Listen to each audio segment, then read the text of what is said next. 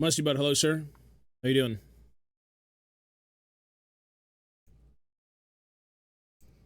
The legendary car salesman. One of the few.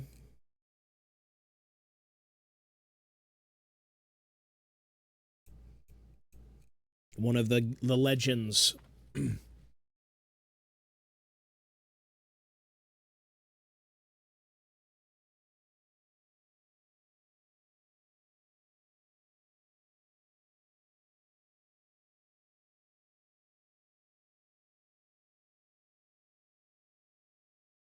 That's good. Do you guys have you got a heat wave where you are? I forgot where you live. It's aren't you in somewhere in the south, right? Some southern place in the US, which I feel like it's always hot there, but right now we've got like the most disgusting humidity I've ever seen. The weather is like fucking putrid. Yeah. Not a fan of the weather. I've got my AC running, but like, youch. Yeah. Well, here it's like, I don't even know the humidity, but it is so nasty. Super, super nasty today. Yesterday it was pretty bad too. I'm praying it just goes away, which tomorrow I think it's supposed to.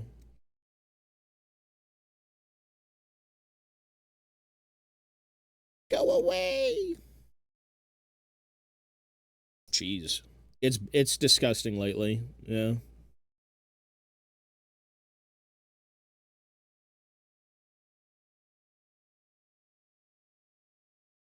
We need a break from this weather.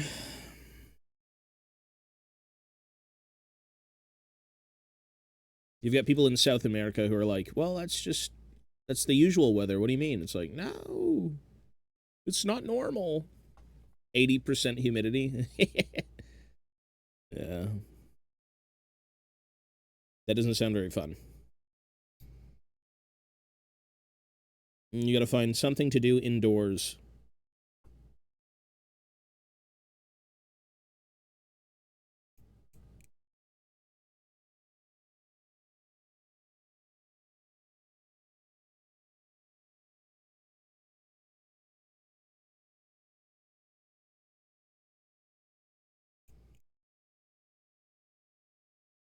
League of Legends.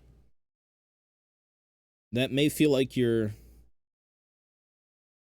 burning alive indoors and not only outside.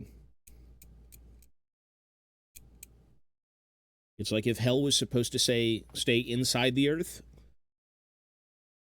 you've brought it home.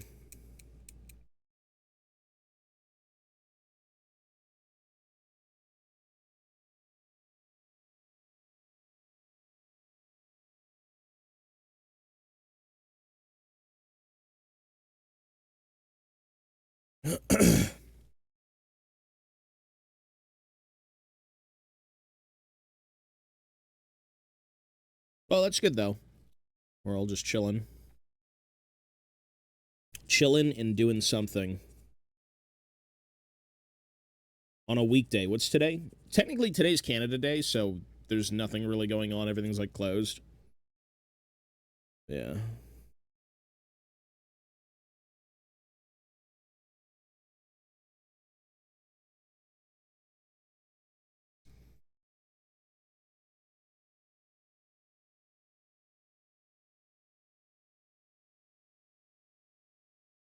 Belgian, hello, sir. Mike, hello, buddy.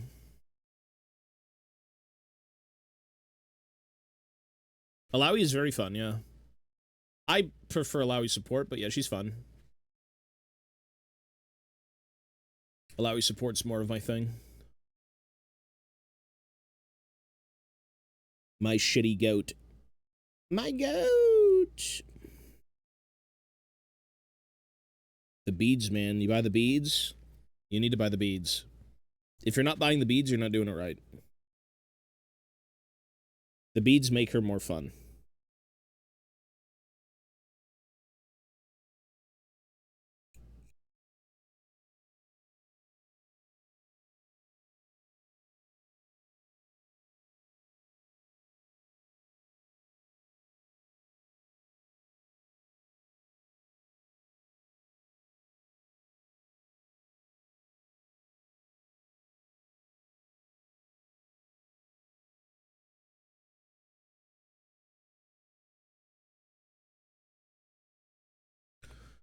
Holy shit. It is schnasty.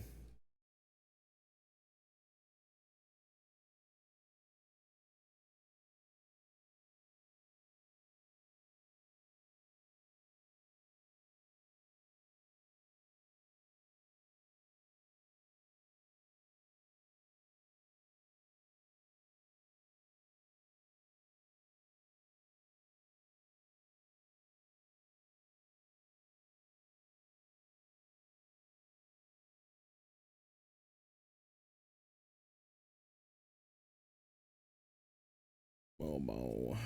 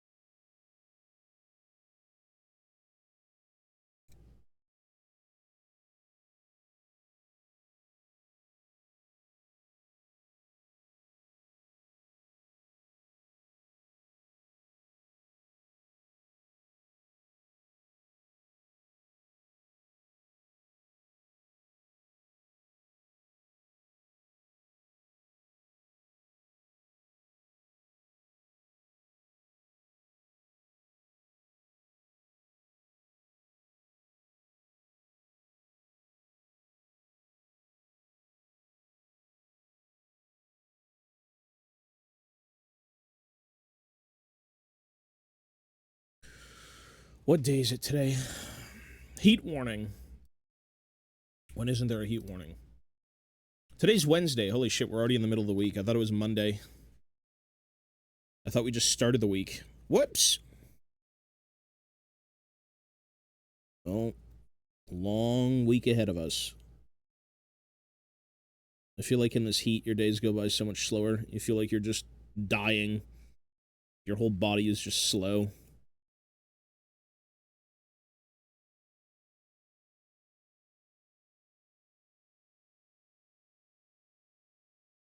Super, super slow.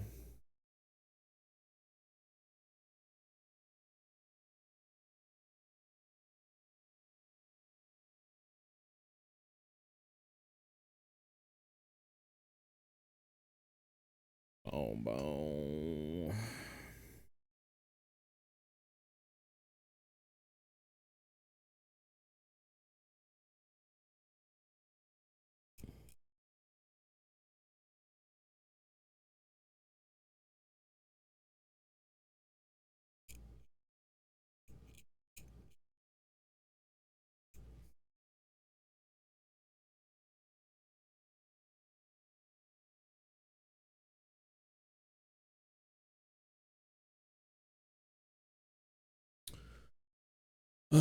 Let's put on something different. Something I've never heard before. Which is not possible.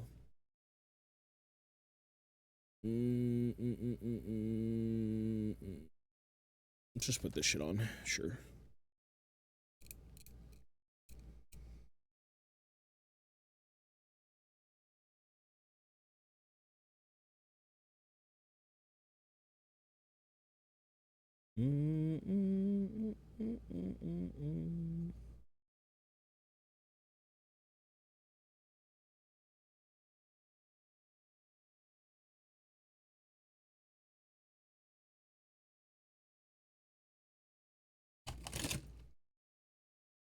Whoops.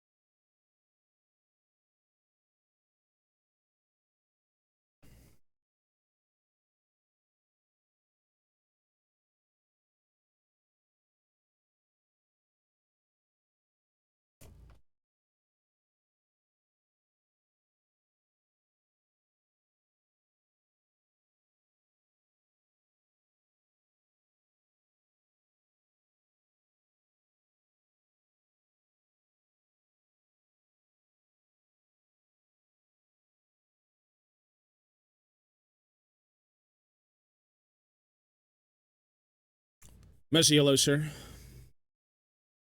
Yo, good morning, or good evening, or good midday, good something.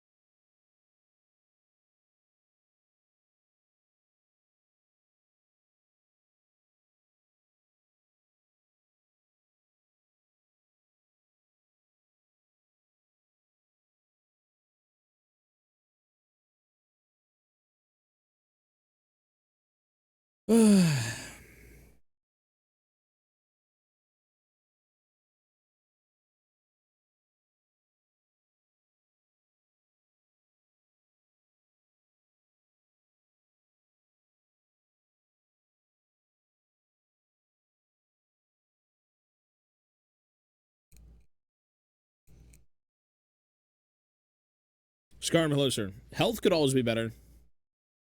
My health is like weird, man. I'm not sure. I think for the sake of everyone, it can always be better. I still have my CAT scan, I think, in August, so next month. It's very far away. So we'll see how that goes.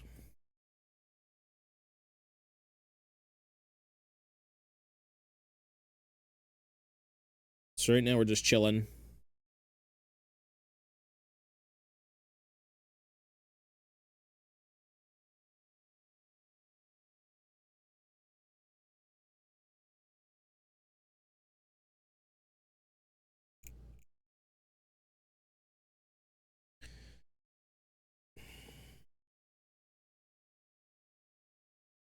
Yeah, the Dark Mechanicus.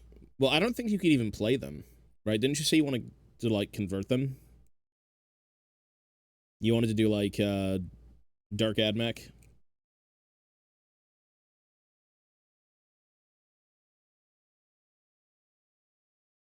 Are they in the Horus Heresy? I can't remember.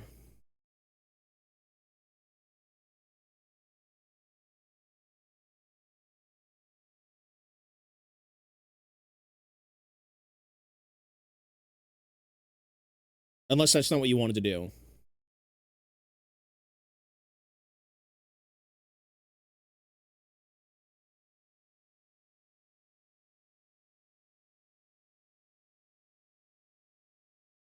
Because I'm not sure if you wanted to do that, actually, or I think it was something else.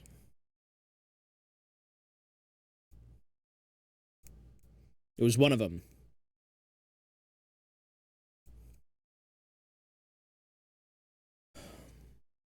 Yeah, that's fair. A lot of people do that stuff. Like, proxying is definitely something people are accustomed to, and that's totally valid. That's cool.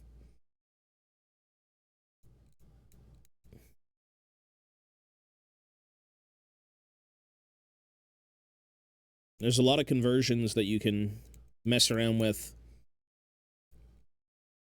A lot of the Dark Mechanicus stuff, or even like Mechanicus stuff in general, is very like bespoke.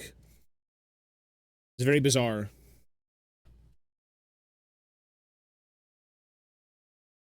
You've got like infinite possibilities in terms of what you want to make things look like. There's like no rhyme or reason.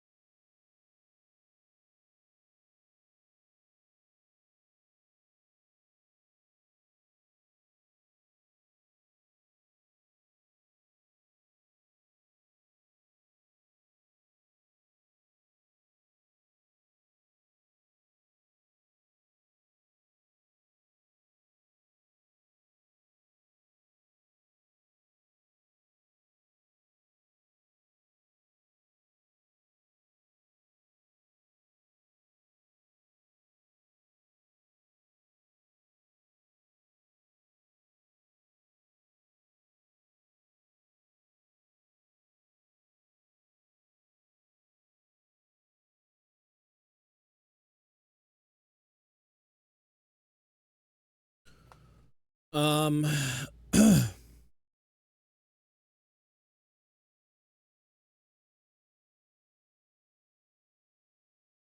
Vashtor. Yeah, you could use Vashtor for stuff like that for sure. I mean, he's very like Dark Mechanicus anyways, right? I did use the cutouts for the back of the boxes from last stream was peak. Oh, I've been playing more Spearhead. I've been playing a lot of like Fire Slayers, and then I did the Caradron. I still haven't won. I've come close to winning, but like Night Hunt are no joke. Those guys are fucking tough. I think I'm like 03. It's a little bit tough. Like, the thing about Spearhead is you have to get first turn as dwarves. Like, you have to get first. Well, I'm sure as most things, you want first turn. If you're Fire Slayers, you get first turn, you can maybe get a turn 1 charge. If you're KO, you get a turn 1 shooting. I mean, it's. I never got first turn in like any of the games I've played, so it's been really hard to kind of like bounce back, but it's been fun. It's a good alternative to like not build everything. You just use the cutouts of like the back of the box because they're 1-to-1. They're literally 1-to-1. So you just cut them out, put them on a base, and you're like, well, instead of rushing and building everything, I can just play. And then when I get them built, I can actually use the minis. That's convenient, for sure. Because I'm a very slow builder, but Ivana's got, like, both spearheads done in a day. Rogue Trader DLC will add a Votan companion. Aren't they in Mechanicus currently?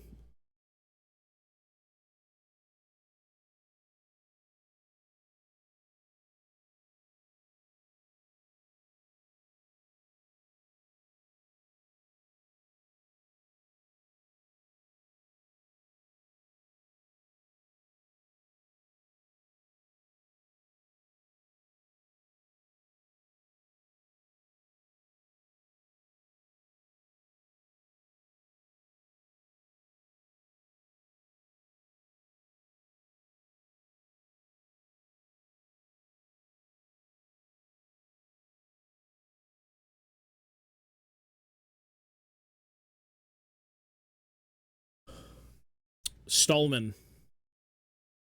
First time seeing you on the other channel. How's the family? Hello, sir. We're good. We're just burning alive here. The weather is horrifically disgusting. So we're all just burning alive.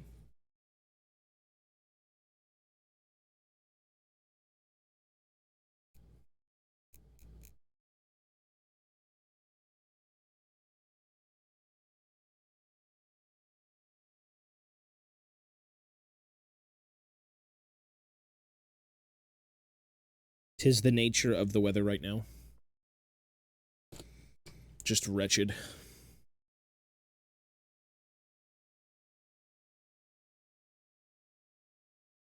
Horrible. You're lucky, dude. You're lucky. You're freezing. We're burning. Let's swap.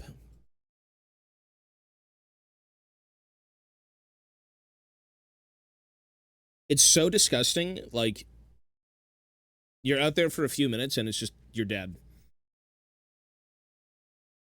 It is so vile.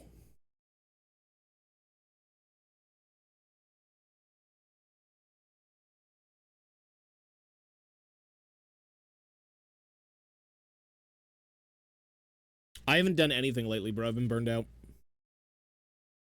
It goes for variety, goes for Warhammer, goes for gaming, goes for kind of everything. I've been trying to, like, organize my life and just do things behind the scenes.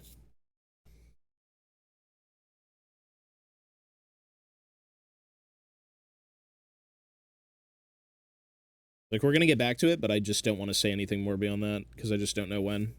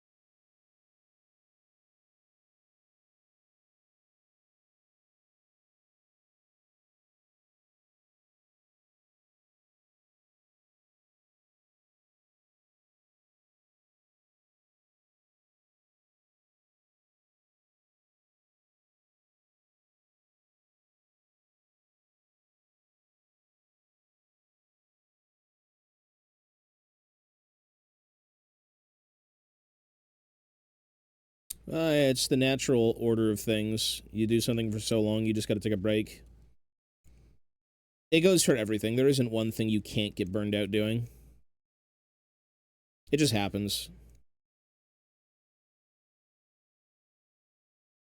Got to take breaks, and you got to mix it up. And then even if you mix it up, you're still sometimes like, eh.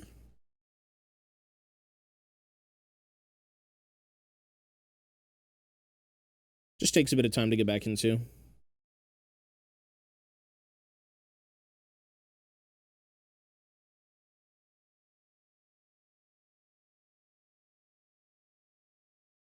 Like, we're still uploading stuff to the YouTube channel, the variety one.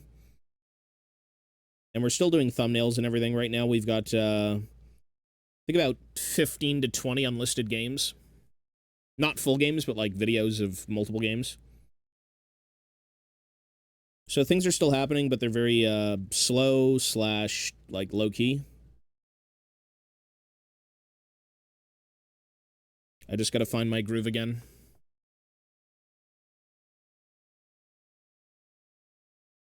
Yeah, well, do what you want, man. It's your free time, right? If you find a bit of free time, go for it, buddy. Your free time should be spent doing what you enjoy. And if you're burned out, you won't enjoy it, so just do something else.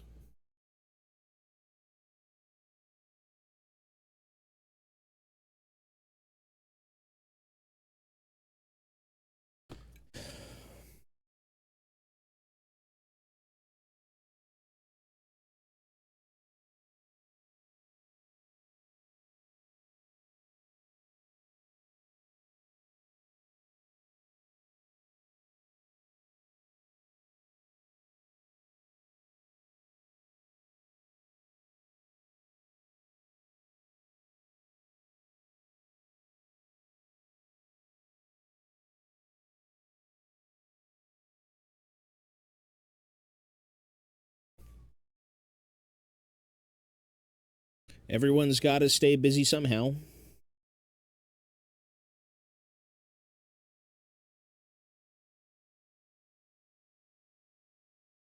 I'm not really watching anything. I should be. I kind of want to go back and watch From, but I think it's on Paramount Plus.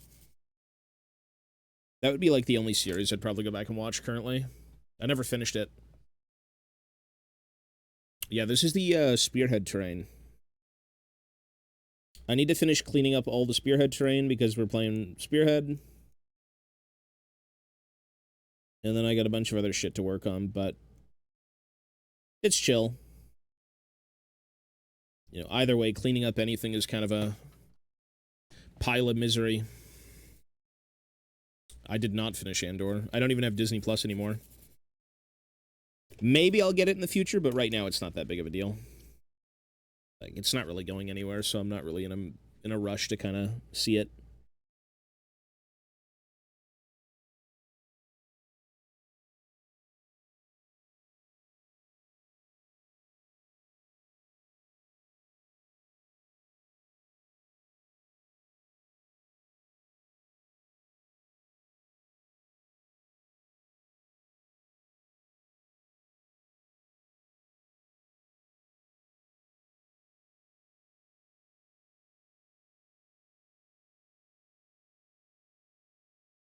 Terrain is lovely. You just need space to put it.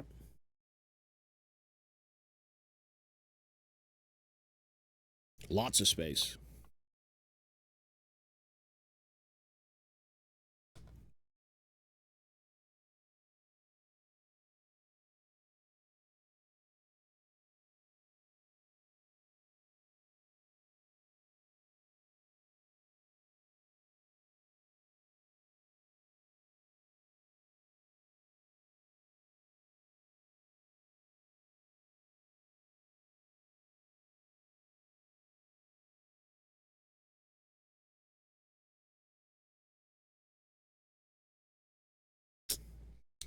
I'm doing the Fire Slayer one and then both Caradron. Fire Slayers and Caradron. I've yet to play one of the Caradron ones, but I think it's probably dog shit. You just don't get enough people on the board. It's a shooting weird, like, keep away, low model count, bozo fest. I don't think it's very good. I haven't played it yet, so I can't judge it, but based on how it is, how it looks, yeah, maybe not so good.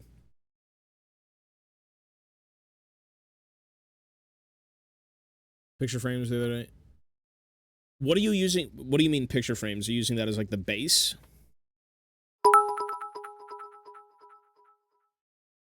Hi Toby, long time no seen. Did you saw Glotkin and the 3 units in the Total War stream with all the other info like the vampire rework and camping changes? Also Sega just leaked a poster with all the end time lords shown plus Thankful, but we kinda already knew he was coming. That's cool. I didn't see that. Bear, hello sir. I didn't see that. I saw some of it on Twitter. I mean, it's pretty obvious that Thankful would be there on Bone Ripper, but that's cool. That I haven't really kept up with. But I know a lot of people, I'm sure, like, extremely excited. Super, super excited. It's the one with the gun hauler. It's the new one. It's like the Grunstock Trailblazers. I haven't played that one. The old Caradron Spearhead's actually kind of okay. The Fireslayer one's okay. But I do gotta try the new one, but it's just not very good. You must have more! Based on what I'm seeing. Hey Tobias, since you're older than the Hobbit book and you're a giant nerd, did you ever play the Might and Magic games? Also, is Troll Slayer a good book? It's on Audible. I think I've played that. I think I played it on, They may have had a version that was on Game Boy that I played, but yeah. And if you're going to start Gotrek and Felix, you kind of have to read all of them. Or in your case, I guess, listen to all of them. But they're good. I would say, I mean, Gotrek and Felix is like the quintessential fantasy read. If everyone says Eisenhorn's like the quintessential 40k, you need to kind of do like Gotrek in the same light. A lot of books.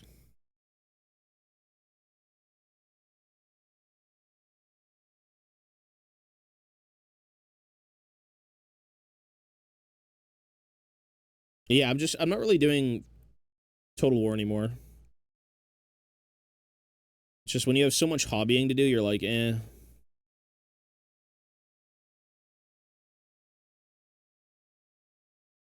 Built on Reddit. Oh, that's pretty interesting then. That's not a bad idea considering picture frames are fairly large or fairly small. And they're rigid, so like you're kind of able to get bases out of that. That's cool.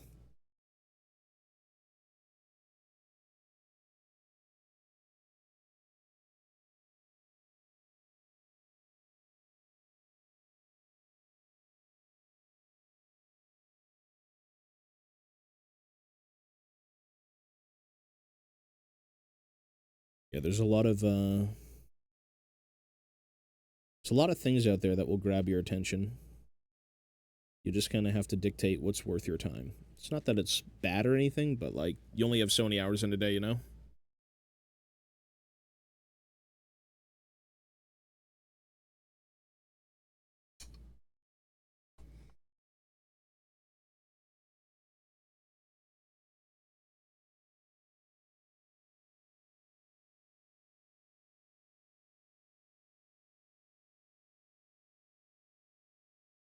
Time is of the essence.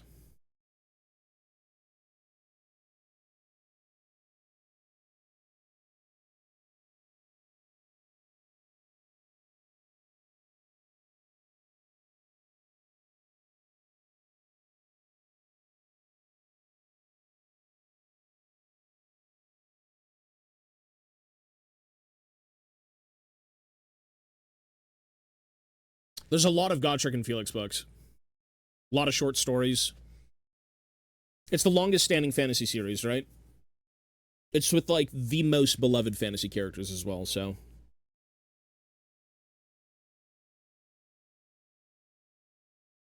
It's the one with the gun hauler. The frigate is the good one. The frigate's actually fairly okay. Same thing with the admiral.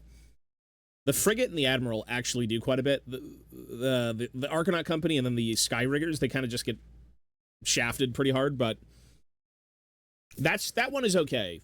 I've played that, I think, once or twice, and I've been reasonably close to winning in both games. Again, I'm just not getting first turn, so I don't have options.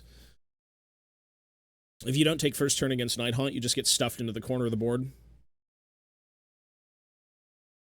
The frigate one is fine, yeah. The gun hauler one is just like, I haven't played it yet. I'll probably try and play it today or tomorrow if she wants to play a game, but... Also, Lux and Samira last 2 champs for 2's go this year. I did see that, actually, yeah. 2 characters I'm not excited for. It's cool, though.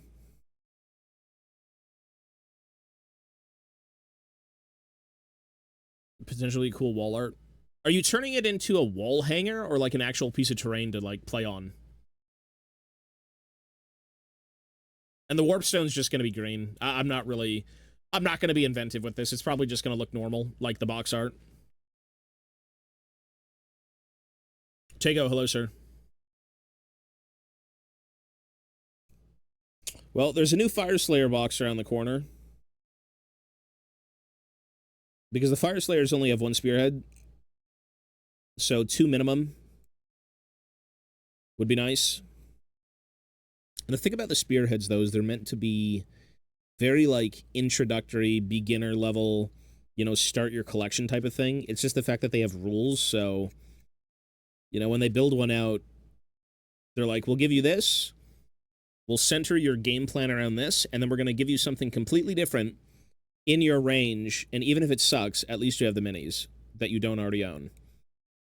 I think that's kind of where the new Spearhead box kind of like fell flat for the Caradron, because it's just so whack. It's like stuff you don't have from the first one, but it just kind of sucks.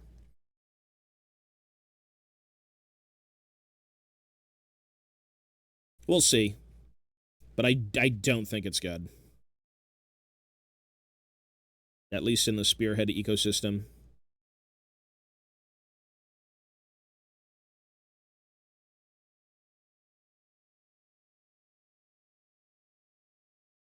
Sand and flocking dripping on you. Ew. At least it's like protein, potentially.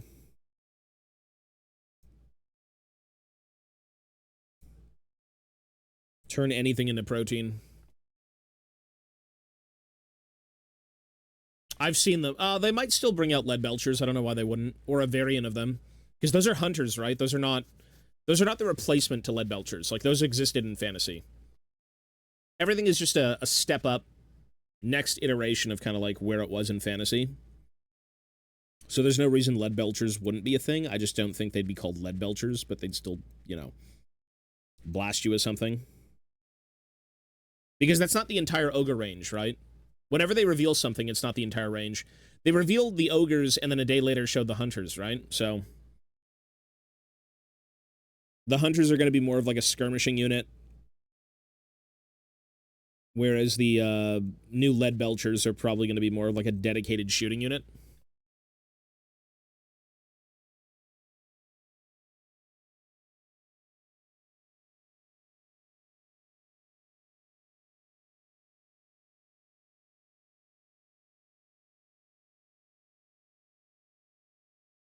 At the end of the day, they want to phase everything out that was once fantasy.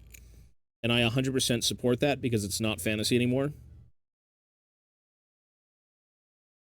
If it's Age of Sigmar, leave it in Age of Sigmar.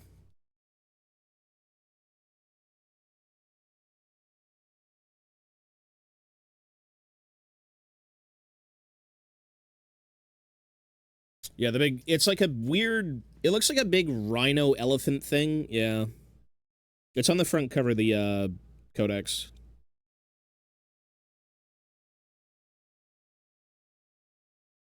Pizza, hello, sir. Same with the second Nurgle box. Is it trash? You're talking about Spearhead? It's more of a bolster your collection box with rules. Even if it sucks, it's a different way to play, but like, some of them are just objectively better. You'll have more fun with it.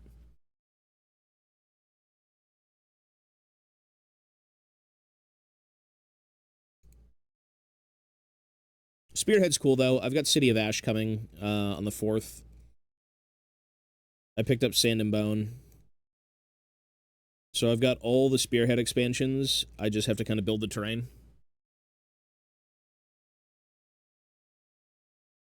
Well, the real dwarves are coming. They're there. Technically, all of the old dwarves, like the people who became the Caradron and the people who became the Fire Slayers, were like your traditional dwarves. They've just kind of branched off and did their own thing. But you will get, you know, your very typical, like your dwarves are coming back. If you like dwarves, I mean, wait for the Cazalet holds, right? Yeah, they've always been there. They just haven't really been at the forefront of things. They've all kind of like assimilated into the cities and have done their own thing. Not to the extent of the other two, but yeah. They had Carax. They used to live in mountain holds and shit. They still do. Actually, some of them still do. The Warden Kings. The Not Belagar.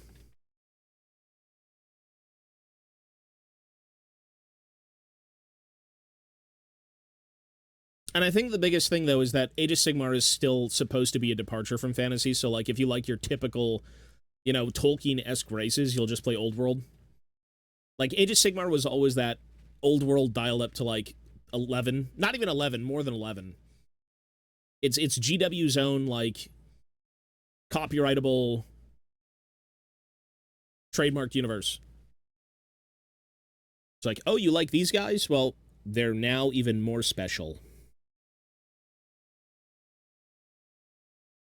I think that's the biggest strength of Age of Sigmar, is that they can be inventive. It's very hard to be inventive in fantasy. It was only one world. Everything was very localized. It wasn't very expansive, in a way. Not to say that you can't go back and create new things, right? But, like, the Age of Sigmar formula was always supposed to be more elaborate, with different realms and, you know, just the gods being more intertwined with, like, the races instead of being omnipresent.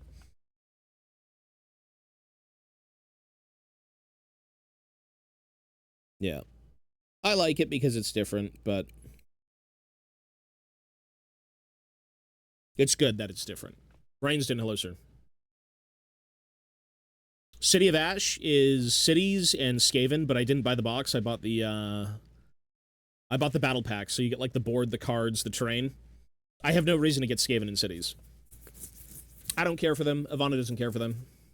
So we just get the battle pack, and then you get everything to place, like City of Ash, without the 2 spearheads.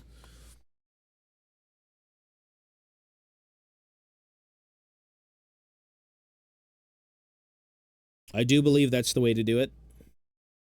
Because the box itself is like $300. The expansion set's like, what, 60? 60 to 90, I think. So it's much more palatable in terms of, like, purchasing and just using everything in there. You're really just paying more for the spearheads.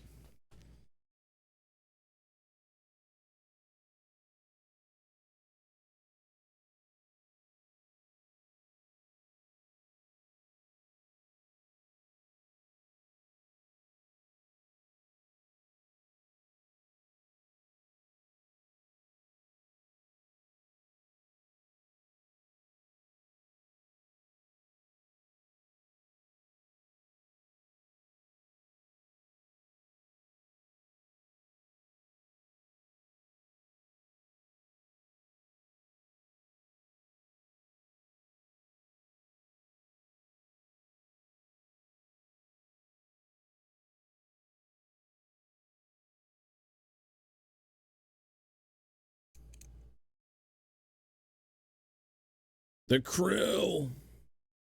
Goddamn krill. The krill were the scariest things in those games. Remember the scene from Gears 1 with the krill? That was creepy.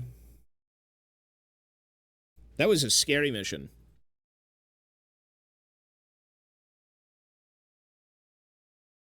What the fuck? That's funny. Mr. Potato Head is Exodia. That's kind of a genius move. That's funny.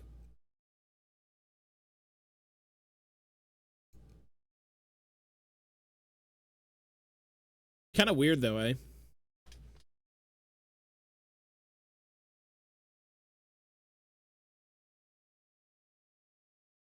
Yeah, well, ideally, I mean, GW right now is really dialing in on the expansion of its player base. You know, they always want to sell minis, but the one thing that gets you buying more is playing the game. If you play the game, you'll buy a lot more. So if you can get people interested in the game with a box, they will buy more than what they should. Or I wouldn't even say more than what they should, but they'll be more inclined to buy more, you know?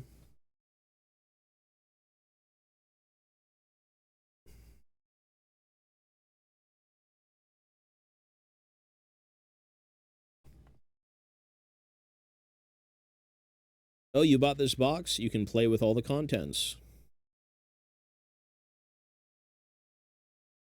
I'm really excited to see if, like, Old World becomes a scene here,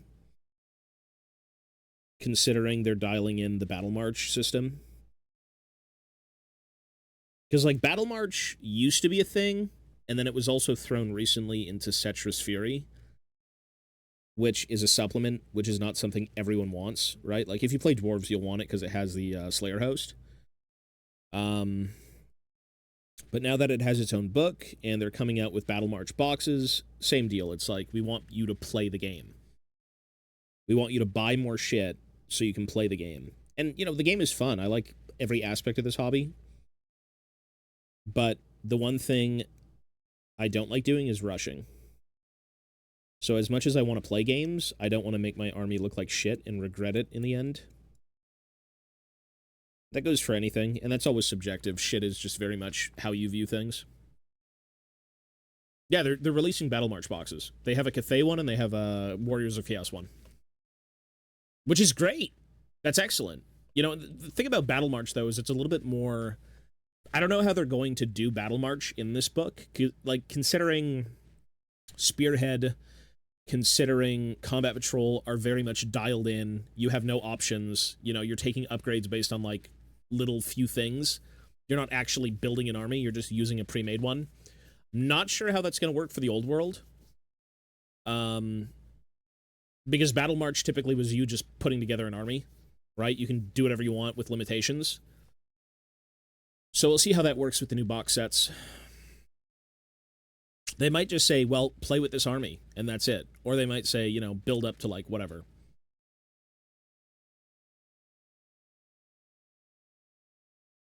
$20 hours. Yeah, that was pretty rough. Skaven Tide terrain? Yeah, this is this. The Spearhead terrain. Yeah, that Thane, I never went back and did the icicles. I'm just so... Well, I actually just sent off the files to my editor. I think it was about 100 gigabytes of footage, which is going to get trimmed down to damn near nothing. Because I still need to find my flow when it comes to, like, recording things.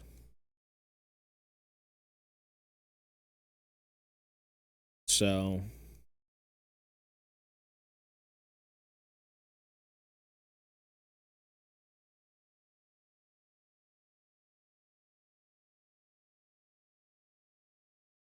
Too much work to put into terrain? Yeah, it's fair. I mean, they always try to make it reasonably detailed, but yeah.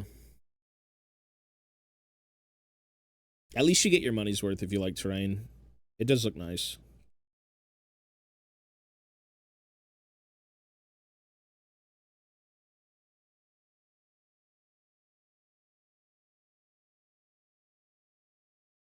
Terrain is like a whole nother villainous thing in this hobby. And now that I have a play space, but not a lot of time, problems. Yeah, I'll take a look.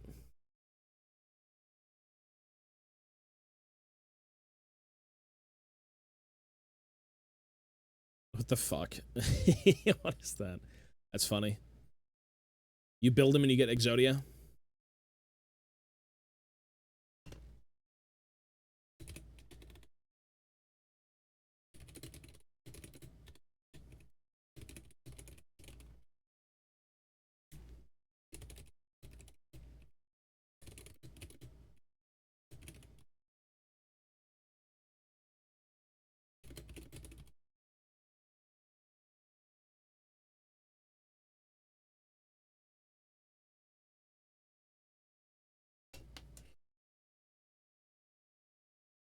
Corler box for dwarves is basically Battle March with a bit of force.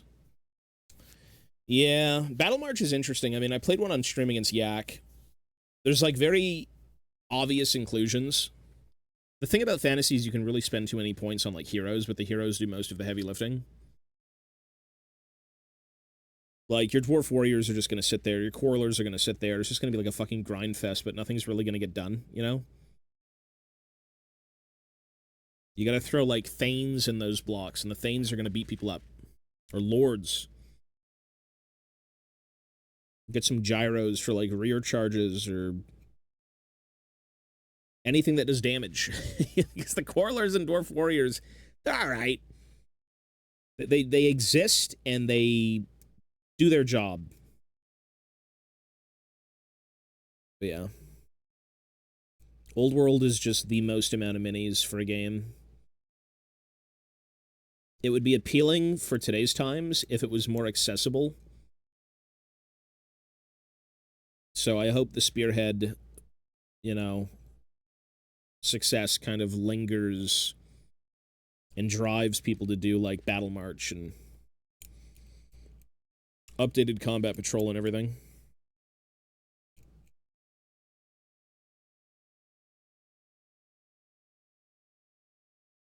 Yep, you get combat res, you sit in a block, and you just kind of move up and down.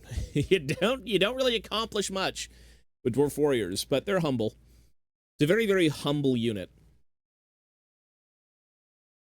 And then if you don't want to be humble, you know, take a Longbeard. A little bit better. Soulbite Gravelord Skeleton Box. The Spearhead stuff is pretty interesting. I mean, it just depends on what you like, right? There's a lot of them out there.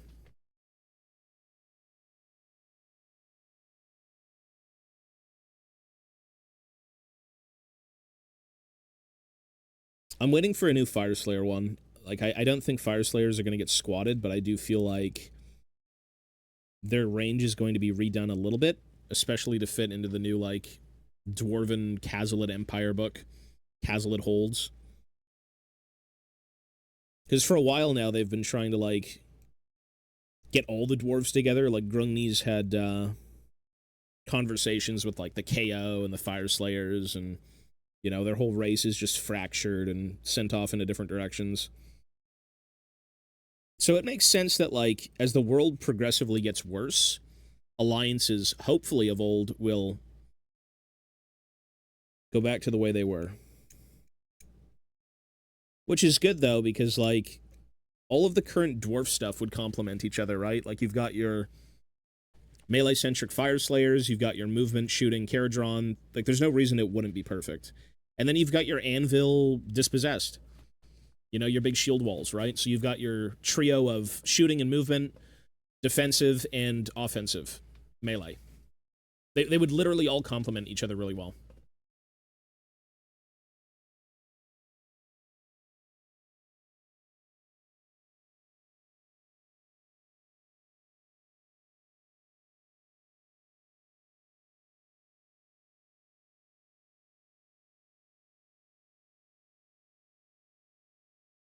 Yeah, back in the day, if you wanted to make Longbeards with that 7.5 kit, you just put the masks on them.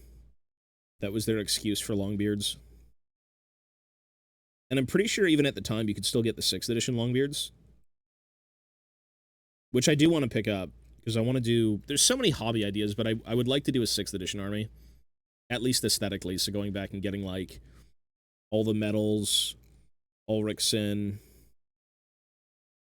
Just whatever that was 6th edition, you know? Because they had a lot of updates since then. The only thing that survived, I think, was the flame cannon. They replaced everything else. But it is a different vibe. And an entirely different sculptor for, like, most of that stuff.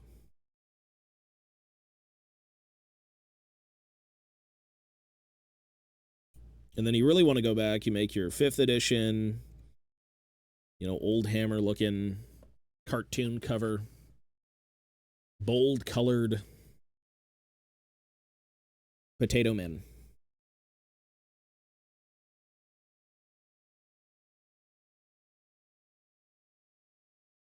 Most of the basic foot troops go away. I think they just need a refresh. I don't think you should really get rid of the basic troops for the Fireslayers, because there's not many of them. You've got the Hearthguard and you have the Berserks. There's not many.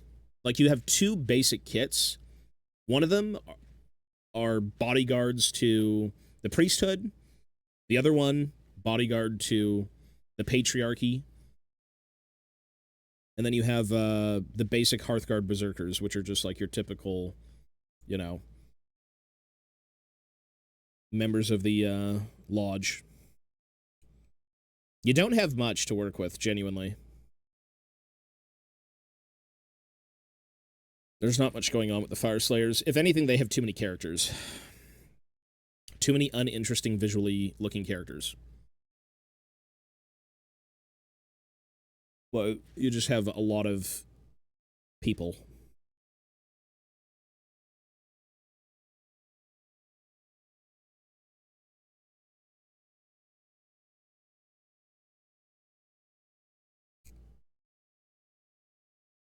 All they need is, like, just better sculpts, and they'd be saved. That's it. That's all the Fire Slayers needed. They needed more personality. I don't think their roster is so shit. They're just visually not the most fun to look at. Like, their lore is fine. I like their lore. But, you know, when you have, like, different parts of society being represented, but they all still look similar, like, you gotta do something about that.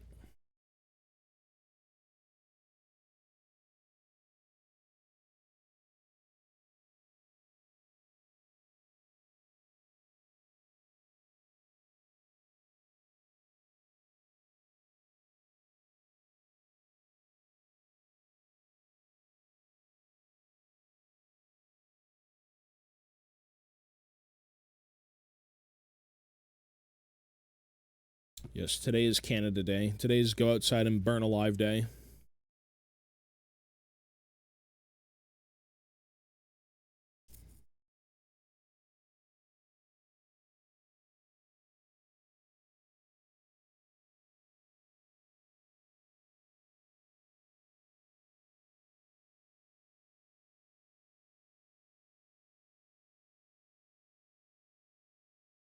I hope there's a storm. Fuck, give me anything but heat.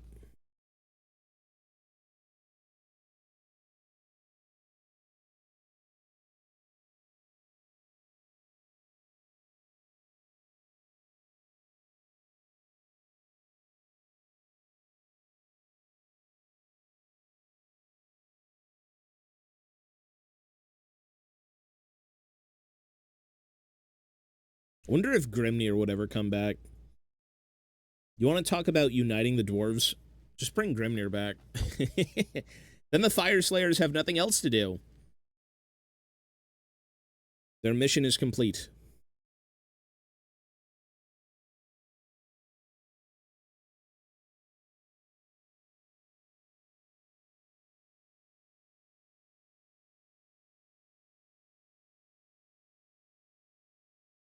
Yes, we will join with the other dispossessed.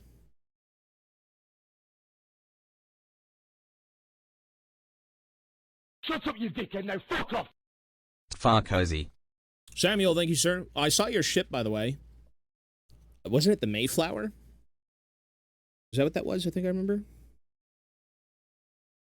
Scale modeling is cool, man. Ship models are really, really cool. I don't think I could ever bust him out. There's just too much fucking Warhammer, but it's certainly cool.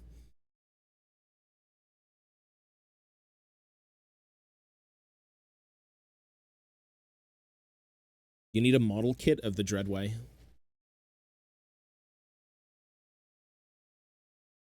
More painting updates? Oh, that's cool. Yeah, I'll take a look. Scale modeling is pretty extensive.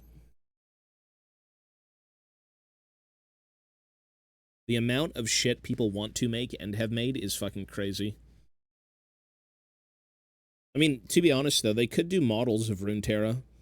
Imagine having, like, a scaled city of Bilgewater as a model kit. Like, that'd be fucking cool.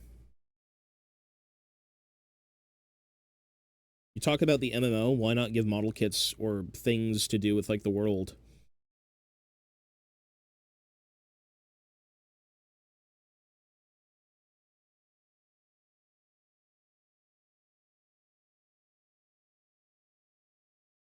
I think that's everyone who does this hobby. It's not just me. Right now, I'm on a terrain kick. I need to clean up all the spearhead terrain, and then I've got a lot of old fantasy terrain that I want to do.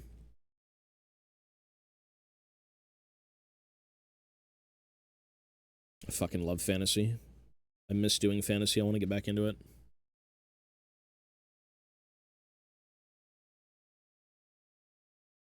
Yeah, you're good, man. I mean, I'm sure those brushes are good.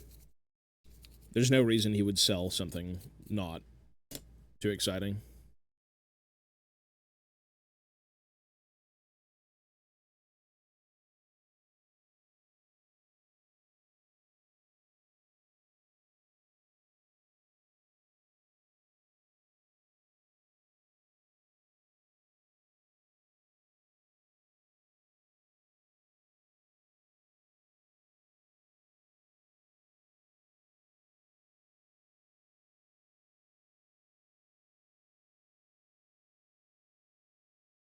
I hope that you know what I was thinking about recently? I'm like, after I saw the announcement for fucking Samira and Lux for 2XKO, I'm like, Bilgewater is so fucking boring. Like, it's not boring, but we just don't have content for that fucking region. That's the love of, like, that game for me is just getting no love. You know what I mean? Like, good Christ, the only Bilgewater content we've had in years is the fact that they're bringing back Old Graves, TF, GP, and Misfortune. That's it. Like, there's no other Bilgewater content outside of old content. It's fucking lame. Like, I look at all these updates and I'm like, dude, these guys are eating good. What about us? You know what I mean? Although Bilgewater has eaten pretty good because you have the whole fucking Rune King game that was, like, conceptually great. Gameplay was fun. And it was canon. But that was years ago. That was the last time I think I was, like, super excited for Bilgewater stuff because it was a genuine take with Bilgewater. So it's like everyone else is eating good but us. And probably Ishtal, because no one gives a shit about Ishtal. Maybe even the Freljord. I think Freljord's kind of dry.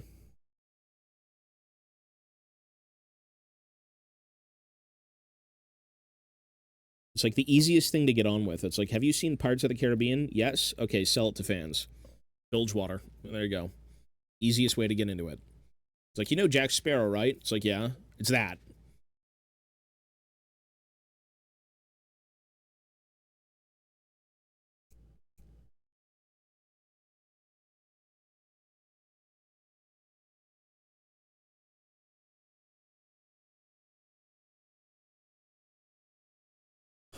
No, there is something coming. Bilgewater is like one of the most rich in terms of like adventure and fun and creativity. You can do a million things in Bilgewater. It isn't some sort of like militaristic fucking nightmare that like Demacia Noxus are. Which for the last few focuses, like that is just stale, brother. Give me some adventure. See, no highly trained militaristic endeavor with magic. It's like, all right, give me some swashbuckling, give me some monsters, give me some high seas fucking thuggery.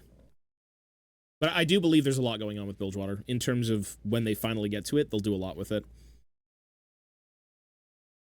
It's just what stories are they going to care about, you know what I mean? Obviously, they're going to try and make the narrative all connected. But, like, that doesn't really leave room for Gangplank to be anything. It leaves room for TF and Graves to get stuck into it, and maybe Misfortune, because she kind of runs the show, but, like, GP's always going to be that, like, cucked, you know, backseater for a bit. That could be it, yeah. That could be it. Imagine going after Neela. And then everyone in Bilgewater's like, yeah, we don't give a fuck. You can do whatever you want with her. So we don't even know this chick. Who is she?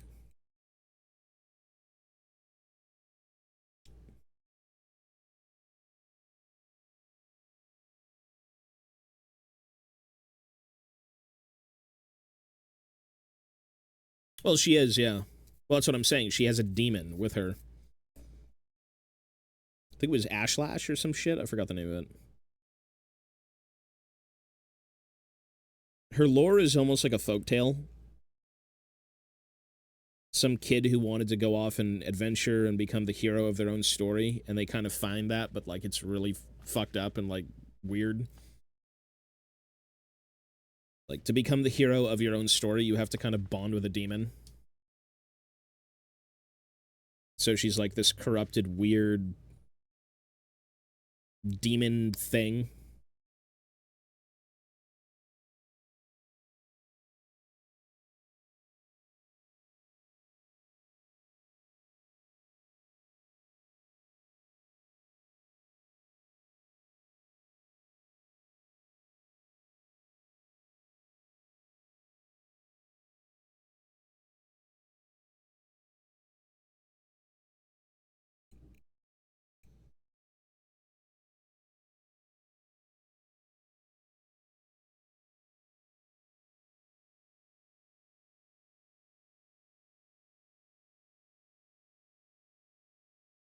Yeah, who knows? We'll see. We're just dry on Bilgewater content. Like, it's hard to stay excited for League when you just have nothing made for you, you know? Still fun to play, still love it, but like in terms of any sort of depth and care, you're pretty rough. I mean, the demons should all be named bizarre things anyways, right? They're all,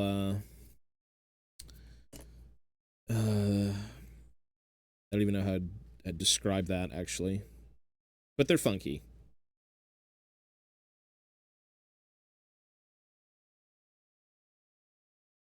I don't think they'll release something that isn't idealized in some way. For the sake of gamers, for the sake of, like, the very obvious communities that are kind of centered around games that are popular, idealized is the best way to make money. Idealized is the best way to make sales and, you know, make sure people can latch onto something, because who wants to stare at some nasty, disgusting, fat, ugly thing? You know what I mean? People like Nurgle, but that's a whole different can of worms. For the sake of League of Legends, which is a lot more shallow in its approach, because it's a game and it's free, it's not like a long, drawn-out hobby with tons of lore and different things going on.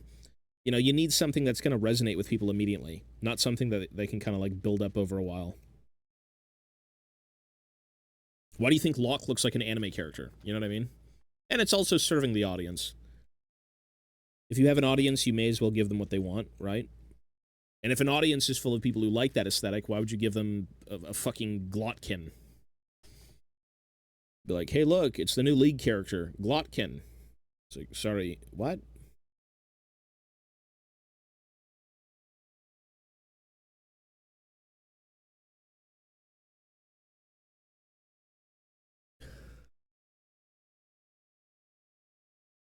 Druid because he's fat? Well, isn't Diablo, don't you have, like, are the Diablo characters named?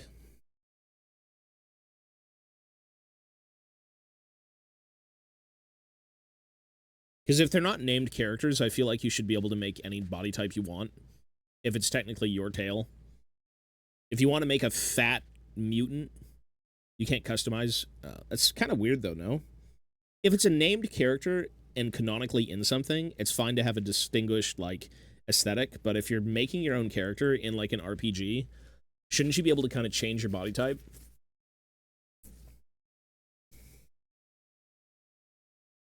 I guess for the sake of, like, ease. You pick a chosen one that's a mage, so only fat druids are chosen ones? What if someone wanted to play an emaciated, like, ghoul-looking ass druid?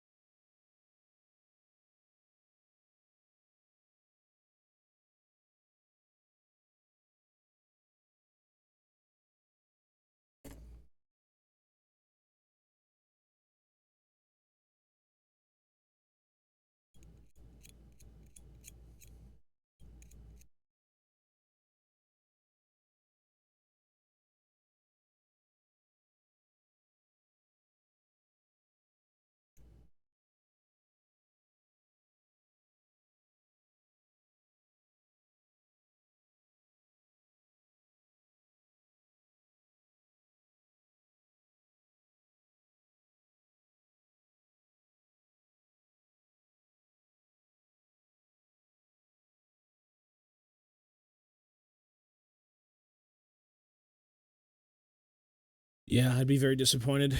The next Bilgewater champ in 2XKO is going to be Pike. 100% is going to be Pike, and it's going to look like a fucking Noob Saibot clone. He'll have his phantoms that are kind of like the Noob Saibot clones. 100%. Why would it not be Pike? I would say Pike. I think the game's bubbly enough. Fizz could be in there too. Yeah, Fizz would be good actually. But he'd be fucking like, just team out. He'd be annoying. TF could be there.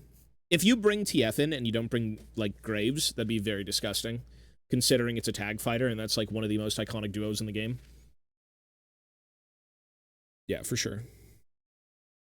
Like, there is no Graves with TF, do you know what I mean? You can't decide one or the other. They're literally kind of one character now. They used to be before they, you know, hated each other, but yeah, now they're very much intertwined.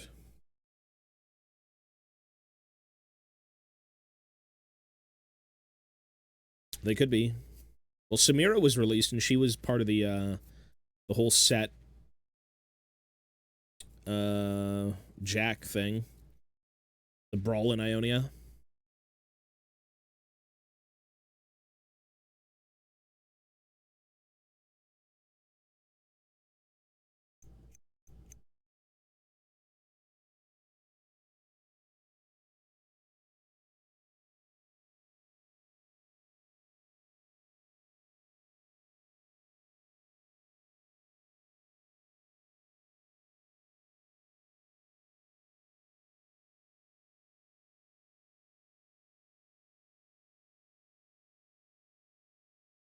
The more the merrier, that's all I gotta say. When it comes to fighting games, the more the merrier.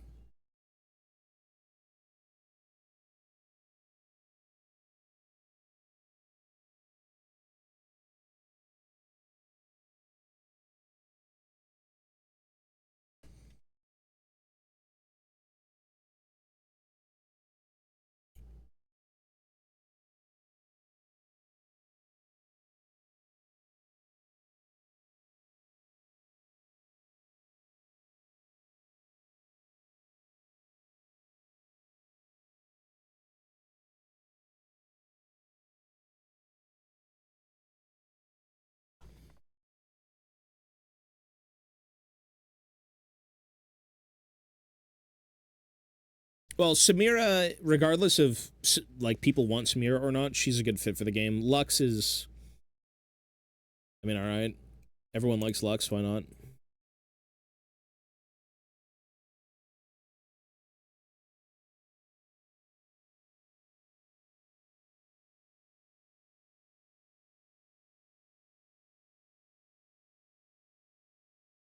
Nothing for me. That's all I gotta say. Nothing for me.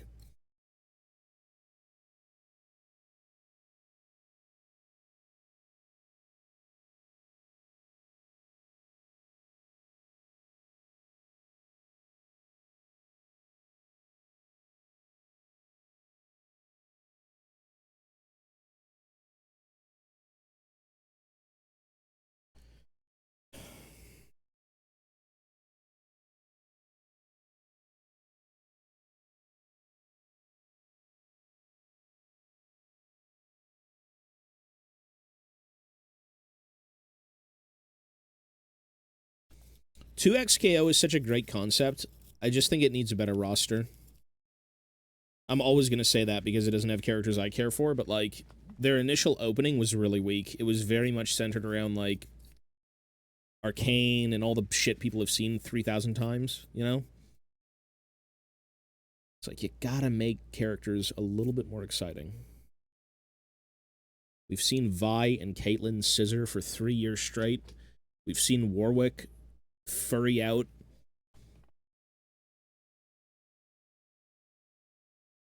We've seen tons of stuff in Arcane. But it's like, how much more Arcane do we need to see?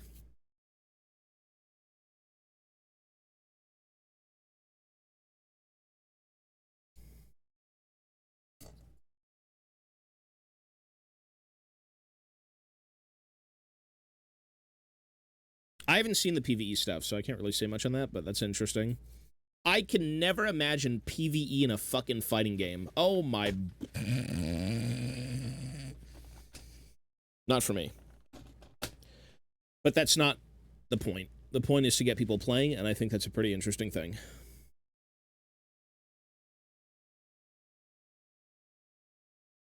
Do you want to play a competitive game to beat up NPCs?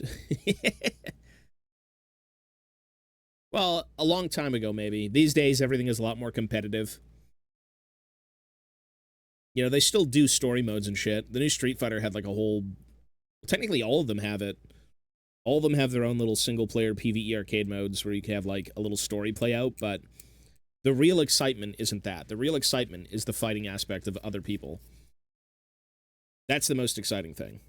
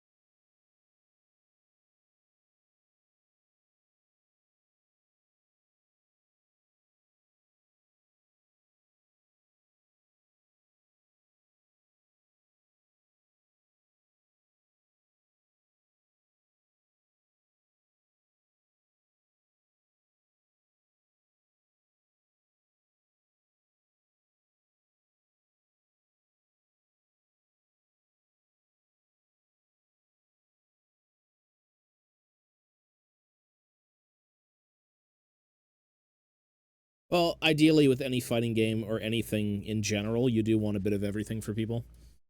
PvE, PvP, whatever it may be. Give people options.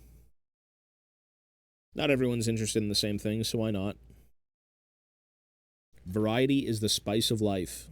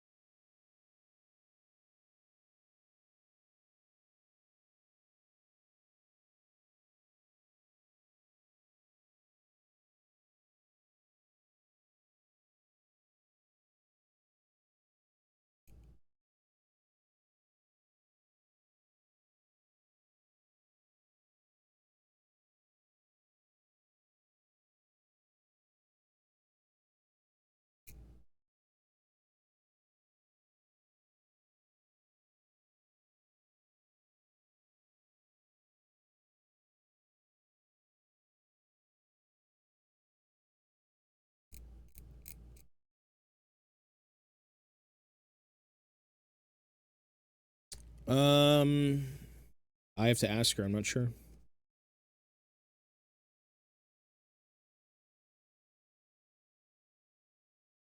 Didn't they just announce Ocarina of Time is getting like a remaster?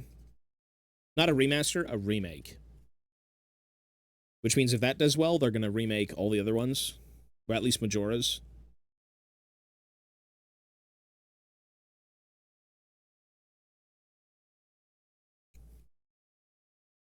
Pretty much a remaster. Looks like a remake. I mean, I've seen... The graphics are fucking funky. Those are crazy. Well, knowing Nintendo, they're going to do, like, the least amount of work and still charge the most amount of money. That's what Nintendo does. I guess we'll see, though. That's pretty cool. She'll be excited.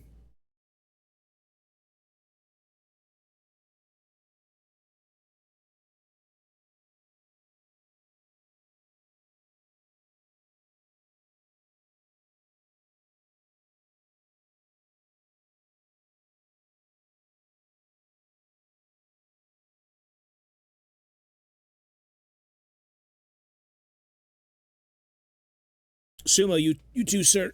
Thank you, buddy. I guess a remake would just be like a ground up type of thing. You could say a remaster. I guess that does make the most sense because you'd just make the graphics better. But you'd also probably want to make the gameplay a bit more fluid. Just like how they did with the modernized Resident Evils. Where it's not a remaster, it's a remake, and like RE2 was like perfect and all that shit. Those were amazing. That was worth money.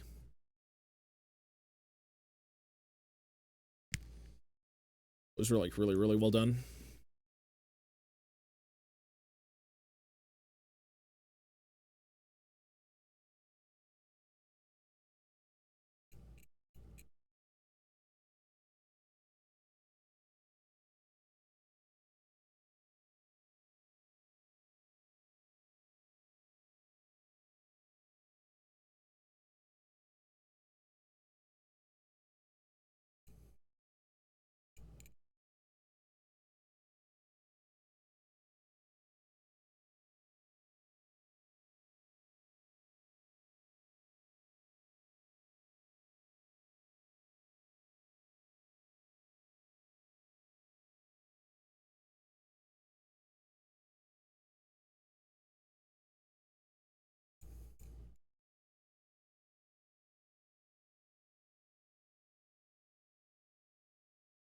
Am I Tobias? I'm Phobias. Fake Tobias. Phobius.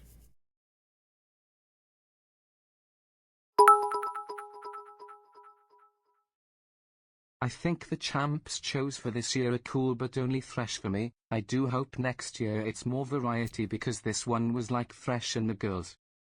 This one was pretty safe.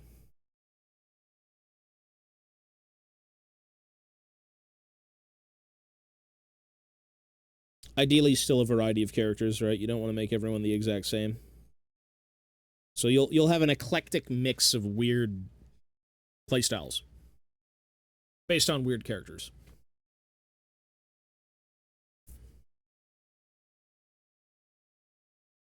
Well, the Pokemon games are fucking shit. The Pokemon games are like the biggest cash grabs I've seen. They feel so lazy and ugly. Maybe not all of them, but I've seen Ivana play a bunch, and I'm like, what the fuck is this? They make Games Workshop look fucking worth it.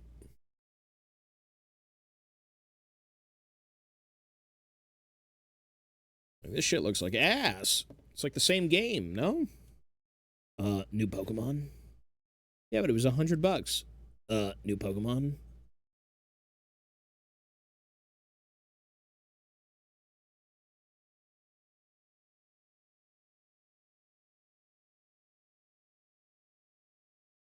Well, the Pokemon Company's getting lazy. Actually, no. Pokemon Company's fairly good.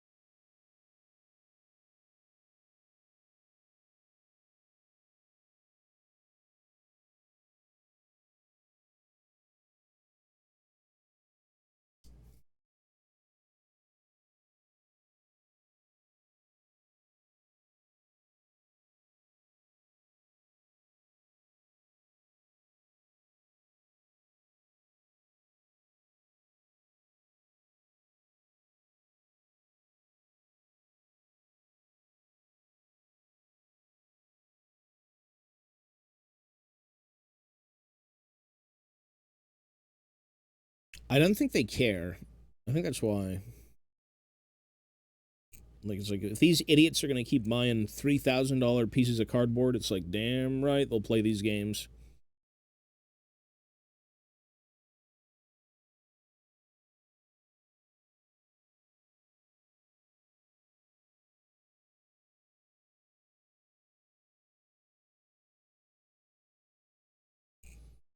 Crazy to think Pokemon is in such a terrible state.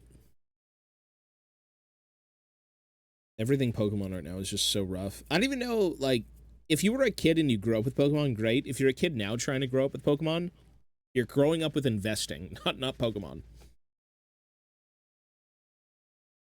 You have to, like, secret away half the stock to even make sure kids have a chance, or anyone within that community has a chance at, like, doing anything for a reasonable price. Otherwise, it just gets scalped to shit. If you were faster, you would have got one, but my 52,000 bots on the Pokemon website already snatched up $3,000 in product in less than 2 seconds.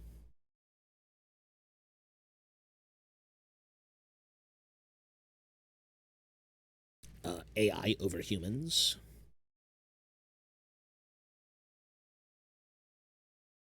The bots.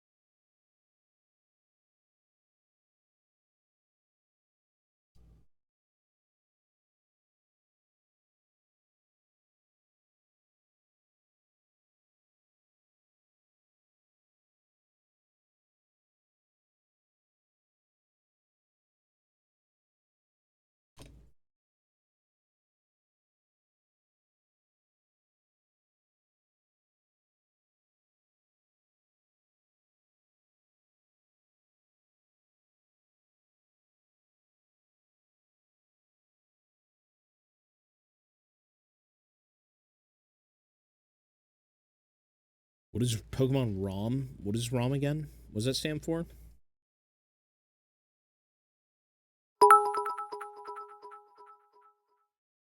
Did you saw that today Sony said they will stop making discs for games in 2028? Not surprised. You can save a lot of money not producing things people don't want. The thing about discs, the thing about physicality, is it's a niche. It used to be the norm, but now it's literally a niche. That is a niche group of, like, nostalgic collectors, or that's it. Nostalgic collectors. That sucks. I don't know. That sucks. You know, digital things for convenience sake, because that's all it is. It's just convenience. Very, very nice. But sometimes you want to get what you pay for in terms of, like, a physical product. Yeah, exactly. They're not wrong in doing so. It's a niche. Same thing with DVDs, same thing with Blu-rays. It's all part of an old ecosystem of the old ways used to be this way, and so we kept doing it. People have moved on. Some people haven't.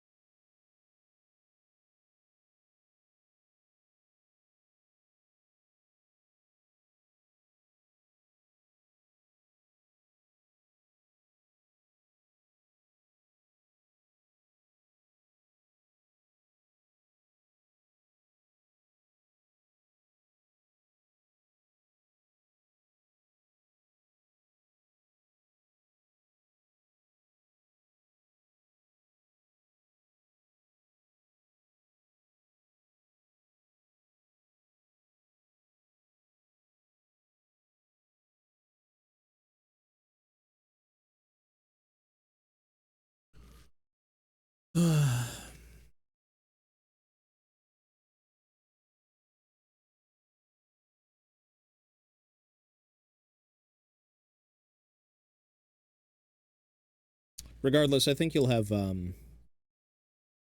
you'll always have people on both sides. People who want the physical media, people who don't.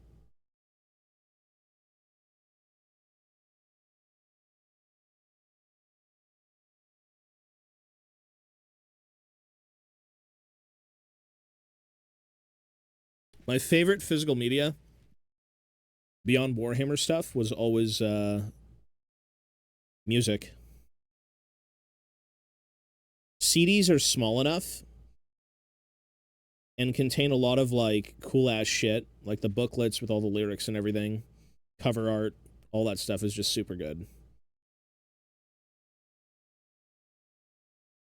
And I feel like you get a lot more out of music than you do games sometimes.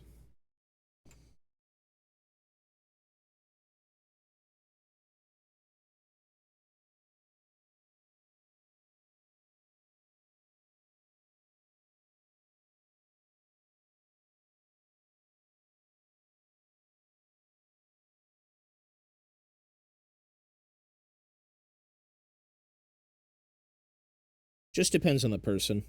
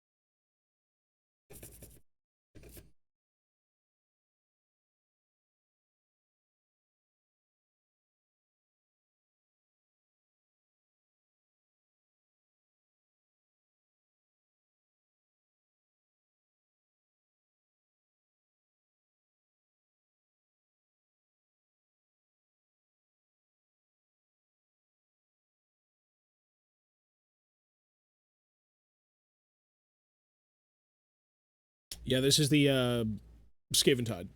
Or like Fire and Jade, I think it was called. I didn't get Skaven Tide, I got the standalone set a while ago. I don't really have a need to buy box sets. They're just not armies I care about. You spend more money on that, so I just wait for the initial standalone release. But yeah, this is exactly that.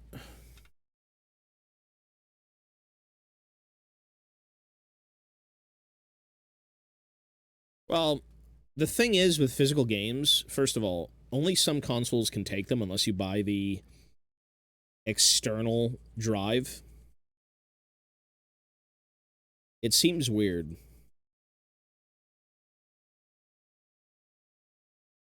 And again, convenience.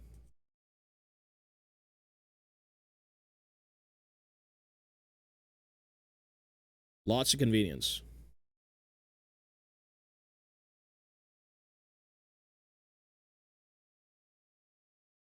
It should cost less too. It makes sense. You put more money into something you have to create than something you just give digitally. 100%.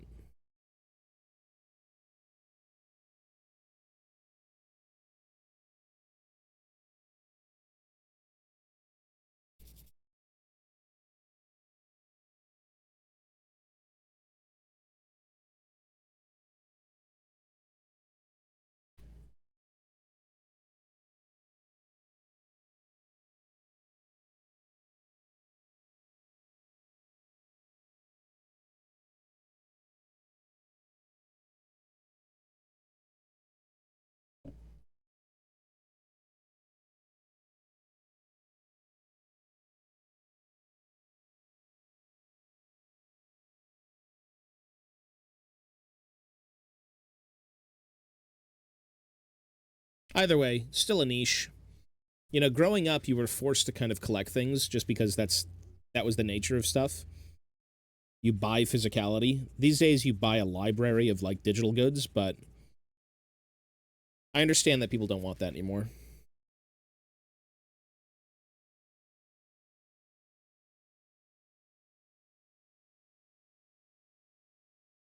Just depends on the person.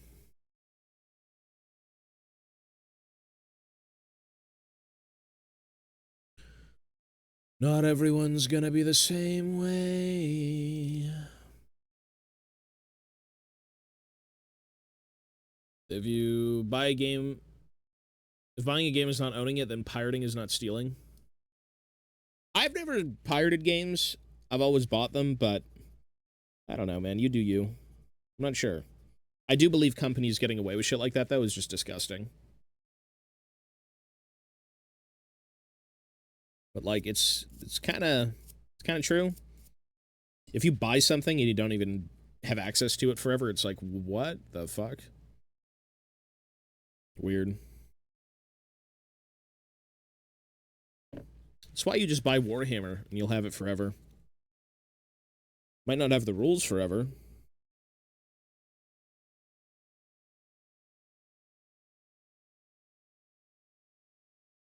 But at least you own it. Yeah, it's most games these days, yeah.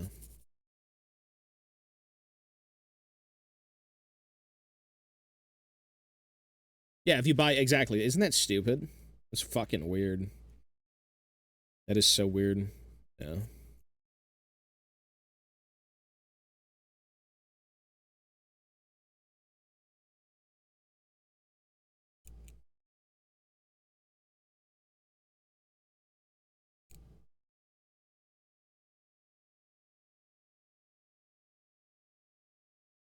Yes, this is my actual toothbrush. It's stained with mold.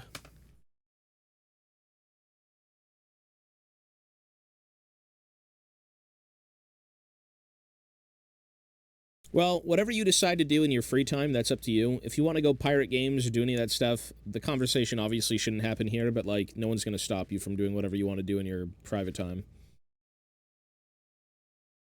I don't condone it. I don't really... For me, a lot of what I've done over the years and me growing up was always kind of saving up my money and, you know, working for it, I suppose, but... Yeah, do what you want to do, bro.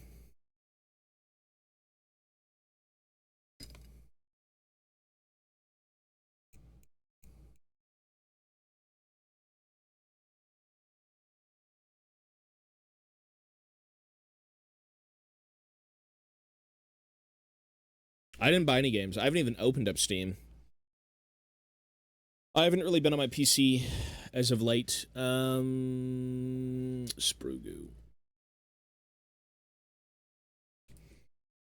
I think the only game I'm really looking at that I want to actually buy is Ill. Ill looks fucking ill. Looks ill, bro.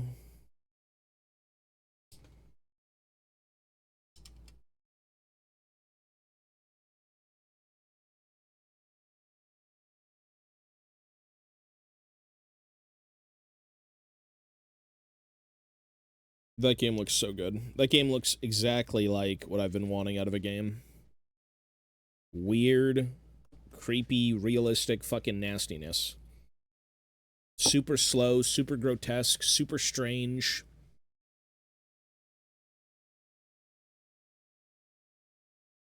This is just terrain. Just like destroyed pillars. This is supposed to be a destroyed Sigmarite pillar. Defiled by the Ratmen and their vile kind. The filthy Ratmen! You, Skaven.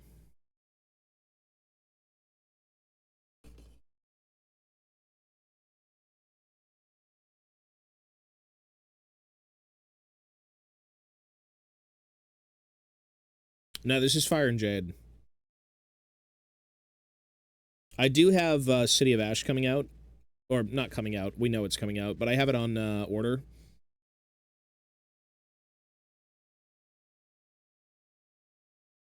So I've got, since the only games me and Ivana are playing are Spearhead right now, we've got all the Spearhead terrain, all the Spearhead boards, which there's only 3. There's not many.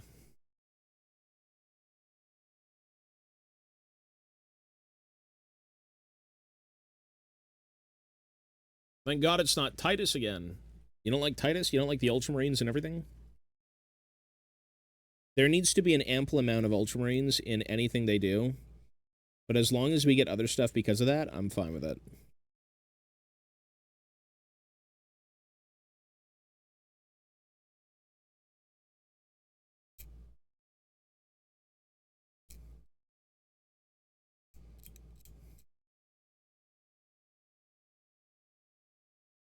Yeah, I'm not really a fan of Space Marines either, but I mean, they're great to have. I feel like Space Marines are the coolest when they're always in relation to, or rather, in contrast to, like, Guard or like Sisters. I don't really like that the Space Marines are their own force. You know what I mean? I feel like, in a way, imagine if you had them as, like, allies and they'd show up and there'd be, like, a couple of them on the board and they'd be really, really strong. To me, I feel like that would be a lot cooler, but, I mean, Space Marines have been around forever. Nothing's gonna change.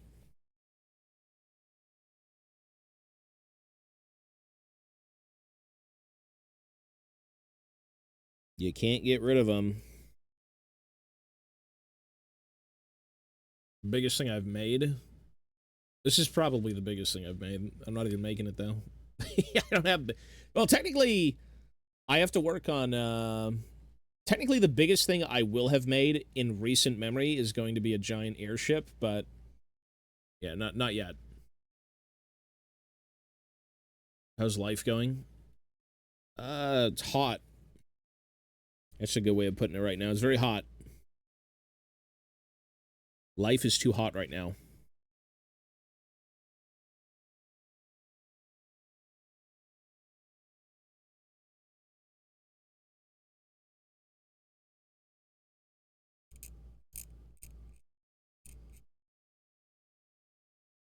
Everything needs to cool the fuck down. Well, I've got yeah, I've got an AC. It just doesn't do as now, or it doesn't do as much as it needs to. It's that hot. It's disgusting.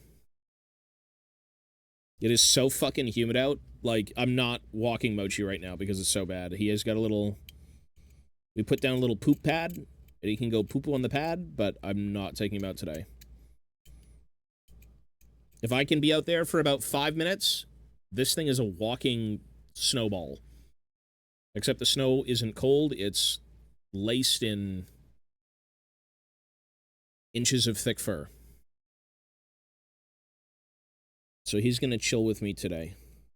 And maybe we'll go out in the evening if it gets a little bit cooler, but right now it's just bad.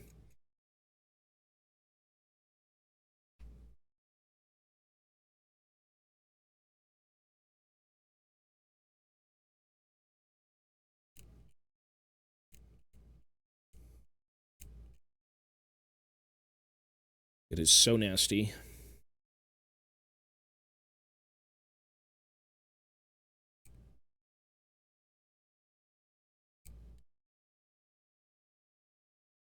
Yesterday was disgusting. Today is worse. I think it's supposed to be done, hopefully by tonight, but...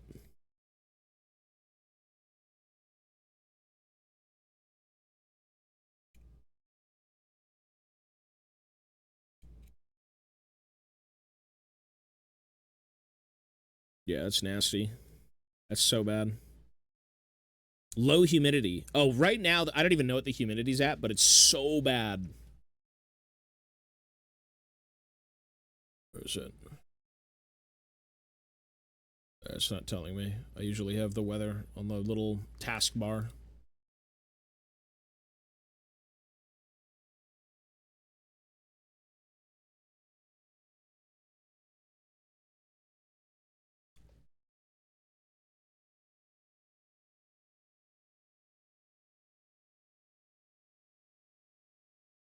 Weather's cool down in London. Yeah, the second it gets cool, oh my god, man, I'm outside. I was out this morning a little bit, but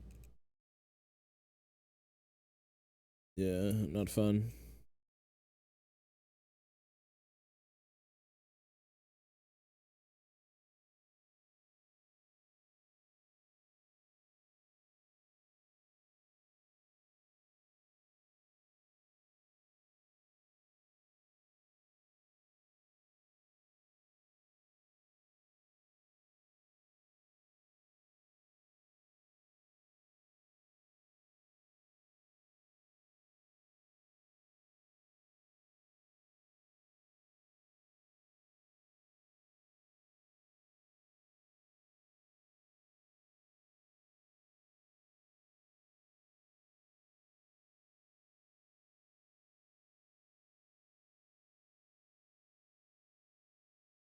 It's one of those things where if you are able to stay indoors, you stay indoors. That's all I gotta say. It's all that global warming, brother. It's the Earth paying for the crimes of the British.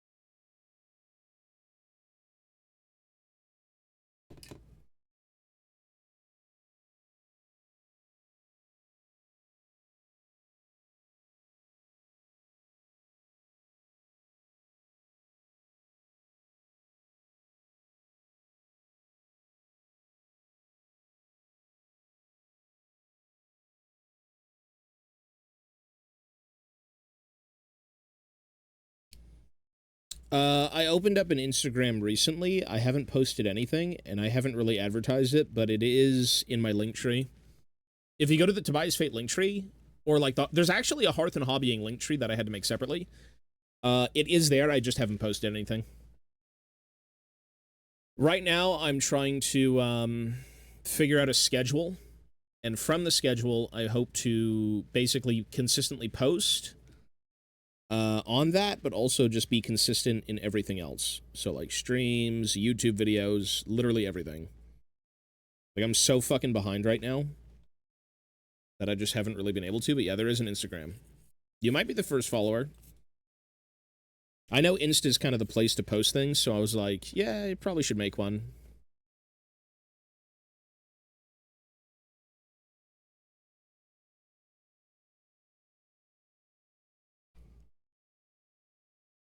Makes sense.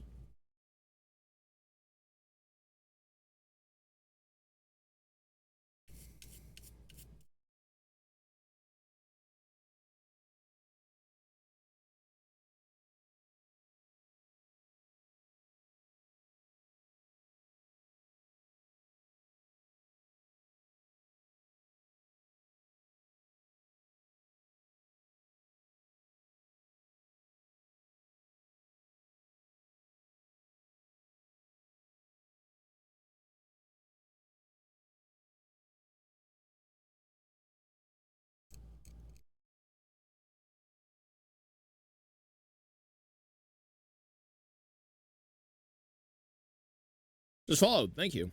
Yeah, I haven't really checked on that in a while. Let me go see that right now.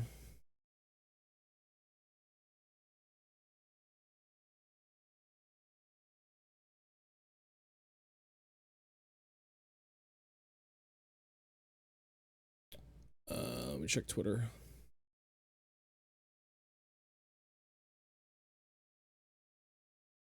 Yeah, Instagram.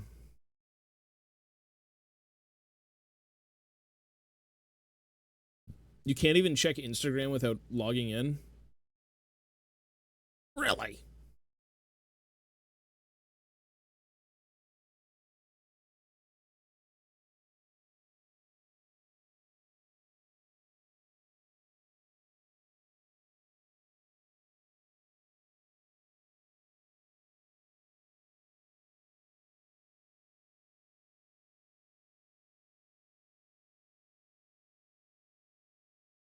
Yeah, I just got to be a little bit more consistent. I feel like on my end,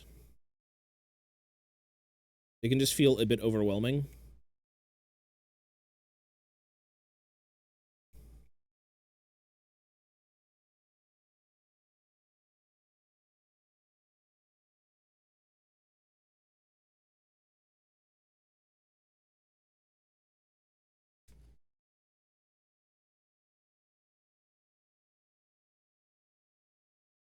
Coworker passed me his fulgrim for me to paint as a commission, but with the heat, I don't feel like painting. Well, then do it then. If it's hot outside, I mean, all the paint's gonna dry like super quick. No. Deadlines are something I don't think I like. The only piece I did as a deadline in recent memory was my Dwarf Thane. And I was really rushing to get that done. And even though I'm satisfied with it, deadlines for hobby time, they're weird, man. They don't feel very good.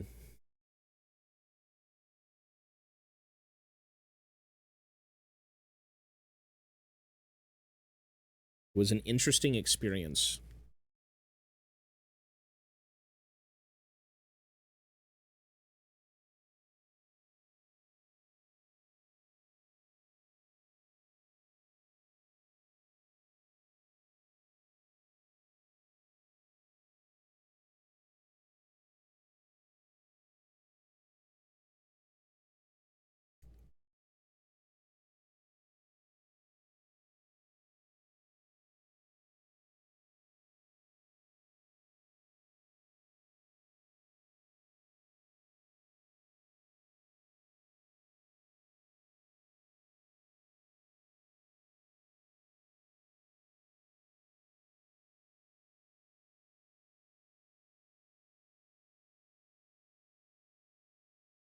Nice.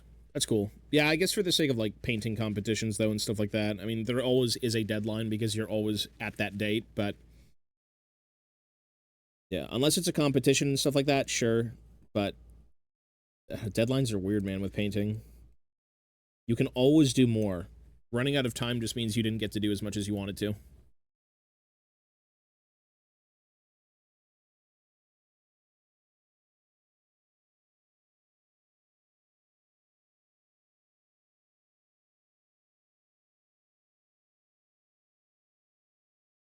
I will say this, though, it forces your mind into a certain spot where over-obsessing and overthinking isn't really an option, and I like that. I think that was like one of the big things about what I did recently with my piece is just you don't have time to think too much. It's more about applying what you know and what you want to get done in a reasonable fashion. Because with most pieces, you could probably sit on them for ages and just keep whittling away at like highlights or blends or whatever it may be. But with an actual deadline, a forced stoppage, yeah, it feels a bit different.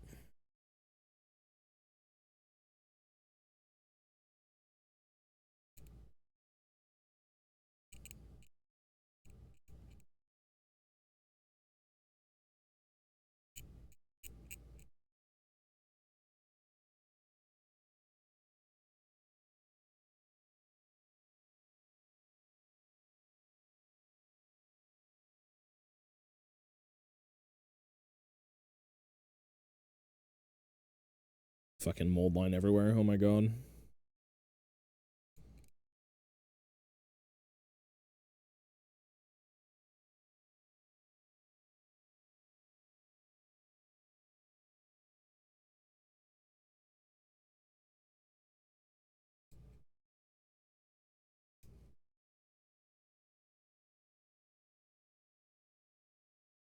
There are mold lines everywhere.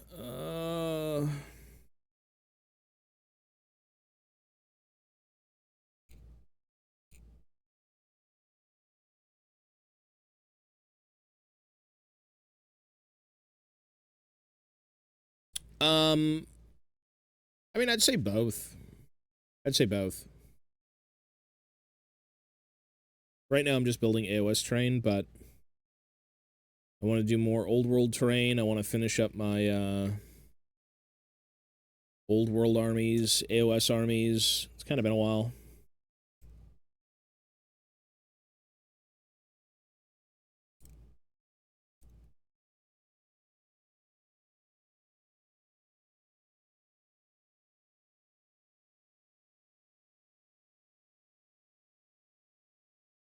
There is a lot to do.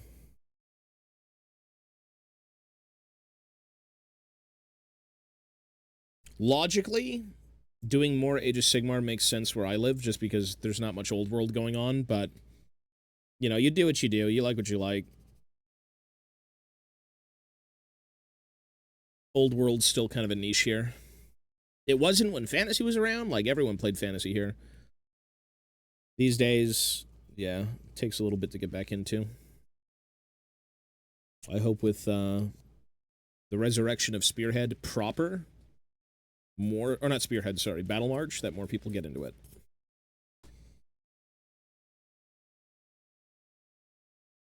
That's the goal. That's the goal for them. That's the goal for us, hopefully.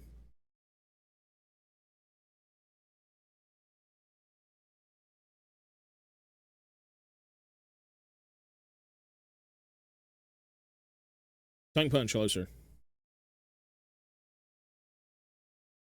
Oh, AOS is, for the sake of nostalgia, I think Old World still has the best minis ever.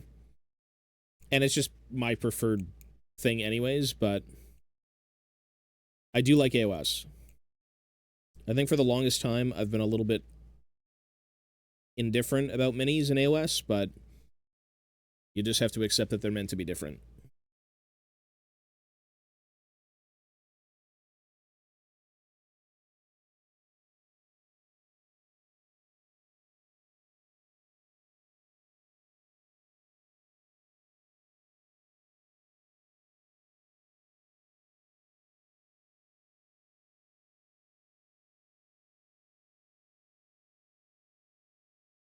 Nurgle-infested Beastman giant doing to our ancestor hero statue. Oh, is this really?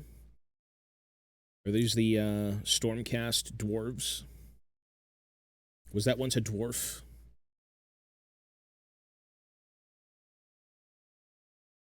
Probably built by dwarf hands, actually, so you know what? You're not wrong.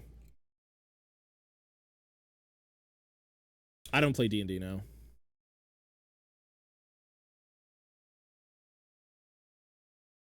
Actually, this isn't dwarf made. It's falling apart.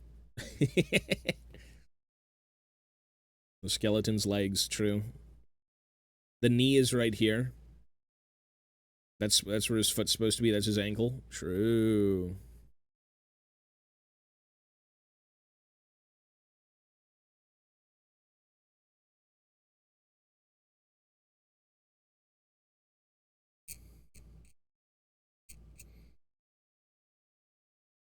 The new Old World Chaos Sorcerer and Lord on Dragon actually has a dead dwarf on the back. They took, like, the, I think it was the Thane head from the new plastic kit, and they just kind of, like, remodeled it. You should play the game, honestly. It's very fun. Age of Sigmar is very simple. I haven't played the new edition of 40k, so can't say much on that, but I'm assuming it's also not too challenging.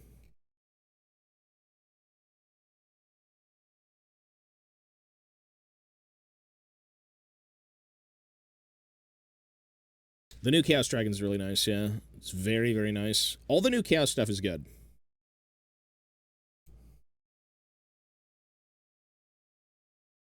The biggest thing is that it leads into, or rather, it's going to lead into other things of that caliber. Like, we've seen a lot of new sculpts. Dwarves got new sculpts. Orcs got new sculpts. Everyone got, like, a few new things, you know?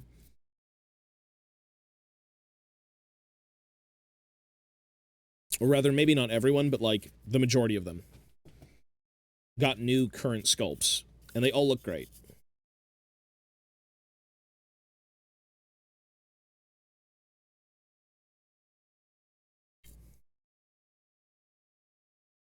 So yeah, the chaos stuff is good. Just a matter of, are they going to keep it of that caliber and, you know, keep releasing it? And it's like, if so, very cool.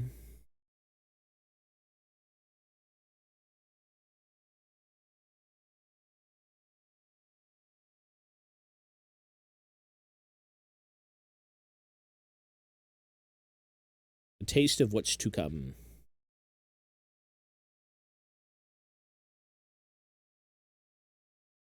And price points, because it's going to be just as expensive.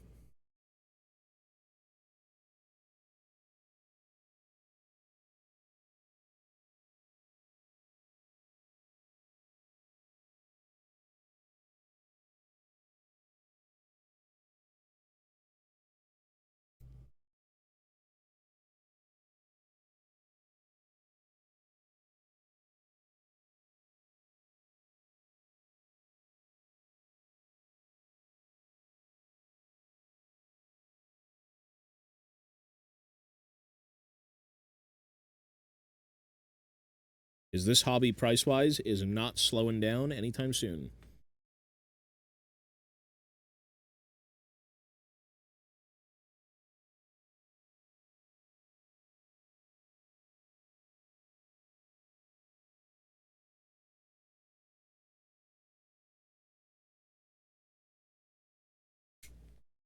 Fire Slayers. Yeah, the magma drops are really cool.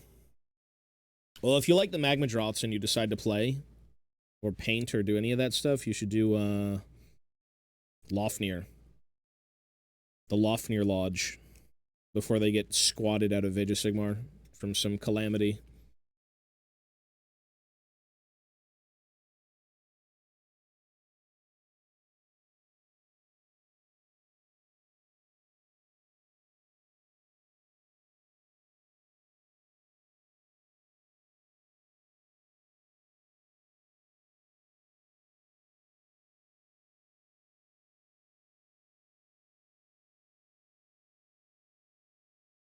Is that Lego? It's Lego if it looked good on a shelf. So it's not Lego.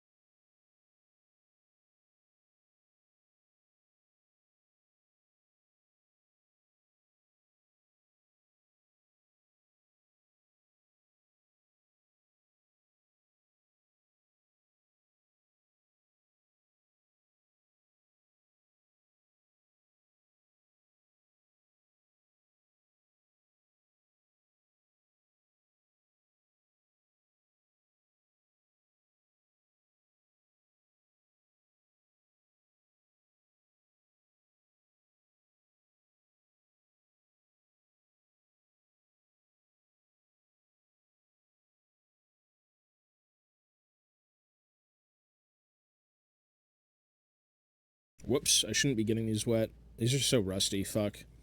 Whoops. Super rust. Super rust.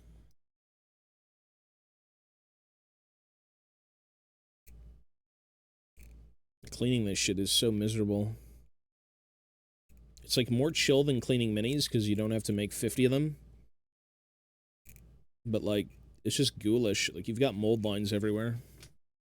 There's fucking mold lines all in this door that I have to get. Why? Horrible.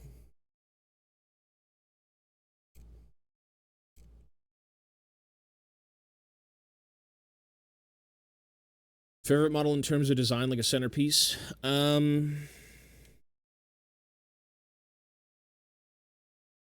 I wouldn't say so, really. I like kind of the basic bitch stuff. Like, I'm more of a troop guy than anything, so... I wouldn't... Like, genuinely, I don't think so.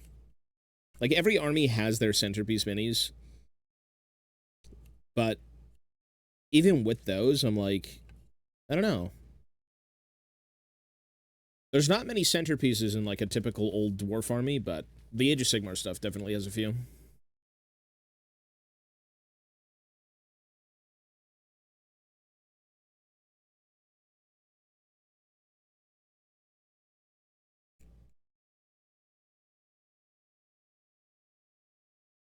Yeah, these take a long time to clean up.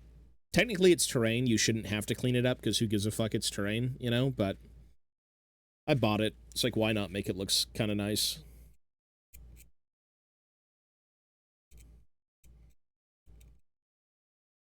If you buy it, you should at least work on it. Building it is half the battle, which includes cleanup. Actually, I'd say it's probably 70% of the battle. This shit takes a long time. It's like the mental gymnastics of doing this is just like infinitely worse than painting. Painting is so chill. This is not chill. This is labor. This is like the shit you don't think about when you go to IKEA and buy something.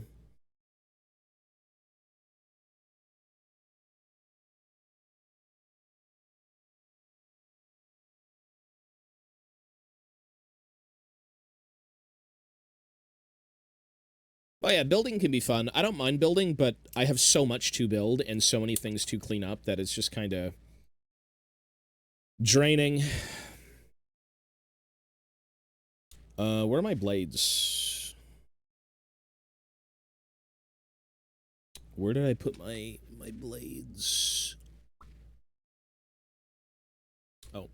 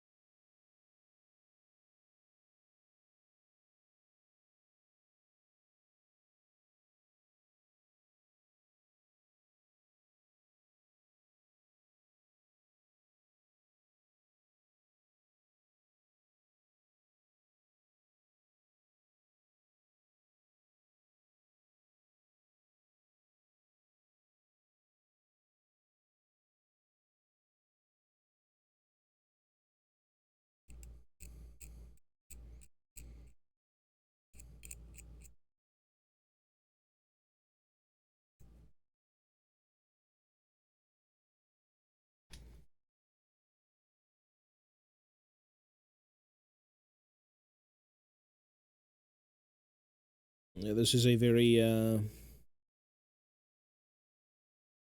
labor-intensive hobby.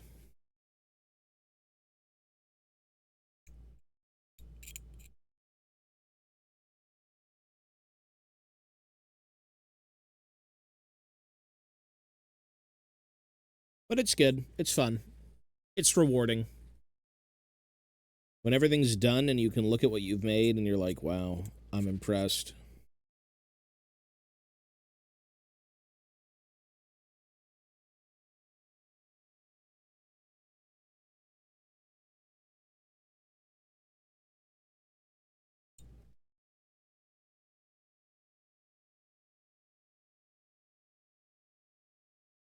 What are you going to work on for that?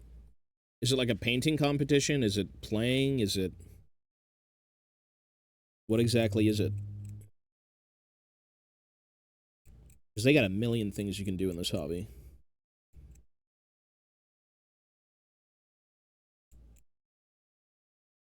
Painting? Nice. What are you going to paint? Oh, you're not doing a Warhammer model. Well, that's sometimes a good thing.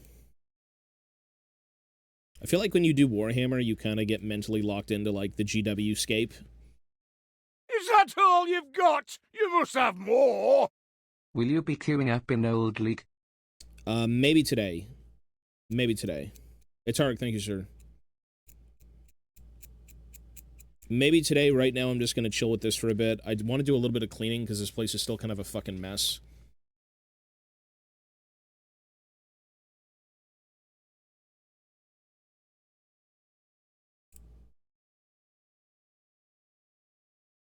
clay. I've made things out of clay, yeah.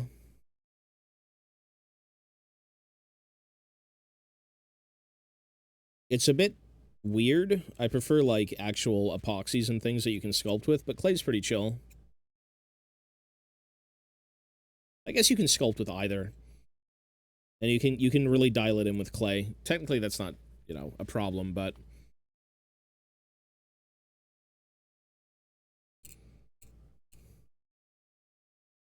It has been a minute since I've done anything with that. It is nice, though. There's a lot of really good sculptors out there who do anything.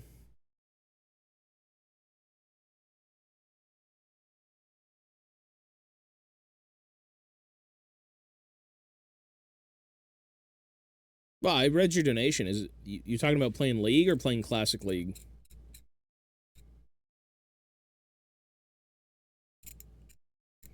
Like, I will be playing both. Yeah, I'll play both. Diorama of the Quetzalcoatlus. Is it like a dinosaur?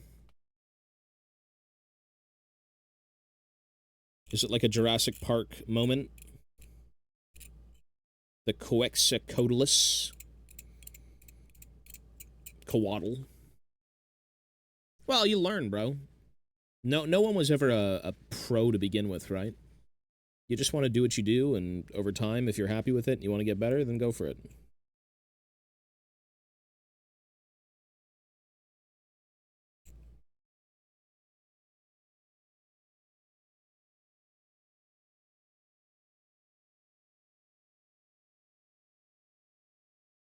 Painting is tough. Lots of time, lots of techniques, a million things to do. You know, you just want to have fun with it, right? It was RNG, yeah. It was trash.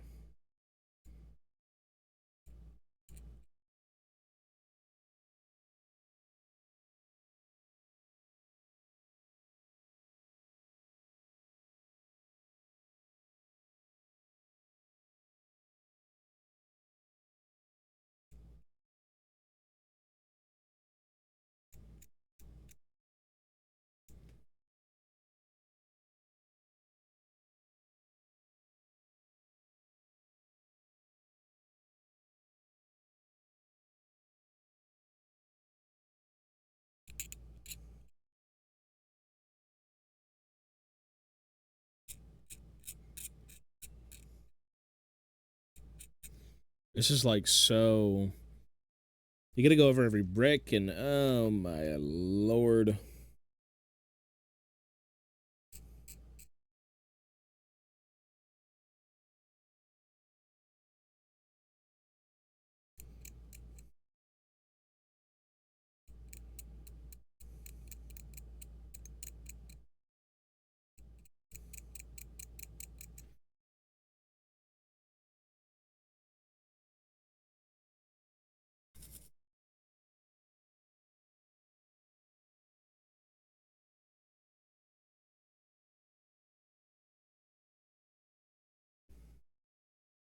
You mean the Zezerot portal?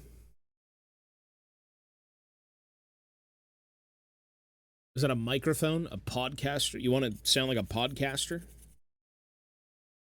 Yeah, post it in Discord, dude. If you posted it in my Hearth and Hobbying Discord, I'll take a look.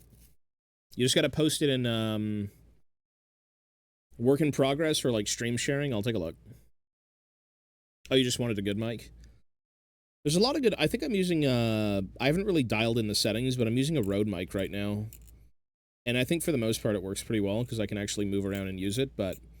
There's a million things out there. There's mixers and tons of expensive equipment to just get stuck into. You did? I'll take a look.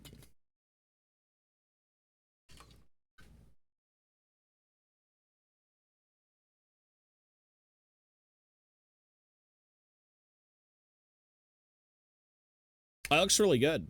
Yeah, that's great. Looks awesome. That's, is that the Age of Sigmar dragon?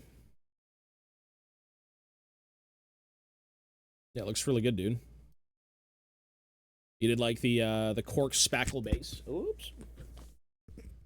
Yeah, it's really nice. I do like it. Is it meant for Age of Sigmar? Like, are you going to play with that thing, or is it just like a display piece? I like the two-tone. Oh, I guess it's like a three-tone, right? You got like the blue on the head. The two-tone looks good, though. A display piece? Yeah, yeah. That's nice. Yeah, looks good.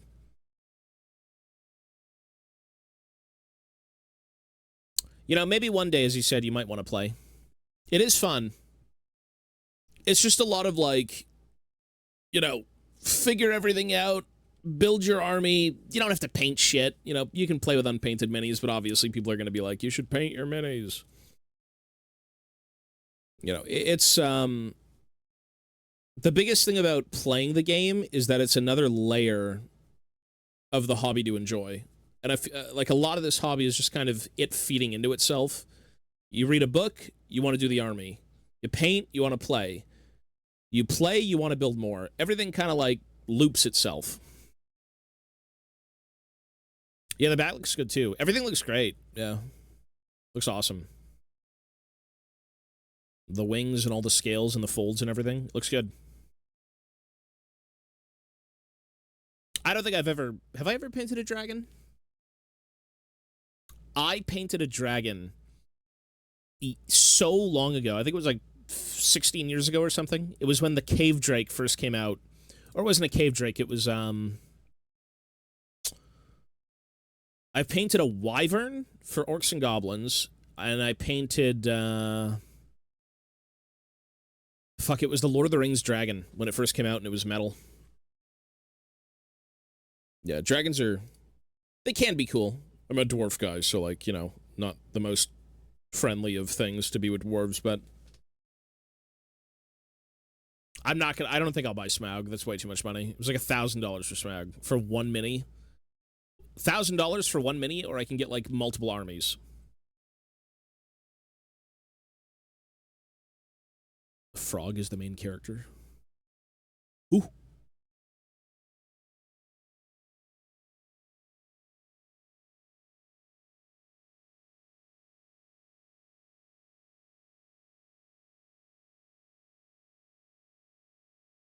Yeah, I see the Tyranid too. That's cool. It's like an icy... It's like a snow Tyranid.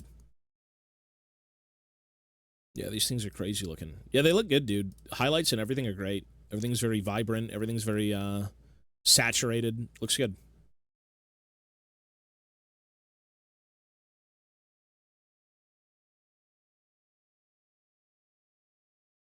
What's your favorite flavor of ice cream? Thoughts on League Classic? I'll be playing it. I don't think I'm excited for it yet, but I'll be playing it for sure.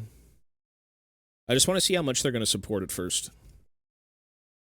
Instead of this, like, niche throwaway game mode that no one's really going to think too much of. So only time will tell, but it should be fun. Like, I am going to play it.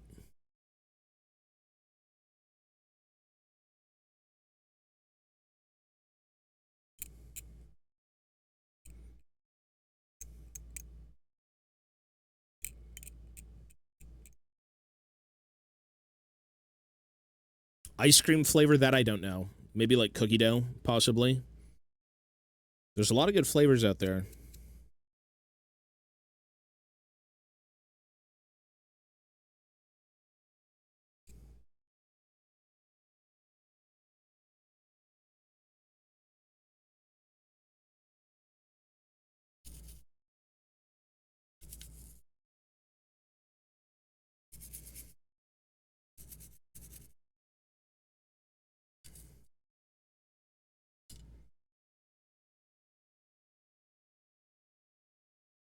Today's actually an ice cream day. I should get ice cream. Even though I'm trying to lose weight. Today is the day where you just stay indoors, if you can, and just don't go outside. It's like the apocalypse. Stay indoors. Thank God it is a holiday for most people, because today's Canada Day.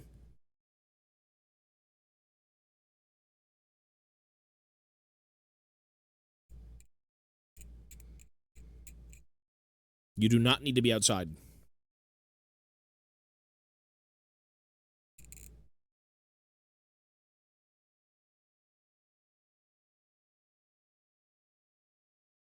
I'm usually eating once a day as well, actually. Or maybe like twice a day. I usually have snacks.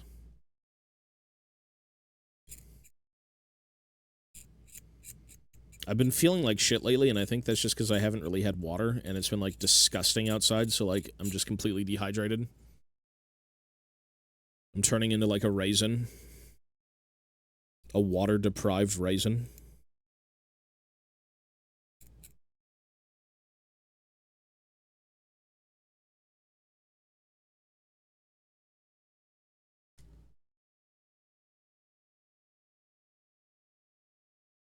Help! I'm a raisin!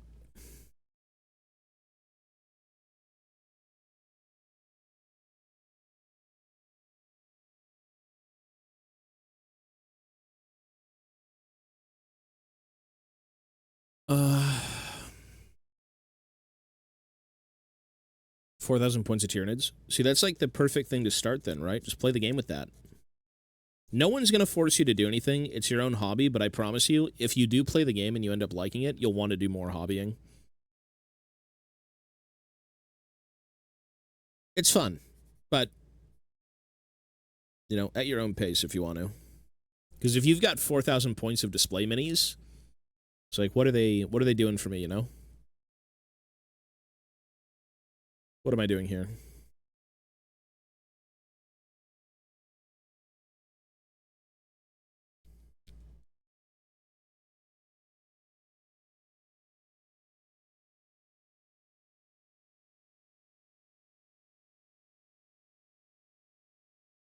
Yeah, well, even I wouldn't play meta. Every time I've played, I've never cared for the meta. You just kind of field what you want. At the end of the day, winning is nice, but, like, not at all costs. If you're not a tournament player, don't worry about it. And even if you are a tournament player, unless you're actually vying for, like, some sort of cup or, you know, actual win, you're not stressed. You're not stressed.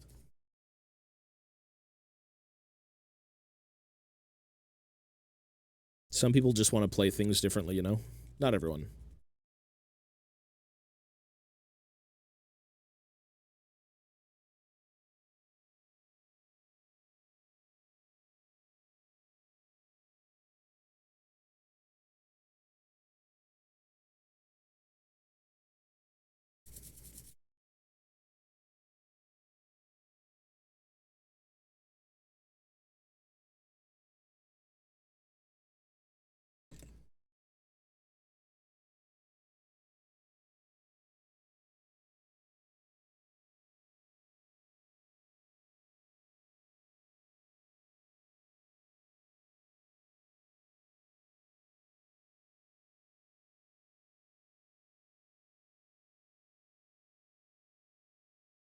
I was Season 3. Season 3, I believe it was Aatrox's release. It was around that time.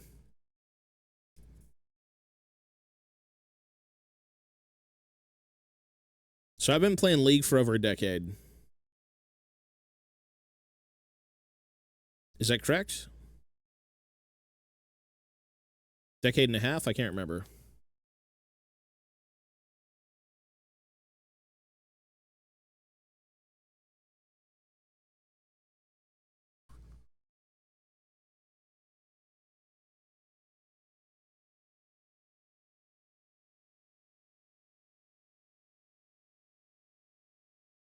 Warhammer's been probably about twice that.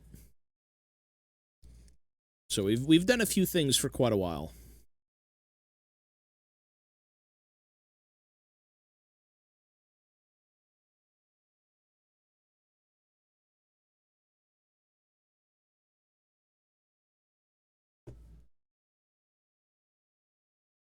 Things just become your life.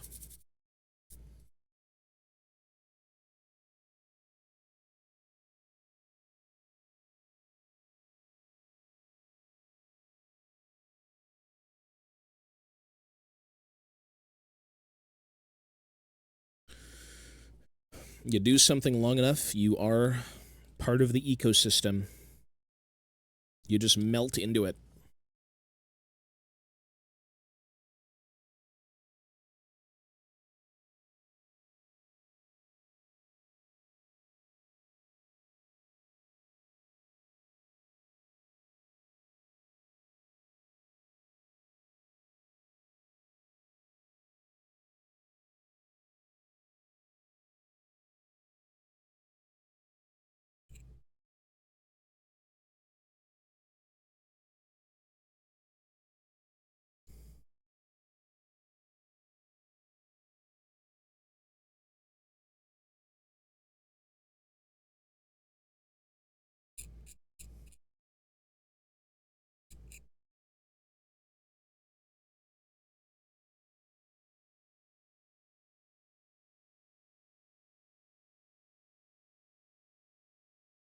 There's like no room to fucking do this. This thing is like just big.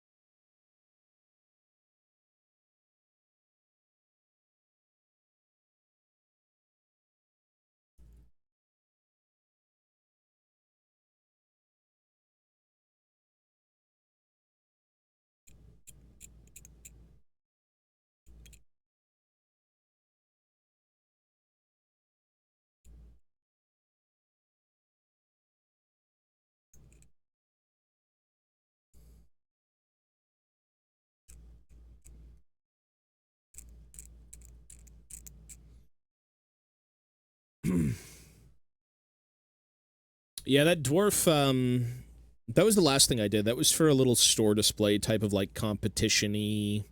Wouldn't even say competition. It was like a participation trophy, but it was fun. That was a week's worth of torture. And that's also going to be a YouTube video, so that's going to hopefully be uploaded in the next, like, I don't know, week and a half maybe, depending on how long it takes to edit, and I have to do the voiceover.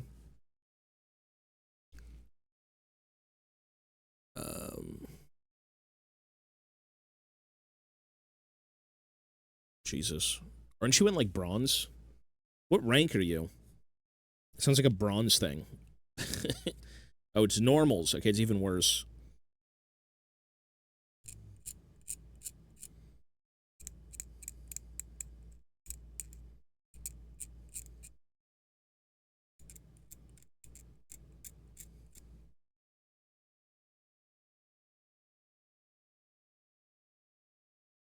Yeah, I need to finish a lot of stuff in this hobby. I'm pretty behind. Terrain doesn't help the cause. Terrain makes it even longer. Like, what do I do? Build terrain. It's like, I've got like 20 armies to make. Build terrain. Okay.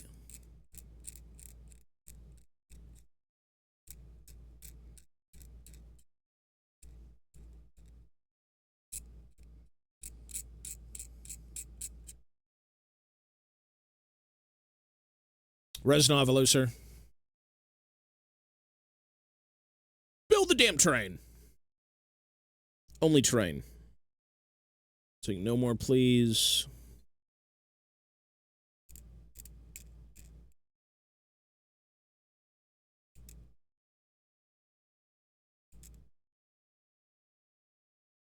Everyone's got piles of shame. My recent pile of shame is terrain. I've gone through storage, I've pulled out old things.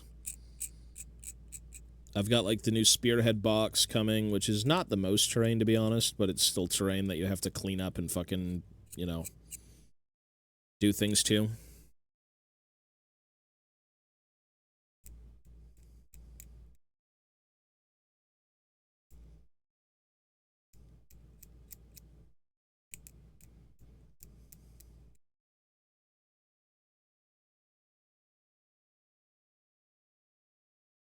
But everyone's got piles of shame.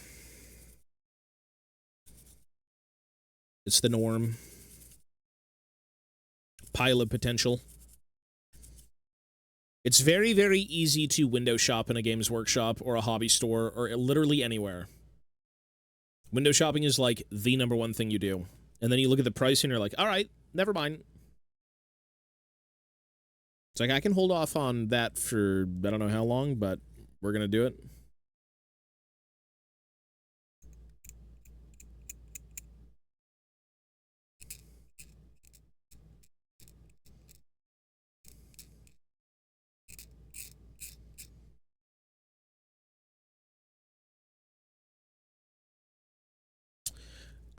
I have got every dwarf army. Are they complete? No, but I have every dwarf army. The KO and the Fire Slayers are the two latest that I have to kind of like flesh out a bit, but yeah.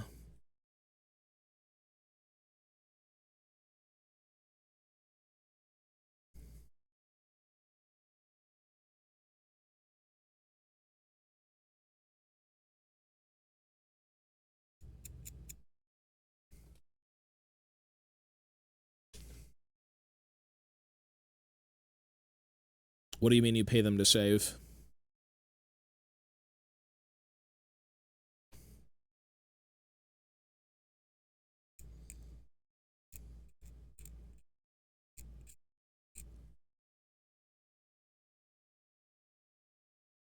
Yeah, the GW prices will not go down. They're only going to keep going up. That's why I'm like, if I'm spending all this money on miniatures and shit, it's like I may as well put some time into them. Like, the normal human being would just cut this out, scrape a few things, and be done, but this is, like, a little extensive. Better to have it painted than not.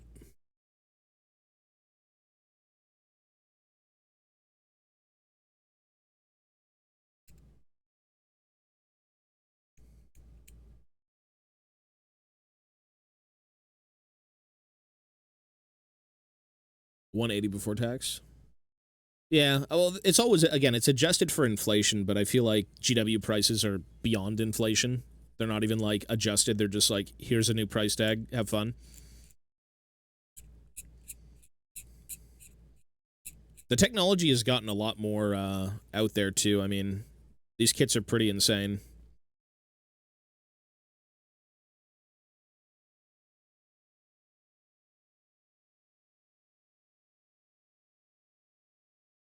And I'm a GW fanboy. Like, I've done Warhammer for 20 plus years at this point. Like, I'm a thorough GW fanboy. That doesn't mean I'll defend them for their prices or anything, but like, I like the products GW produces. I like the books. I like the minis. I like all that stuff. So for me, it's like, I'm gonna try and make it work regardless. But I can understand, you know, how bullshit it can be.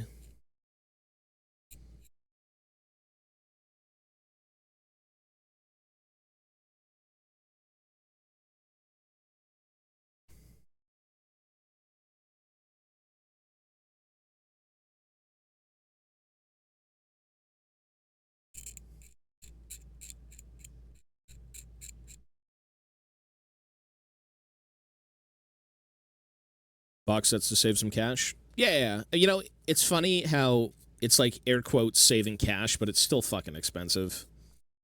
Like, you do save money with box sets, and you'll see a lot of box sets kind of sell out for that reason, but like, it's still so expensive. But in some cases, you do actually get more like miniatures completely.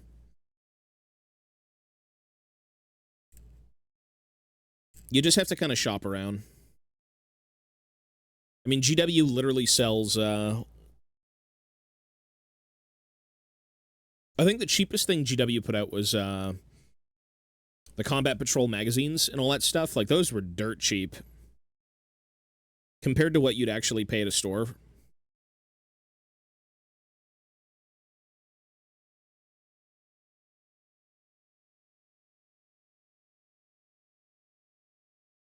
If you ever had those Combat Patrol magazines, you got Warhammer for, like, free.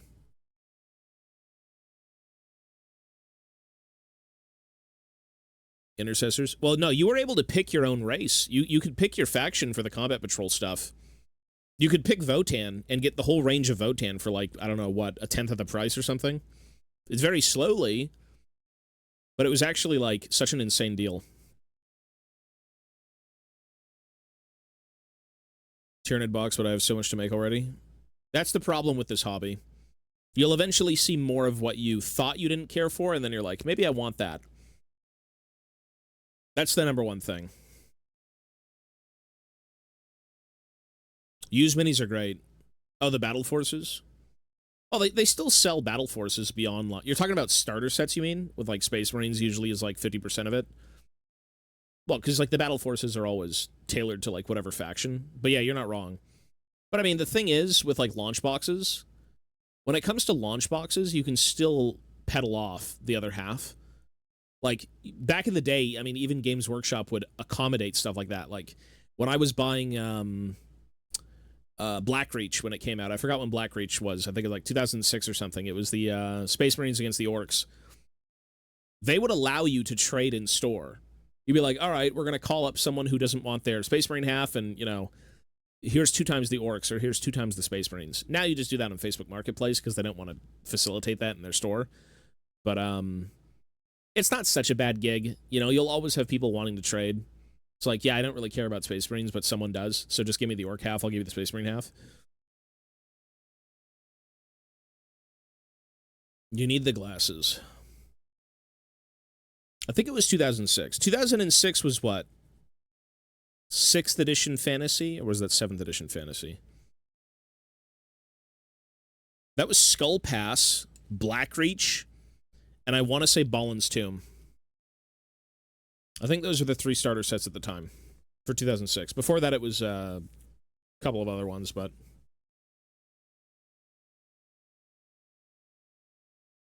And used minis are great too, yeah. If you have a store that sells used minis, that's awesome. It's whatever's in your budget, right? Because you can also clean up used minis, and once you put paint on them, they're not that bad.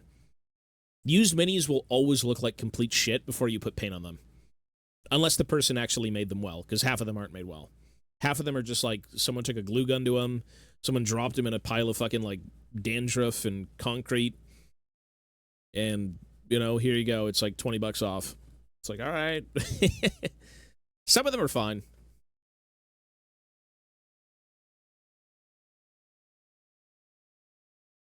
Yeah, that's a long time ago, man. Early 2000s.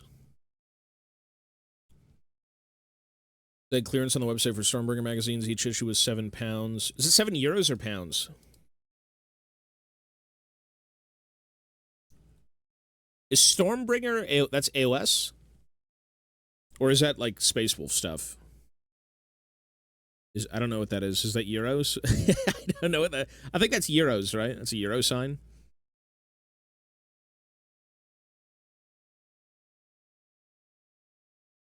Oh, it's pounds. Okay, sorry. I'm not really... Yeah, I'm not familiar with, like, how things look.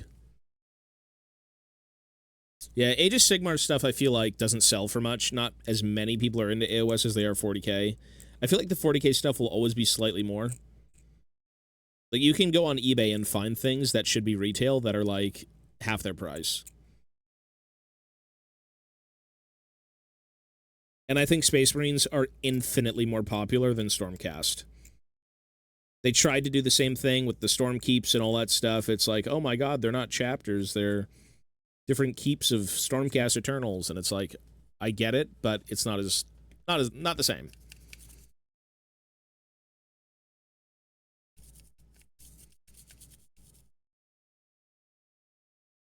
Yeah. 40k, that might be the case in terms of it being cheaper. Is just more people like 40k. I do like Spearhead, though. Spearhead's fun as fuck. Spearhead is just acceptably easy. My biggest thing right now is I want to gear up and play some Old World, but again, you got to find people for that, and space-wise, I mean, you're looking at a 4x6 board, not like some little dinky cardboard cutout.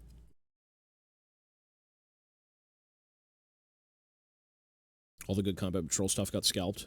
If you go back and try and buy the initial Combat Patrols, they're much more expensive. Like, the deals you get in those boxes are great. And I think if you are trying to expand a collection, you should be getting a Spearhead box. It is, like, actually good value. There is no reason to not get a Spearhead box. Considering they're all remotely different, so, like, if you have a few of them, you'll buy whatever and then get, like, enough.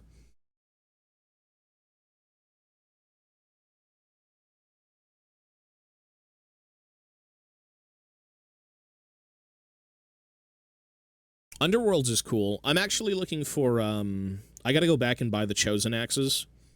It's like one of the initial Underworlds, like, Shadespire. Shadespire the same as Underworlds? I think it's like, it was the predecessor, right? But I'm looking for, yeah, I'm looking for the Chosen Axes. I had them at one point, and I sold them, and now they're like fucking 60 to 90 bucks, and I'm like, all right, sure.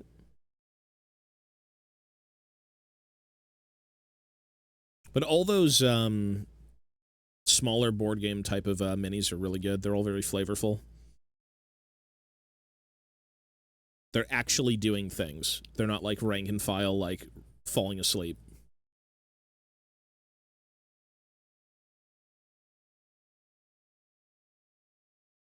They're dynamic.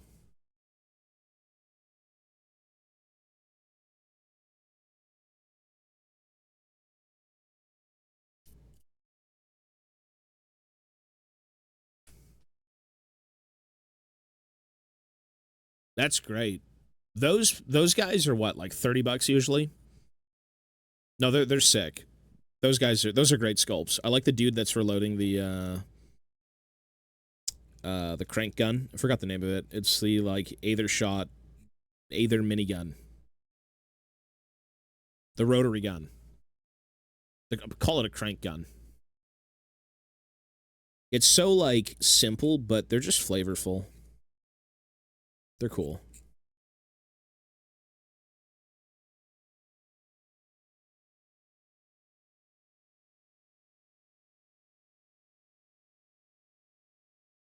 Craziest thing is they now actually sell them as bundles. They sell 4 warbands in one box. I don't know why. If you're not a fan of like all of them, why do it, you know? But I guess that was a way for them to like actually make money. Because then people would just pick and choose what they wanted, and all the other ones would never get sold.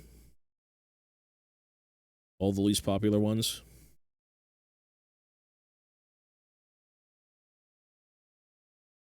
Yeah. But you have to buy them in that box, or you just buy them on eBay.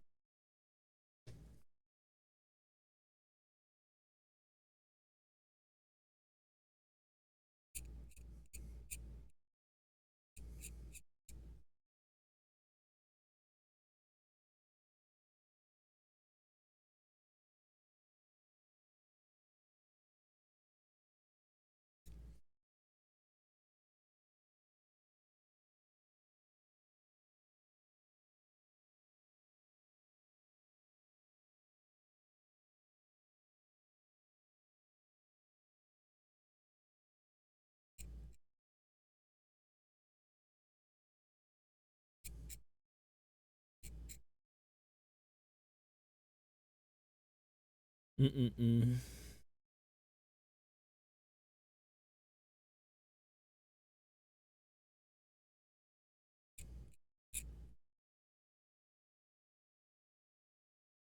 Wish all the minis had that level of, like, dynamism.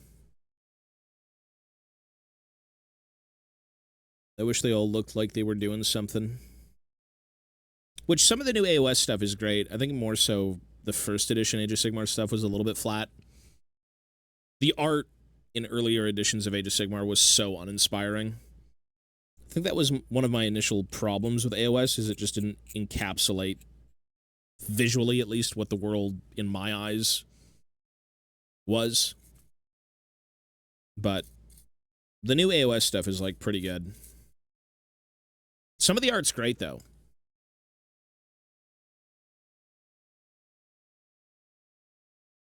AOS has come a very, very long way. It has gotten so much better.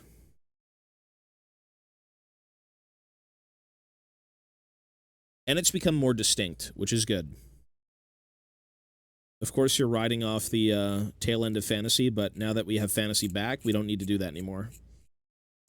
We've developed enough, and you can still kind of play on that, but, you know, people aren't really frothing at the mouth anymore, saying, like, look what you did to fantasy, it's so terrible. It's definitely found its footing.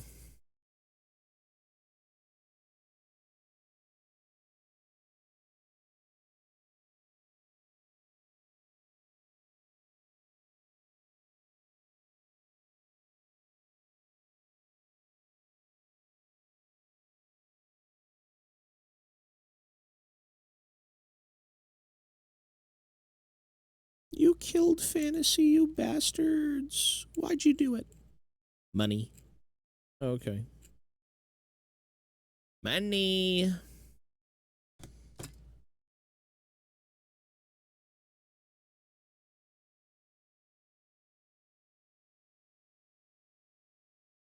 I'll take a look in a sec. Yeah, that's fine. Let's take a look at your dwarves.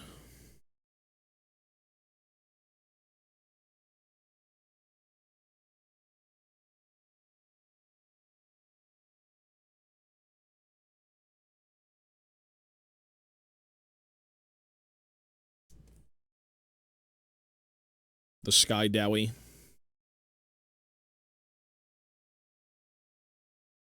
Sorry, Duarden. Copyright. Trademark. You see.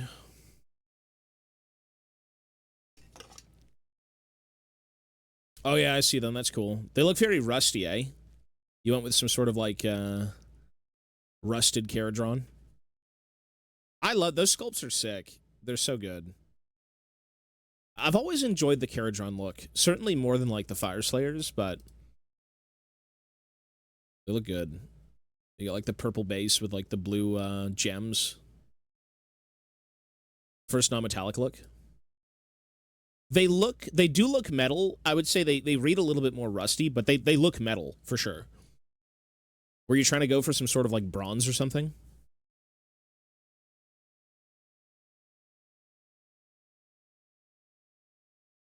They look good, though. I mean, I also see your little, like, Slanesh dude in the back, and I see, like, the NMM gold that you're doing. It looks good. A dull brass and bronze, yeah. NMM is tough, but I think it does look better than, like, true metallics. I don't think I'll be doing NMM for my stuff, but yeah. You're doing those at the moment? Yeah, they look good. Yeah, all this is sick. That's cool. I gotta get back into KO stuff. I gotta build those guys. I gotta build, technically a whole KO army. I still have boxes from when they first came out. I kept some of them. There's this guy, the Endrin Master. There he is. I think they still sell them in the first edition boxes, but this is, like, literally their launch box. Like, it's yellowing. What else? I think I had Brock, the Magistrate guy, the big dude with, like, the... Yeah. Brock Grungson, Magnate of Barakvar. This guy's also kind of probably yellowing a bit. Such a weird... Not really a fan of, like, the top hat, but, I mean, it's funky. That is a funky-looking fucking dwarf.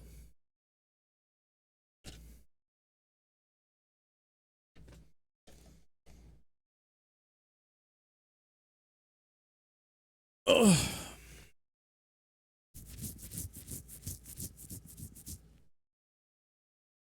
Yeah, the more the merrier, man. Warhammer is like... I think from the outside looking in, a lot of people might think Warhammer is not much, but the amount of work that goes into finishing anything is pretty exceptional. Painting, building, playing, it is a laborious hobby in, like, every fucking aspect. Any war game is laborious. Like, it's a lot of manual work. A lot of hands-on, kind of, like, old-school style of, hobbying. As it is an old-school hobby. Conflict 47. Isn't that a... Isn't that an alternate, like, World War? Is that what that was? I think I read a little bit about it.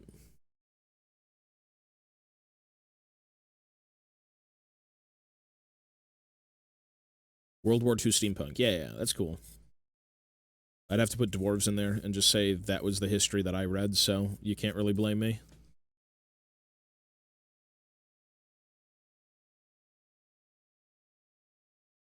Total War break. I don't think I'll be playing Total War. I got so much shit to do. Doing Total War is kind of like pulling away from all the time I don't have.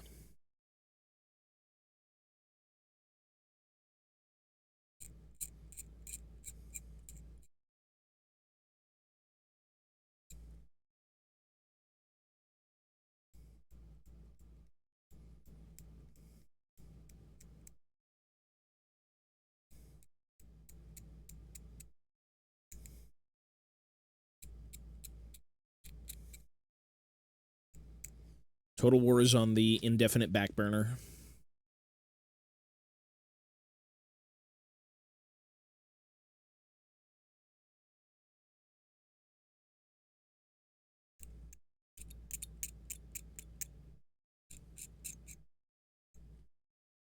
Did some Space Marine test schemes and it took 2 weeks. You doing those physically, or you doing them in like Paint or something? I think there's apps out there that actually have like Space Marine templates that you can kind of like paint and color, which might be a little bit more convenient, but you don't have like, you know, hands-on kind of what you're working with.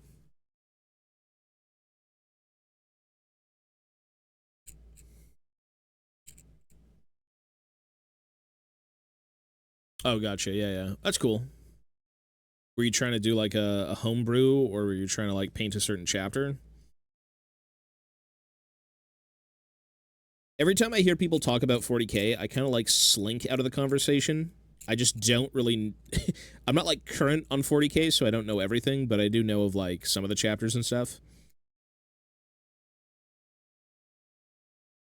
My 40K knowledge right now is kind of not the best. Oh, you did all of them? Oh, that's cool. What would you land on then for like your scheme? Implying you're doing an army?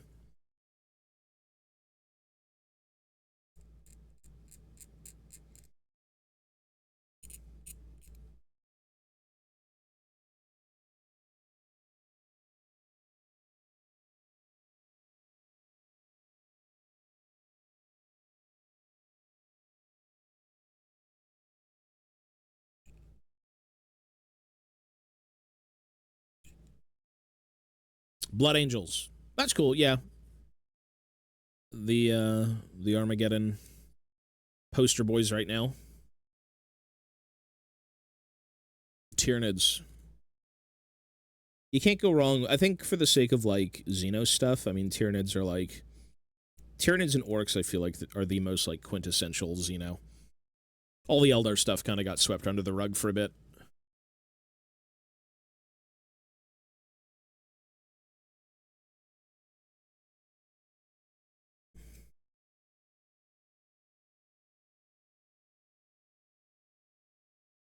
Well, as long as you're painting and hobbying with what you love, and you have a goal in mind, then you shall see it through. One day. Or you get bored, like most hobbyists do, and then you come back to it at a different day, and, you know, you're invigorated.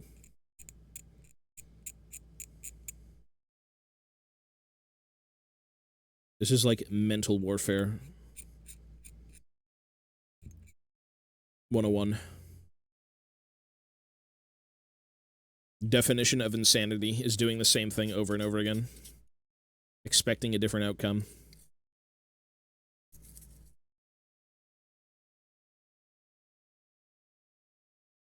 Which I guess for the sake of Warhammer, that's not usually the case, but, you know, your brain is half the battle.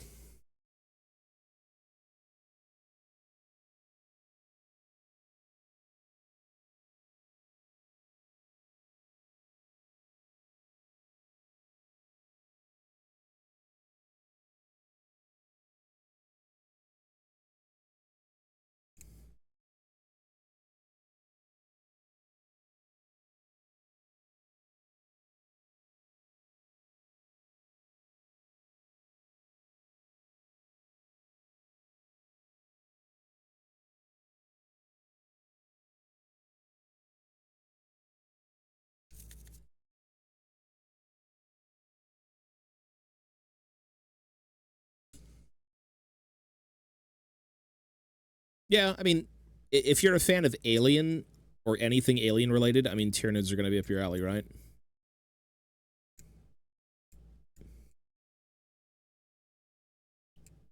I still think Tyranids are like the ultimate Xenos. Not my favorite, but like they're like the ultimate alien.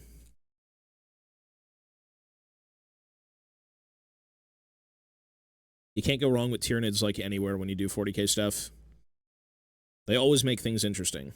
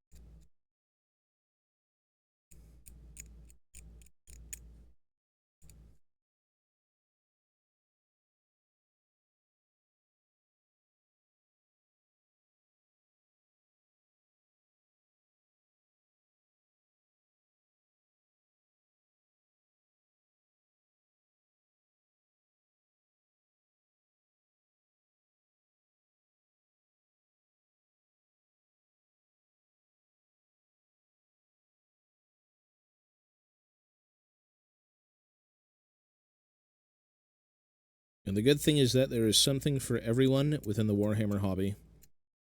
Mostly. There is mostly something for everyone in whatever game it is you want to look into.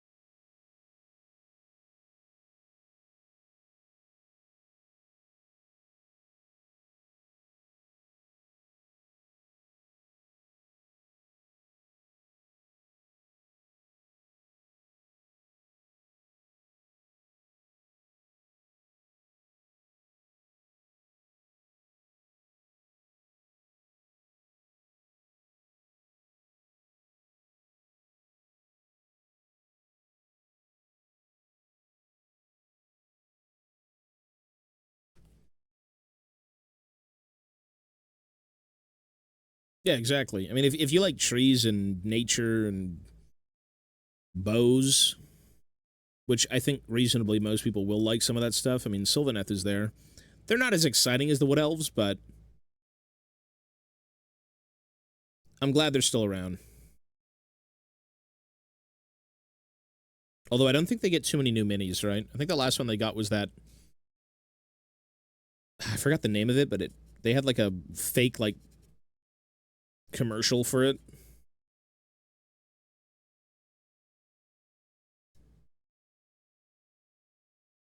It's like a weird thing, a weird plant lady.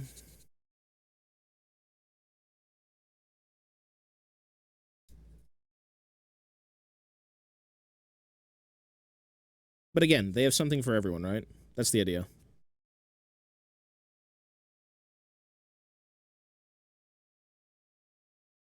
The end of the day, that's the goal.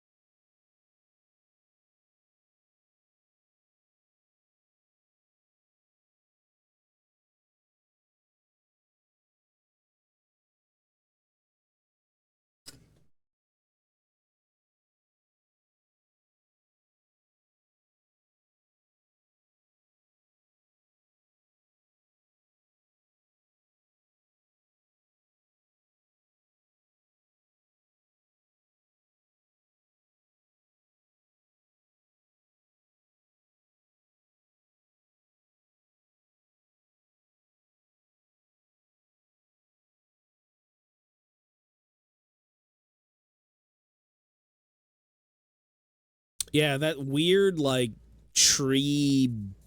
Fuck, it's like a. I forgot the name of them. She's like blooming or something. Ghoul.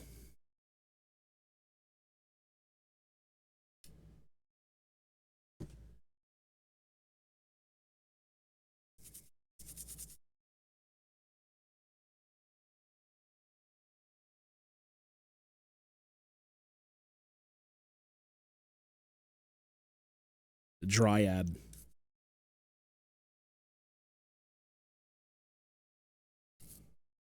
Tree lady.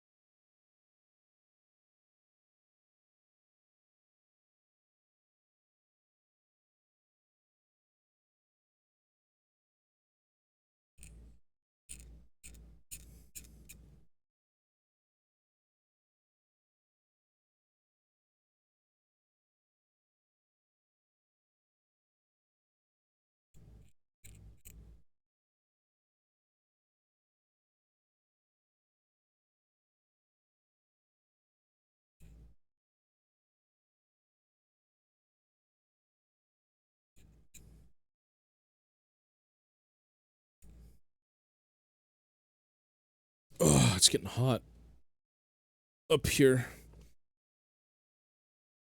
Too disgusting.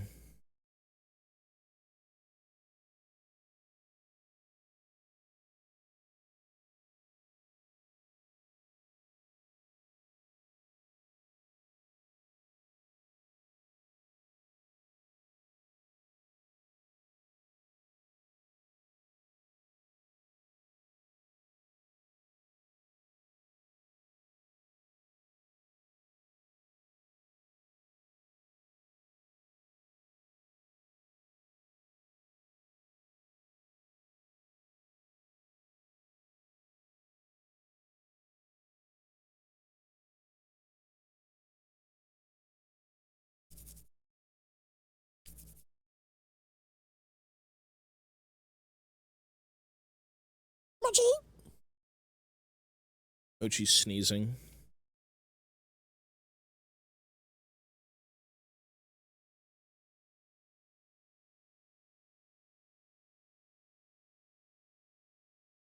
Okay, I'm gonna go get a water. I'm gonna go check on Mochi, and I'm gonna go see if the ACs are still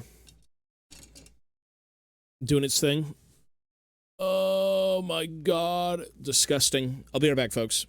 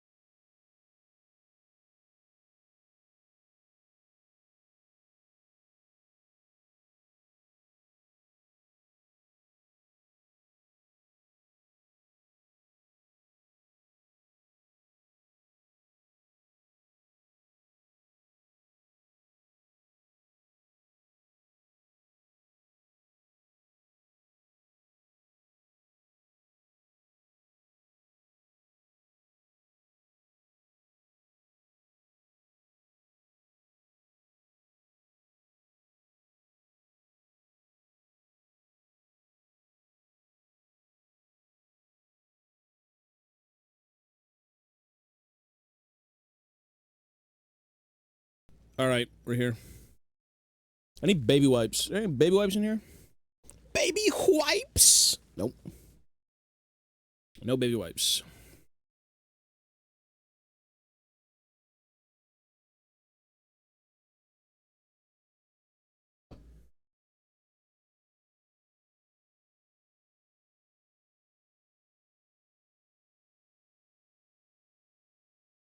Baby wipes. What a disgusting day. It is very, very gross here. Still. I wish it would get better, but maybe not right now.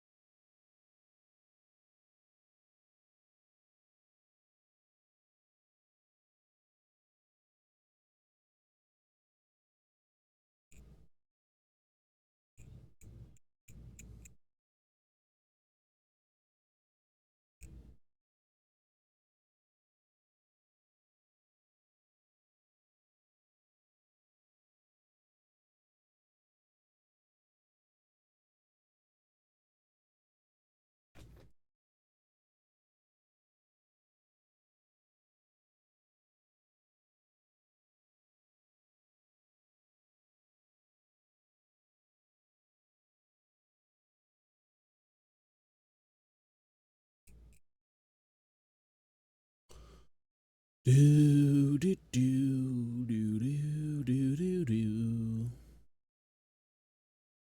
Boom boom boom boom boom boom boom boom boom boom boom boom.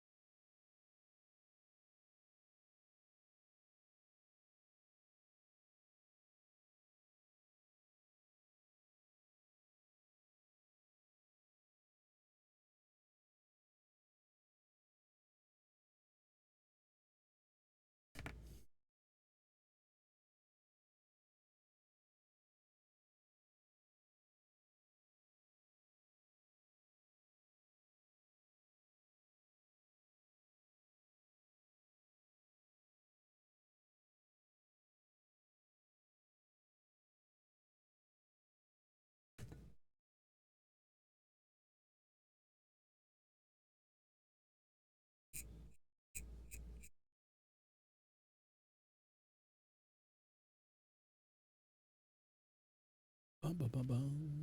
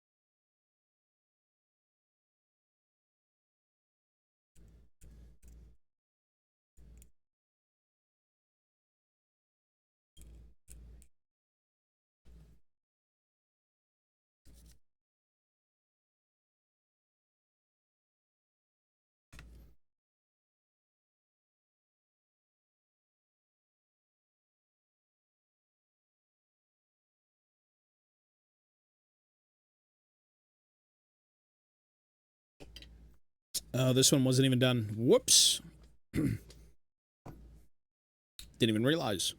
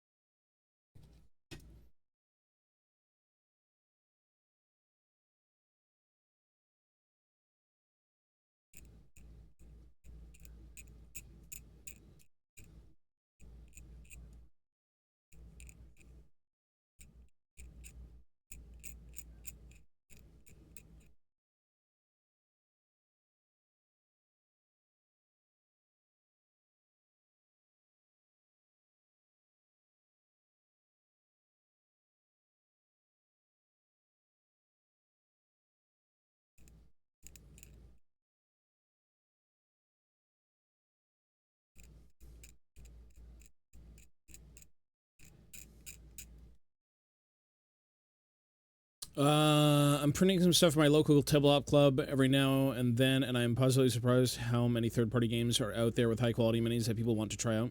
Oh yeah, there's tons.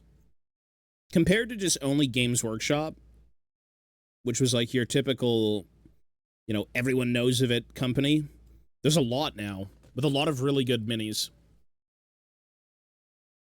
Less 3D printed stuff, ideally. I don't have anything against 3D prints, but I don't like the material. Unless it's like, I like the material, but I don't like it from companies, I guess is a way to put it. But there's a lot of, like, really well-done minis.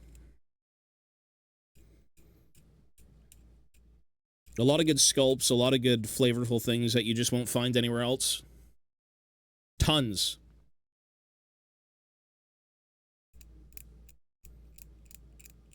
Sky's the limit these days. And again, 3D printing, right? Like, you're making terrain and stuff. Like, you can do it at home. It's so good. That's pretty cool. I think I've heard of that. It's predominantly card-driven, as you said, right? And they've got a few minis on the table. There's a lot of people who are in the miniature game now.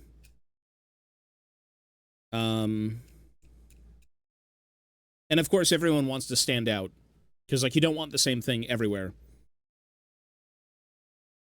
It's like, you could make Space Marine proxies, but, you know, you'd probably want something a little bit more original and not takedownable.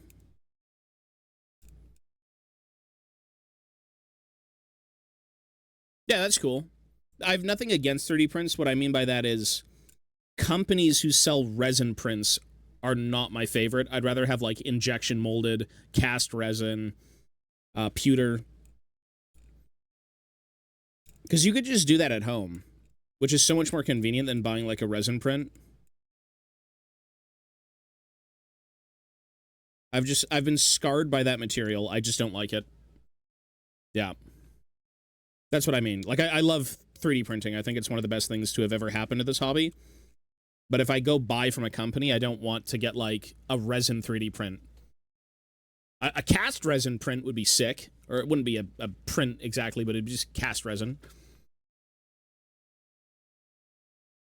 Star Wars Legion. No, I like all that stuff. Custom bits and everything in resin, totally valid, totally as it should be. That's how you get custom bits. I was 3D printing and making my own custom bits at one point for a little guard kill team that I wanted to do based on Colonial Marines. That took a while. But, like, I 100% like 3D printing. I just hate... I hate resin. I hate the process. But, you know, you just got to figure it out. You need a workflow. You need space and a workflow.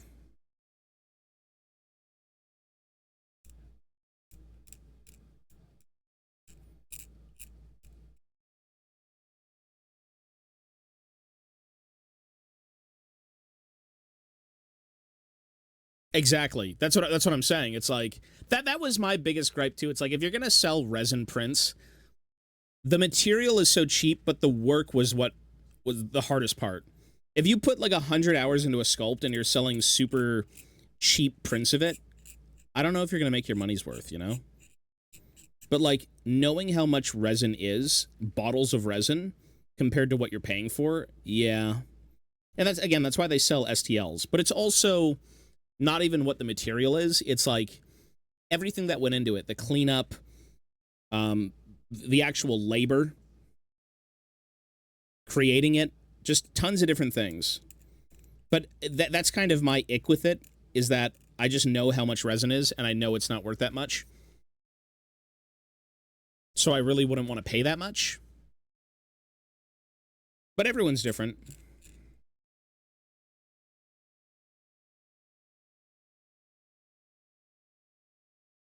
Yeah, I don't know about that. That seems a little too far out.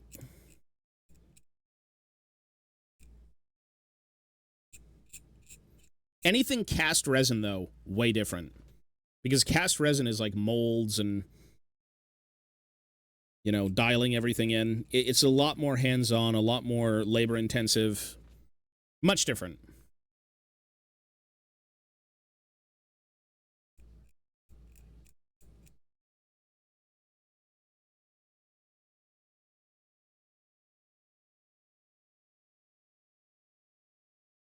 But all of it's great.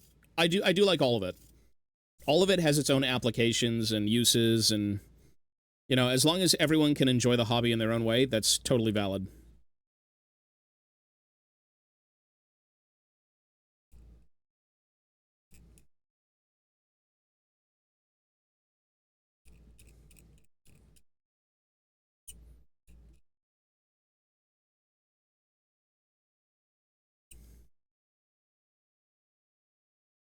Forge World. Well, Forge World's pretty expensive, but it's all hand casted. And I actually think the Forge World quality, as of right now, is fairly good.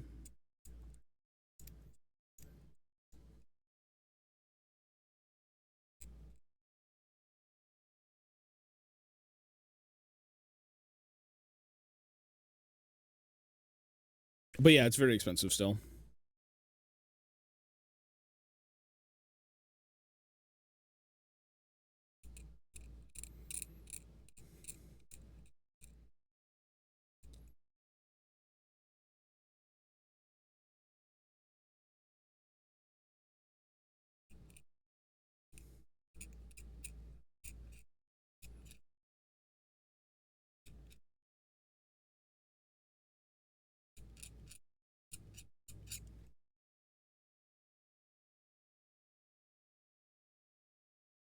I got it used, so I'm pretty happy about it. You know what? If you can get a Forge World piece used, but it's made well, that's a win.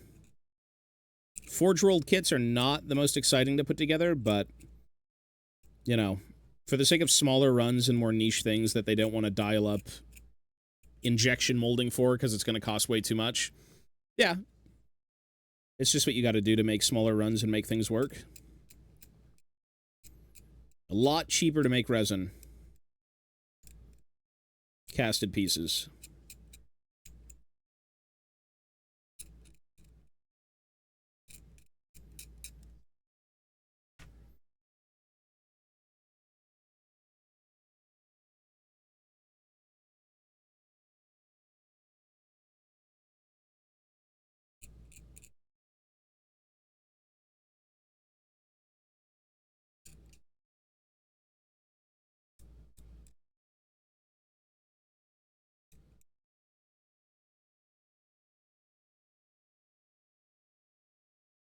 Yeah, you could do that. I mean, there's nothing wrong with not liking someone else's paint job. If you're buying something from someone and you don't like the paint job, I mean, just strip it, paint over it. Art is subjective. You'll never completely love,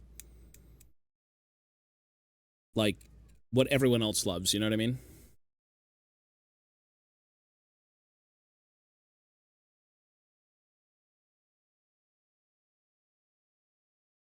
Maybe you do like the paint job and you want to keep it. Maybe you hate it. You know, once it leaves their hands and you've bought it, it's yours now. You can do whatever you want with it.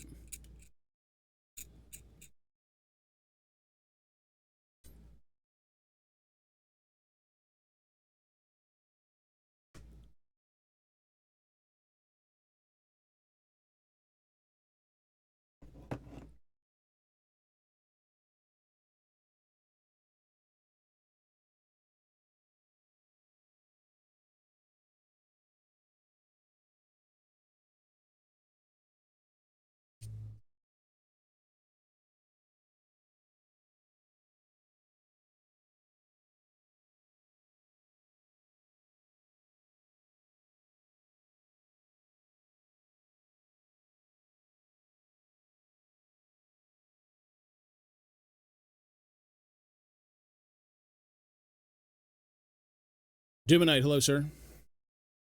How you doing today? We're good. We're just burning alive here. Disgusting. Disgusting weather. Made case working today? What does that mean? I finally got my homemade case working. What do you mean case?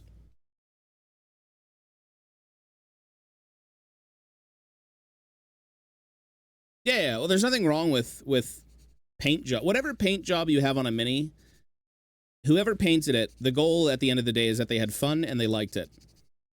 You know, you never rag on other people's paint jobs. It's not your work. It's like, you know, it's not your hobby. But if I buy it and I don't like the paint job, then I just repaint it, right? Realistically. Nothing wrong with that. Oh, nice. You made a custom case. That's cool. That's it. That's what I'm gonna do. That's what, you know, I've got a lot of old army cases, a lot of like GW foam stuff with like the rigid plastic, but for the sake of how many minis, I mean, you should get like plastic cases and just glue metal sheets and then use magnets. That's like the best way to do it, for sure.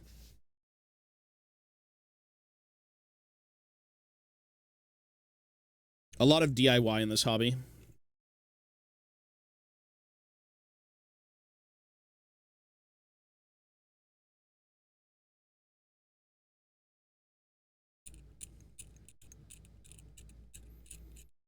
When it comes to transporting minis, do whatever you need to do. Exactly. Yeah. As long as it sticks minis down, you're way good. Yep. Save some money, buy more minis. Yep. That's how that works.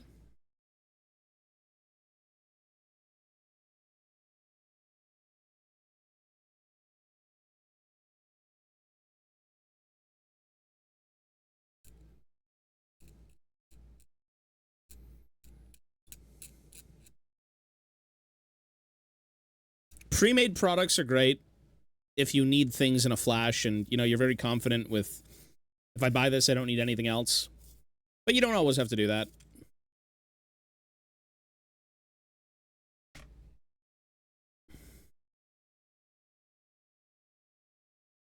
There's a lot of ways to do things in this hobby, and it's just about figuring out which ways work for you.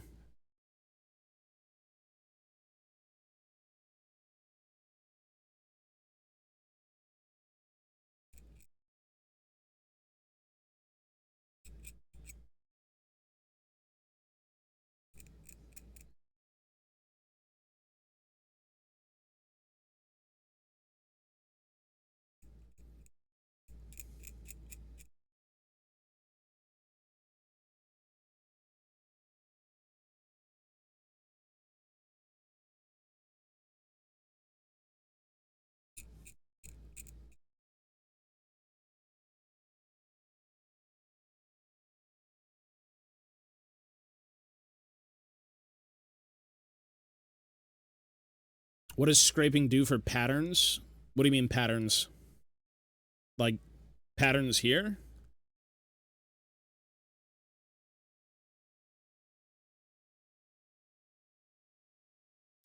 These you don't really scrape. So the only thing I'm scraping are just mold lines and any sort of like weird plastic imperfections. Otherwise you don't really have to. Like, you're not really scraping anything off of these because they're just clean, they're fine. I'm just doing like general cleanup of things that shouldn't be there. So you don't really have to scrape patterns. I mean, if you want to, you know, modify things, you can scrape them away and like do whatever else you want on top of them, but yeah, you don't have to.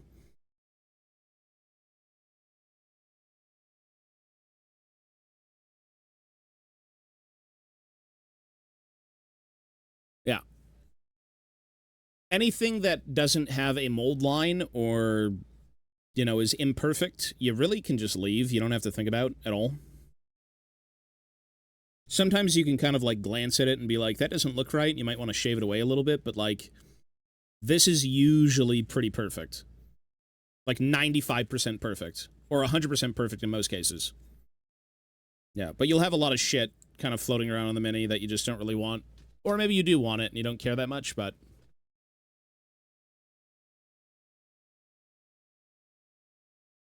Transport cases, first it was the standard foam from GW. Magnetic plates are the best. They are the best. Magnets with plates are the best. They're like the modern way to transport armies. They're cheap. They're effective. You don't need to chop up a bunch of foam to fit, you know, big minis and whatnot. They're great.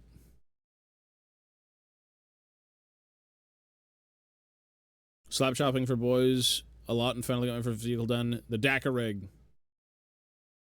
My friend's also giving me Gazgul. Oh, that's pretty cool. Are you gonna run Gazgul?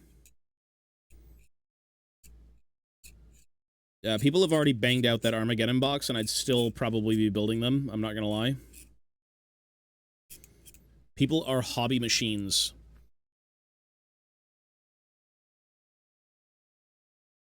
People can do things very, very, very efficiently. And very well.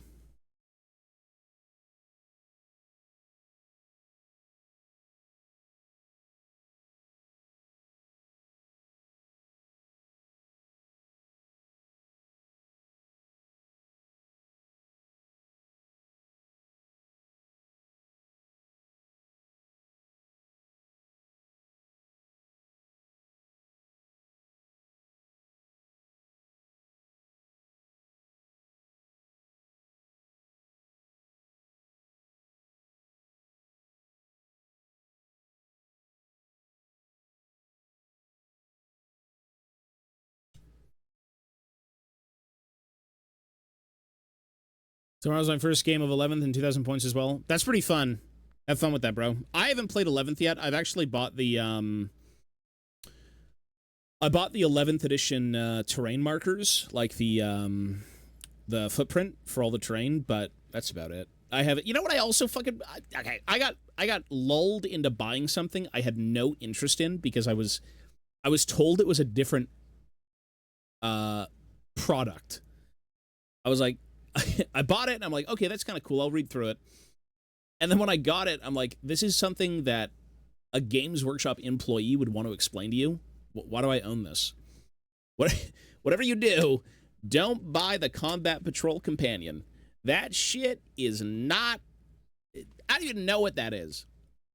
That's a product that, like, an employee would explain to you is the game. You're basically bringing home a Games Workshop employee and then having them explain Combat Patrol.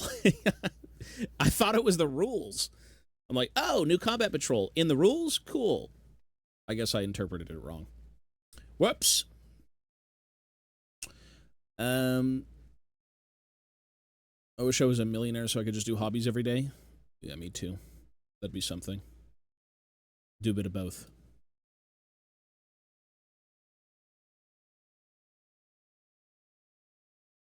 Oh, there's a lot of shaming in this hobby.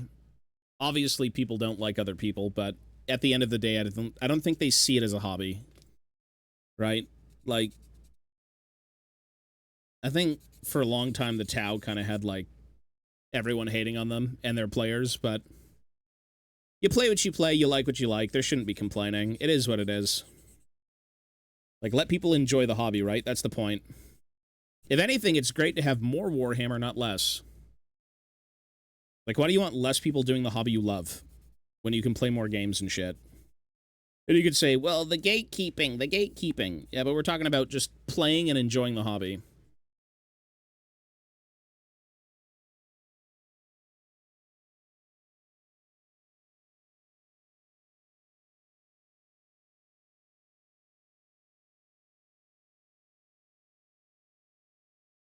I like it.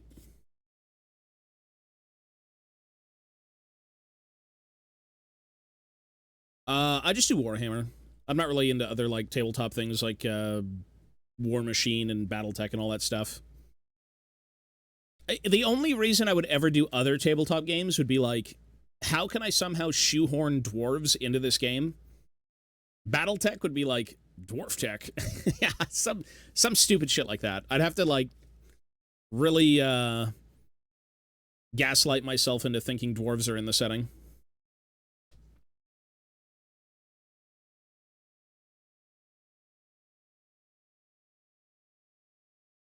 Well, I mean, some people can just paint very efficiently. If they come out with videos, that's cool. I don't think I'd ever want to do, like, full-blown painting videos just because I don't like rushing things. And for the sake of content, you have to kind of, like, air quote, rush it efficiently. It's when the hobby turns into a job type of problem that I view it as.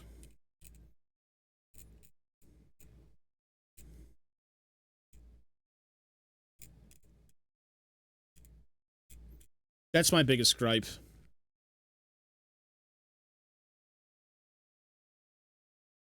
I posted my DAC rig in the Discord if you want to take a look. First time doing dry brushing. Yeah, I'll take a look. Dry brushing is good, man. If you're, it's not even that you have to be new to the hobby to dry brush. I mean, everyone dry brushes something. Let's see. I see a lot of people posting shit. That's cool, man. More Tyranids. Closet of shameful Tyranids. Yeah, Warhammer kind of just sits everywhere and becomes your life. Every nook and cranny, you've got, like, fucking Warhammer minis sitting on. And taking up space. Yeah, that looks good, dude. The Dakarig. That's cool. I would say dry... Did you... Let me ask you this. Did you prime the mini? Did you prime it first? Like, did you do a gray, or did you just leave it as is?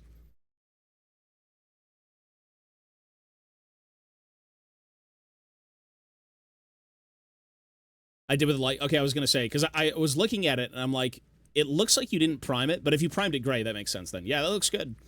If you're new to painting and stuff, the biggest thing I'll say is it's totally based on whoever you are and what you enjoy.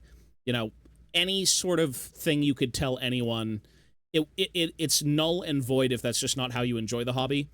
But the biggest thing I'll say about it is if you try to... if you try to paint something,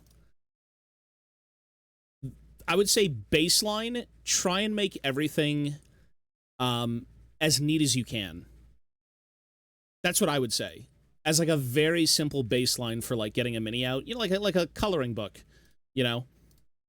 Because you could go back in and like do a little bit of cleanup here and there, but overall it looks good. All the colors are blocked in. Everything looks fine. You gotta base it. And I think once you play the game, you'll want to do things even more. Like, you'll want to probably paint 50 more things once you play your game.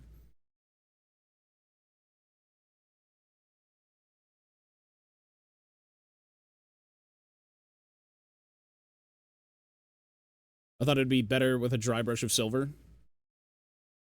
So, a dry brush of silver over, like, gray. You know also what you could do, crazily enough? When you paint vehicles, you could also spray them with, like, a metallic cover.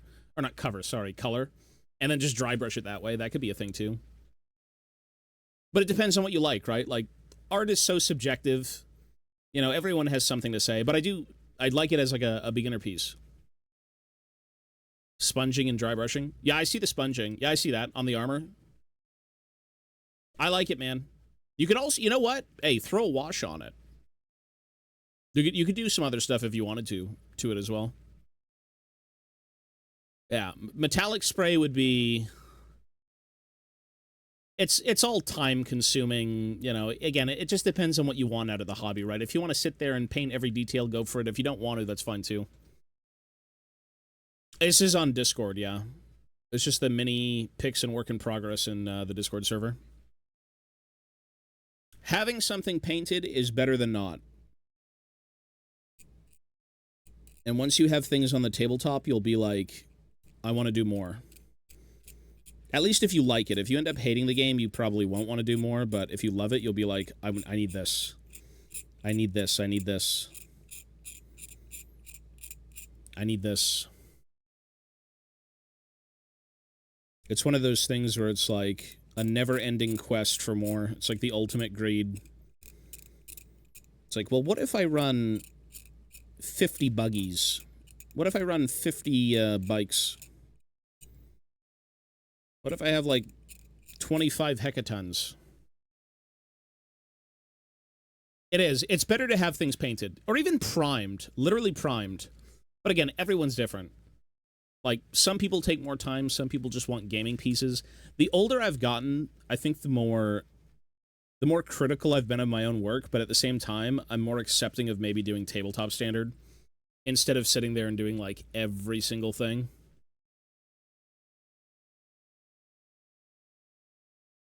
It just depends on who you are. Depends on what you want out of the hobby. It's your hobby. I did see the Vashtor. Yeah, it looks good. That's a funky looking mini. He's like fleshy red. I'm surprised they didn't do more with Vashtor. He just kind of showed up and then did nothing. I think he had like a book or something, like an arc, and then that was it.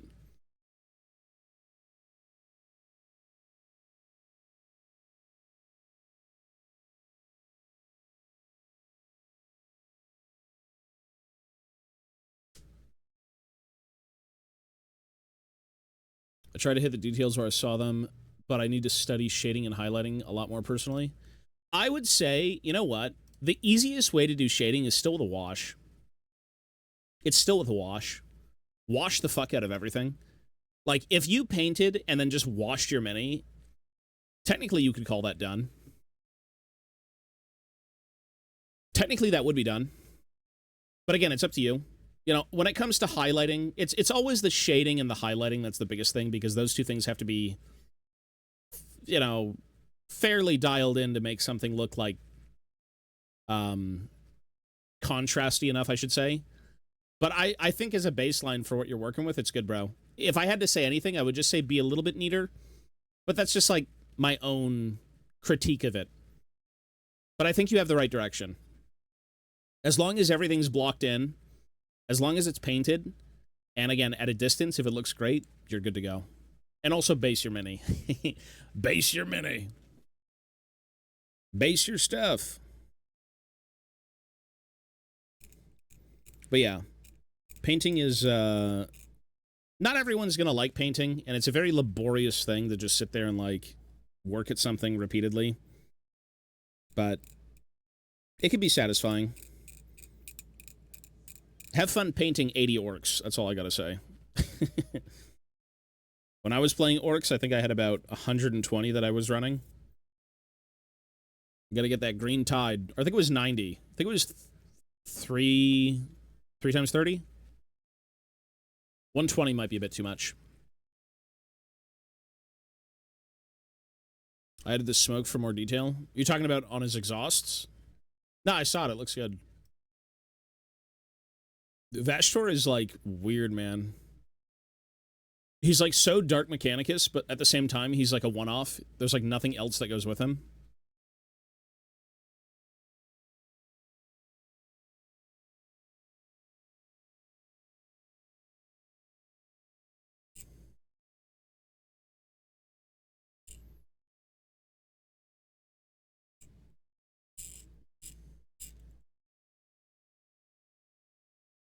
Oh, everyone's... I mean, you know what? There's a lot of cool paint jobs. You know, regardless of how long you've been in the hobby for, if you're painting something, that's awesome. Like, everyone in my Discord paints more than me, that's all I gotta say. I don't paint nearly as much.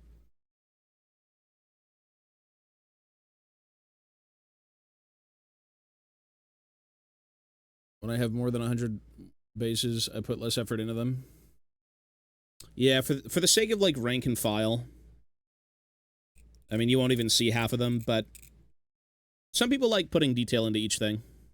Obviously, you're gonna probably want to do Gilliman's base more than, like, a standard, like, tactical marine or something, but...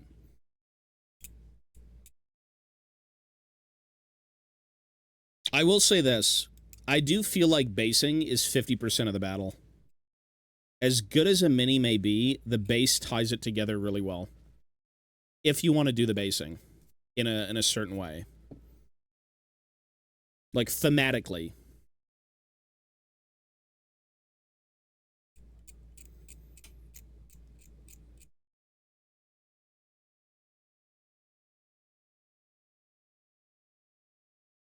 Fast glasses, yes, sir. So I don't go blind.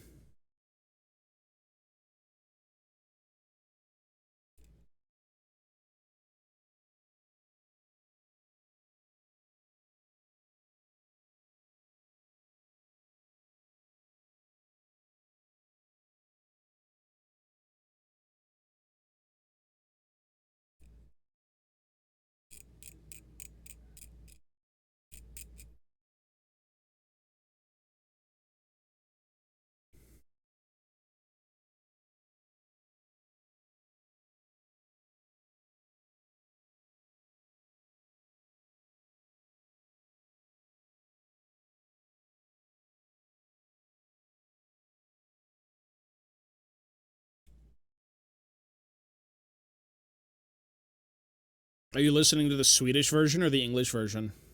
That's a good album. That's probably one of the better albums they've done.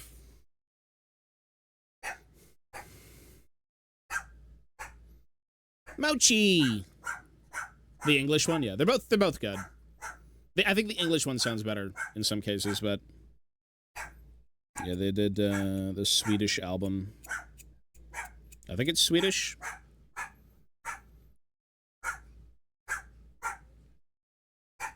Yeah. It's, you know, it's probably an album I should go listen to right now. I haven't listened to old Sabaton in a while. New Sabaton is fine. But, I mean, old Sabaton. Didn't they come up with a new album? What the fuck is this? Yamato. Oh, there is a new album, Legends. Oh, I've already listened to some of this.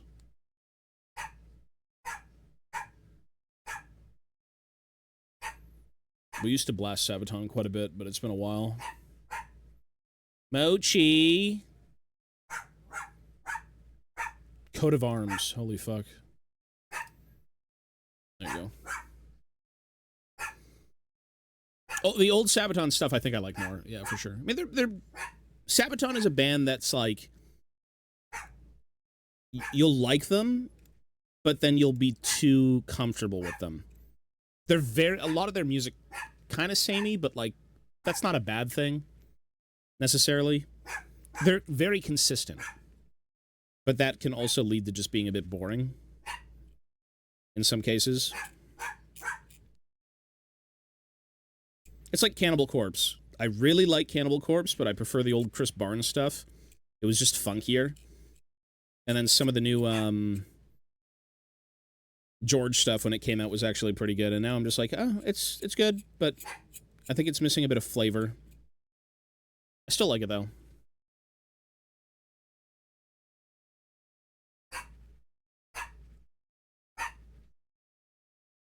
I try not to redo my models because I have so much. But when it's a model that I like, I don't mind. Yeah, you know what? You have to stare at it, so you may as well redo it. If you don't like looking at it, and you know deep down in your heart you want to repaint it, repaint it. If you think you can somehow gaslight yourself into not caring, I think that's a good way of putting it. I've gaslit myself so many times into thinking it was okay, and then I knew deep down I wanted to do it, so I just did it. It's like, maybe tomorrow it'll be better. And then it's like, tomorrow comes and you're like, well, it's not better.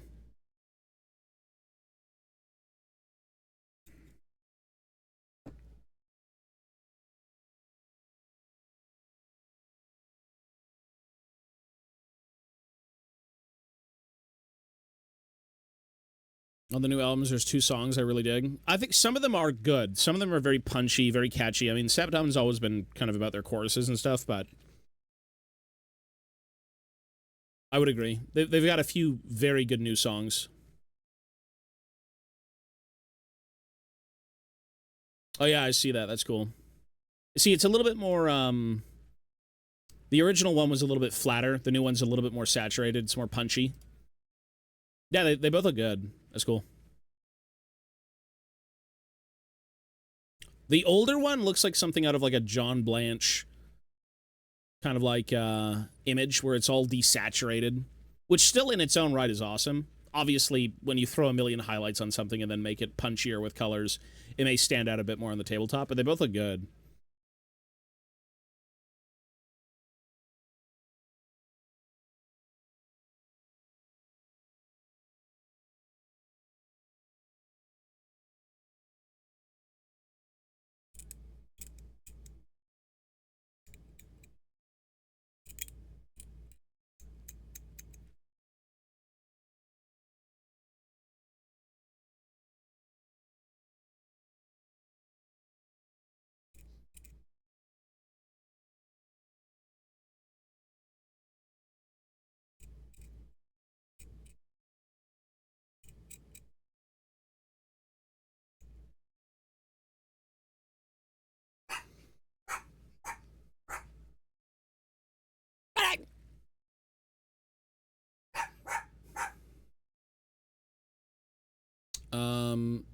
You got a new job.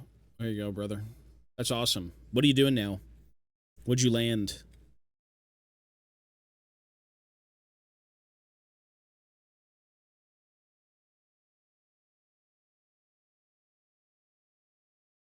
He's working for Games Workshop. He's gonna get us the discounts now. Purchase department in a big company. That's cool, dude. That's different. I won't ask the company, but I will say I hope you order enough. If the clientele need product, you must supply them with the product.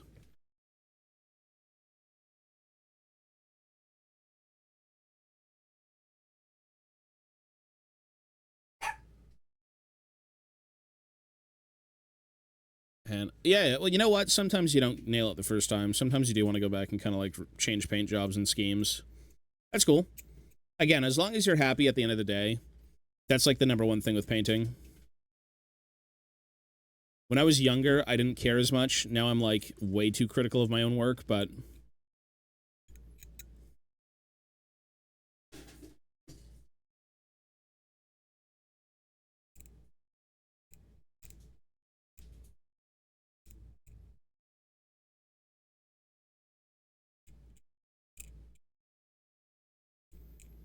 if you love what you're doing, the hobby is excellent. If you hate what you're doing, you're like, oh, I don't want to do this hobby anymore. I quit. And then you miss out on all the good stuff.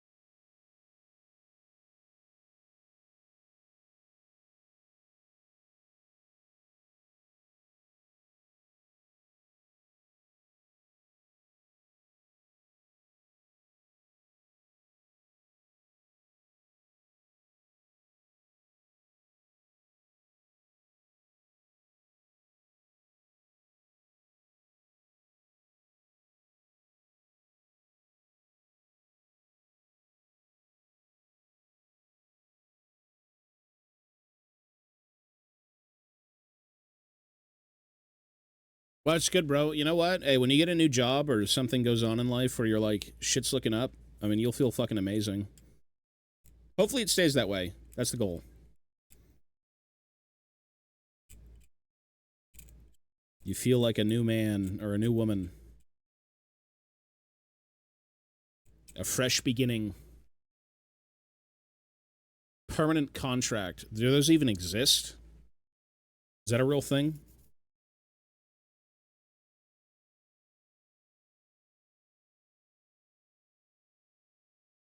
A permanent contract today. VFX. That's cool. Where do you even land a gig like that? Like, what company would that be? That need, like, VFX? You don't have to say, like, where you work, but, like, something adjacent.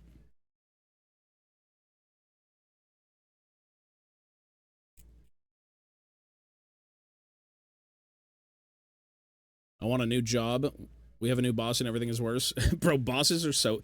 The last bosses I had to deal with, oh my god, brother. It's like Mario and Luigi, but they're both Satan. They're anything but happy.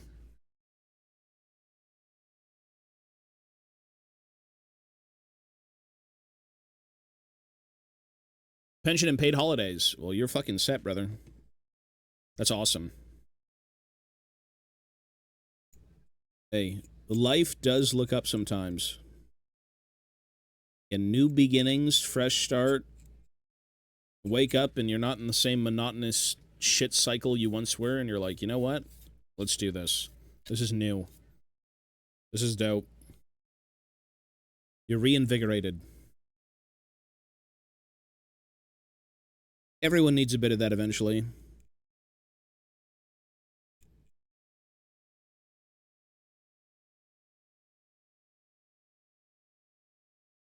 It's chaos. Well, why is he the boss then?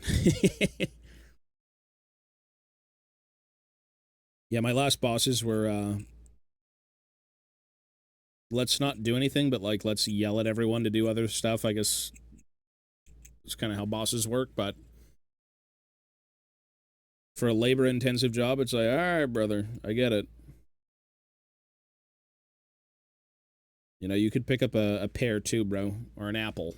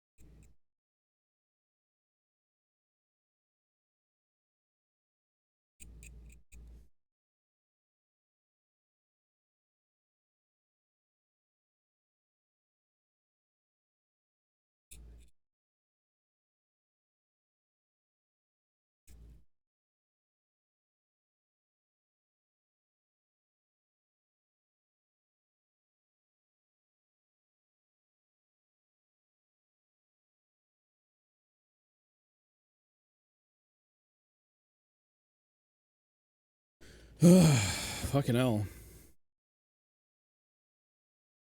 It is so hot.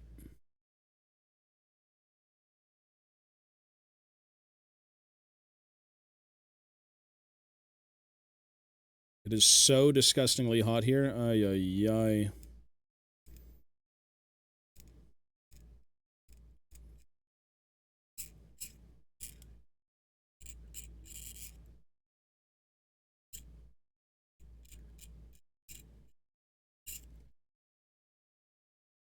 That is true. The oven's on. I'm cooking some groby. I'm cooking some goddamn goblins. You're not wrong.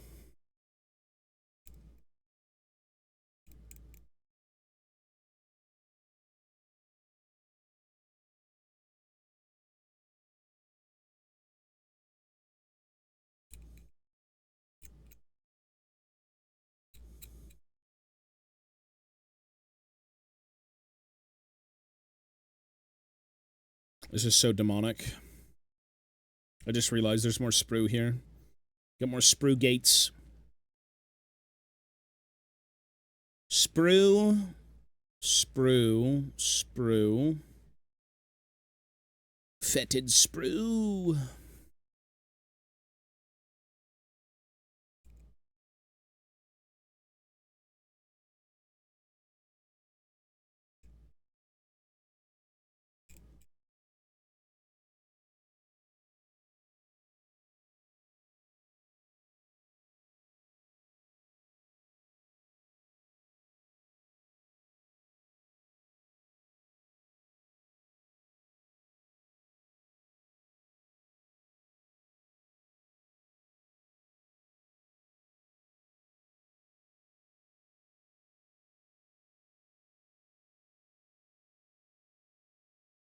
Yeah, I mean, your animals should be the number one thing you take care of. If it's a heat wave, I mean, my mochi's going to be more comfortable than me, I hope.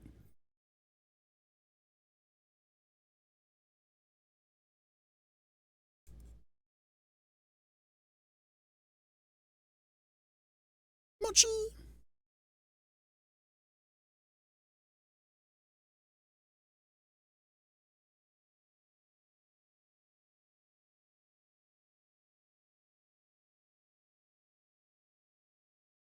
What part separates? Oh, this one.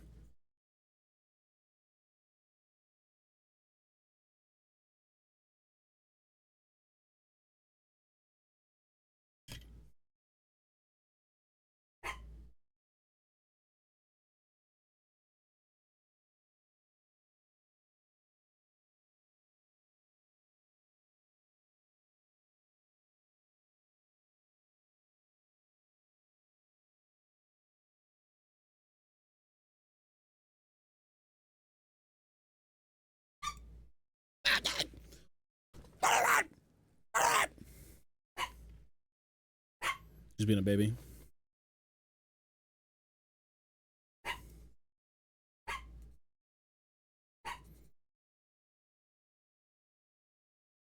Today's the day you take a fucking ice cold shower and stick your head in the freezer for like an hour. It is diabolical. So disgusting.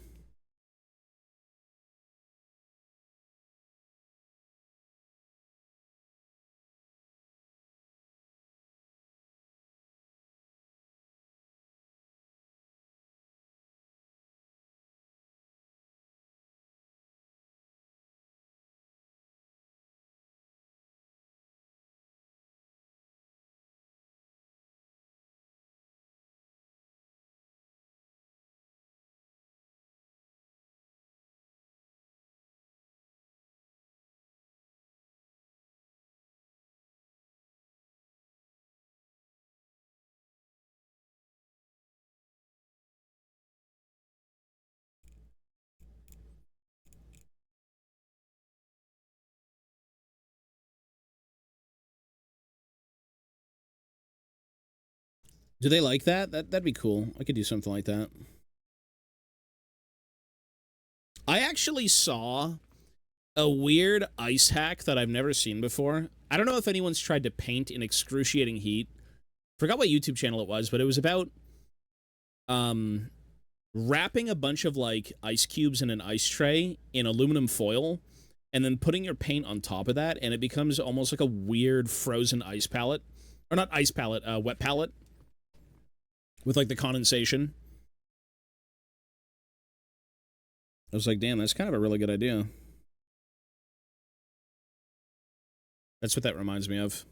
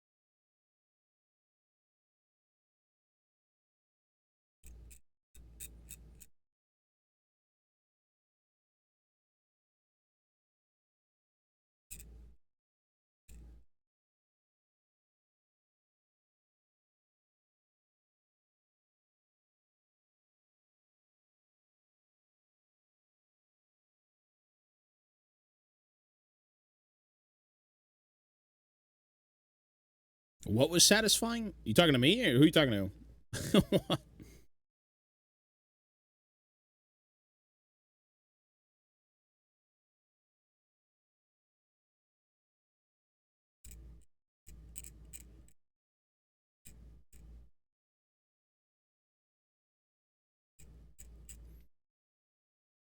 Oh, the clipping?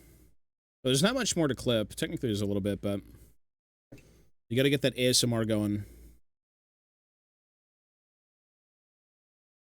You ever see those Gundam ASMR videos? Where they're sitting there and you just hear for 35 minutes?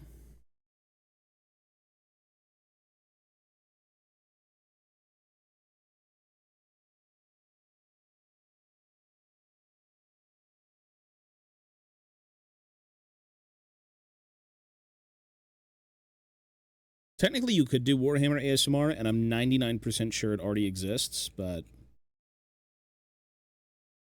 yeah, that'd be something. That would be something.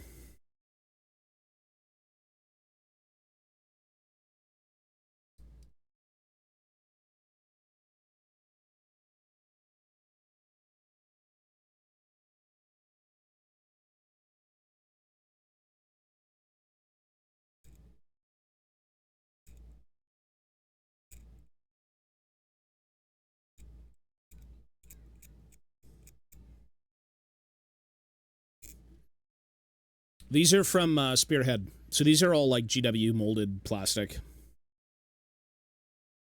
It's all ruined Sigmarite buildings.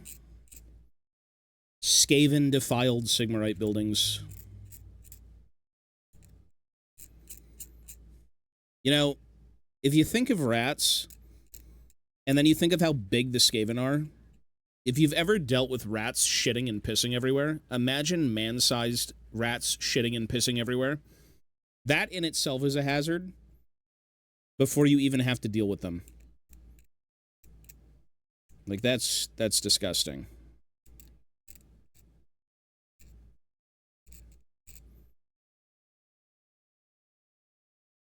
Sounds like college. Probably is. That I don't know yet. We're going to get back to it. I was actually uploading, or I wasn't uploading, but my editor was uploading some more variety VODs to the channel, and then I was also doing titles for the videos.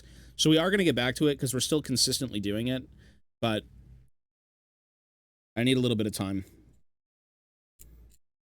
Because variety isn't going anywhere. I've just been burned out of it. Same thing with League, same thing with Warhammer, so I'm just kind of getting back into it.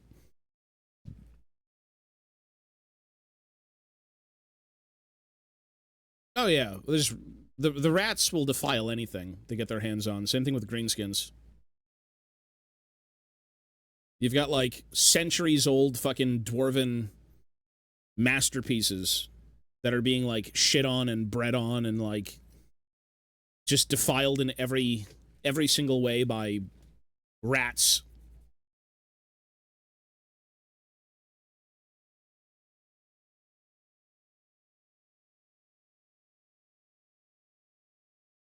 Thoughts on lizardmen?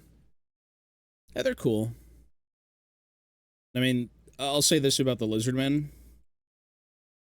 If we're talking about strictly from a gaming aspect, miniatures aspect, they're still taking huge W's. The Skaven, the lizardmen, I think are the only two factions that weren't completely redone visually. Like, the lizardmen will look a bit different, but, like, they had the Age of Sigmar treatment in a very good way.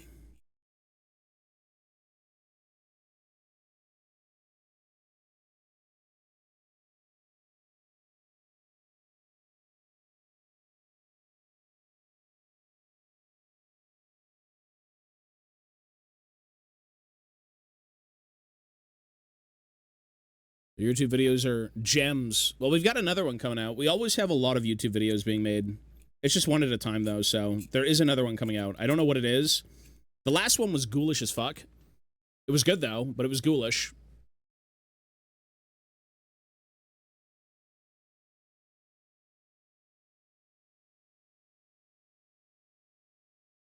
No, we're still doing Dying Light 2. We're not getting out of DL2. I'm in the city center looking for Mia.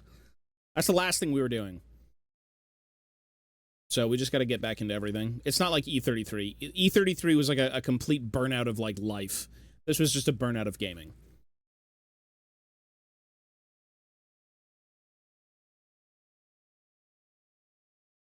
They have dead dwarves hung by their beards. It sounds like what Skaven would do.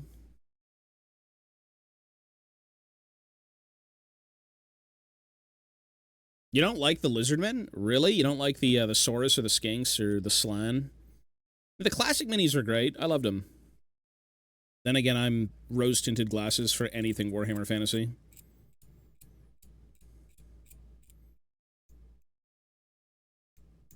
The refresh of the lizardmen were great, though. 100%. Like, they still retained their essence, but, like, were just amped up. Same thing with the ogres. The new ogre refresh recently was, like, really well done. They weren't drastically changed.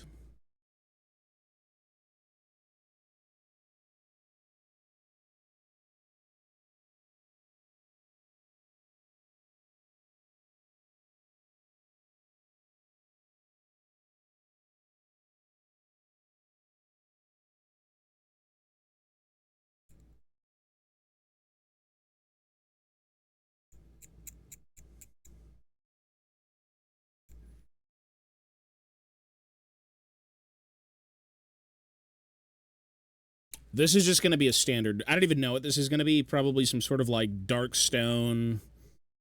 Typical, like, you know, warp stone glow over, like, all the warp stony bits. So, like, a green. It's not going to be anything exceptional. It's going to be, like, your most typical looking terrain. Whenever I get around to painting it, which is probably not anytime soon. I have a lot to do.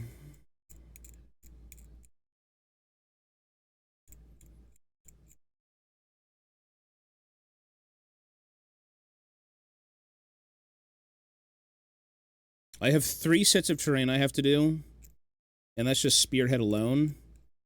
And then I have a bunch of, like, old fantasy trees. I think I have, like, some Empire terrain, like your very typical, like, 8th edition fantasy look.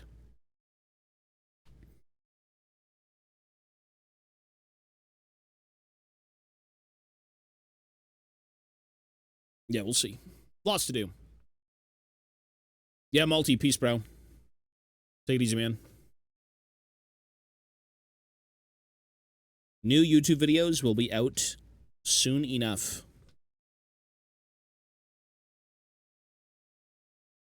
I don't even know. I think they were all shepherded away on, like, fucking, like, ships. Like, they all went off to their own realm.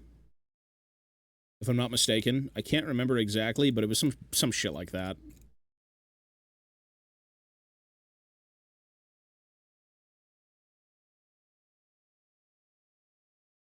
I think there was a new Lizardman book that had come out.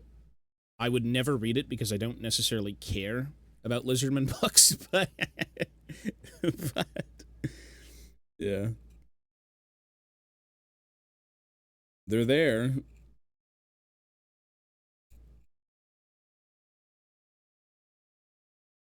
I believe it was something like that. I can't remember. It's been a while.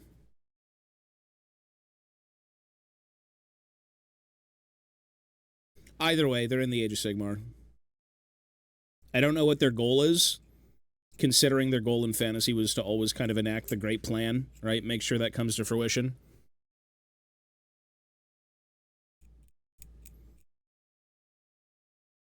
In Age of Sigmar, is there even a great plan? I'm not sure. I don't know. Any Lizardmen aficionados would be able to tell you more.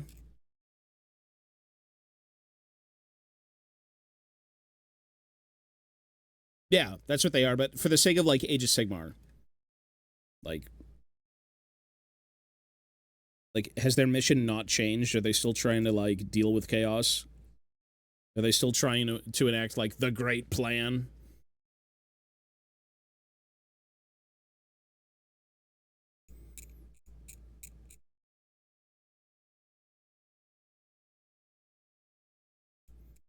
I gotta go back and read a lot of AOS books. I've read, like, the army books and stuff, but I haven't really been totally engrossed in AOS. Not like fantasy.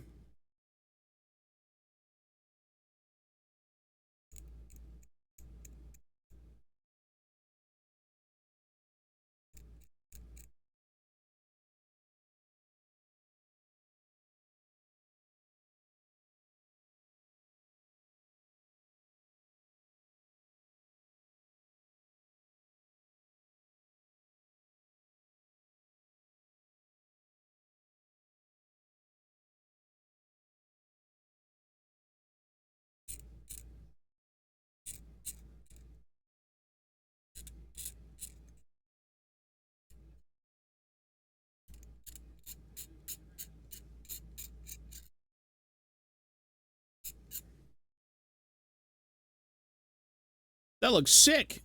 Yeah, it's just a fucked up wall. Keep the Skaven out.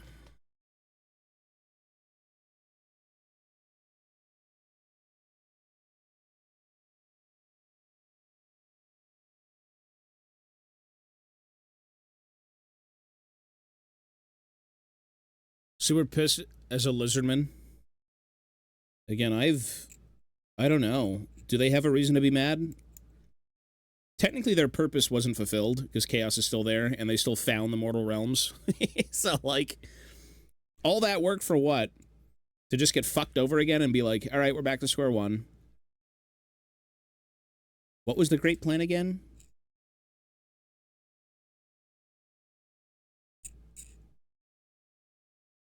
Aliens.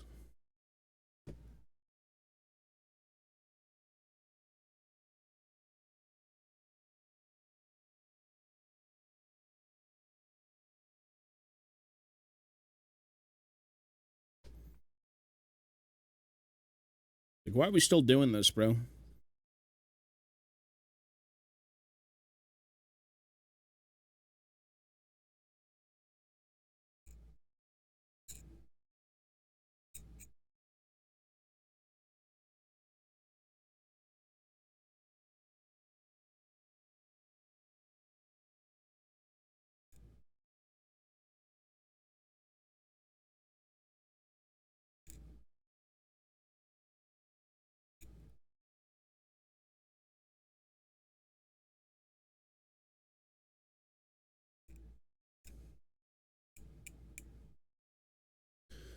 Ugh.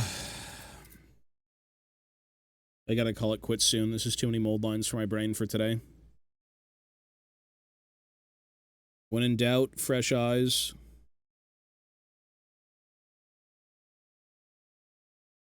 Well, for the sake of Age of Sigmar, there's always another chance. I mean, for the sake of the company and Games Workshop, there's never another chance. You're always just going to have Chaos there because they have to sell. But who knows? What is our purpose? Protect this world. Deal with chaos.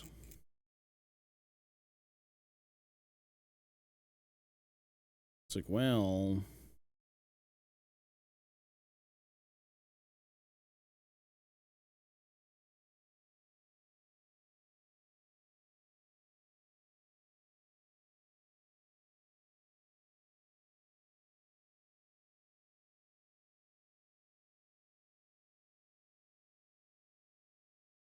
Oops.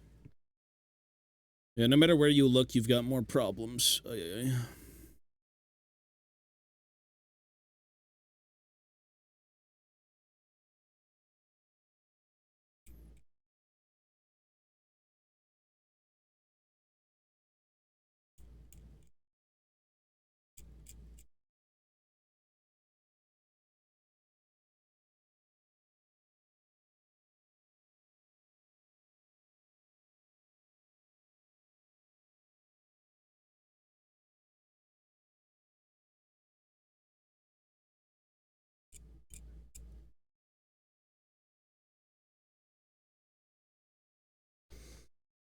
Hmm.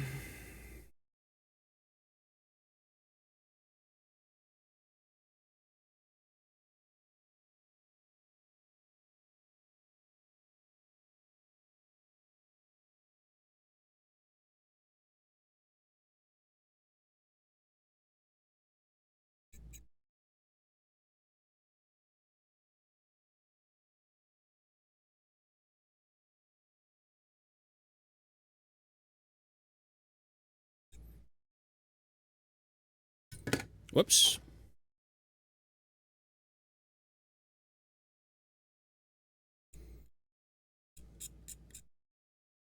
We've been on here for about 5 hours. I think I should probably end. I'm probably going to go take a shower. It's just so nasty, man. Turn off the PC, go take a shower. Deal with somehow keeping this place an icebox, even though it's turning into hell. And then I'll come back to this with fresh eyes, because I think it's mostly good. It's like every mold line you clean, you'll see another one. Like right now.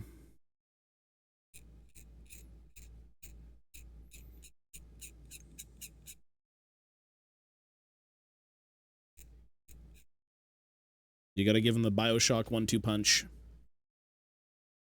The scrape and sand.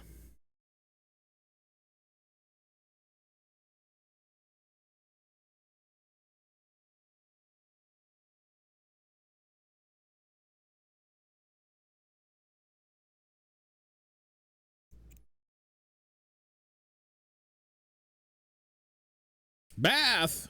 Well, you just turn the cold water on, you get in there for like 5-10 minutes, whatever it may be, and you're chilling.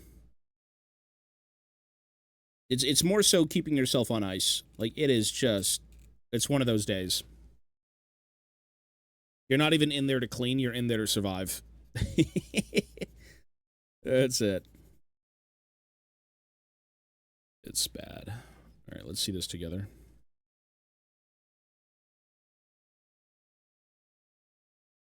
Technically, I could do more. Do I want to sit here and scrape more fucking terrain? Probably.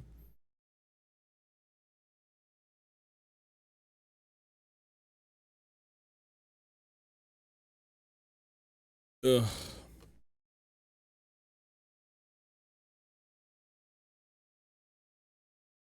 I don't know how you'd paint that, but I guess it's terrain. You don't need to paint everything. And there's no way you wouldn't glue this together first.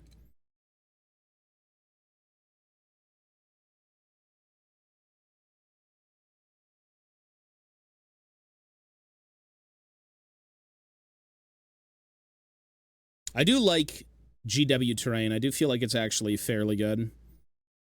Still gotta build it and do everything. It's not like a 3D print where you could just kind of pull it off the plate and be done.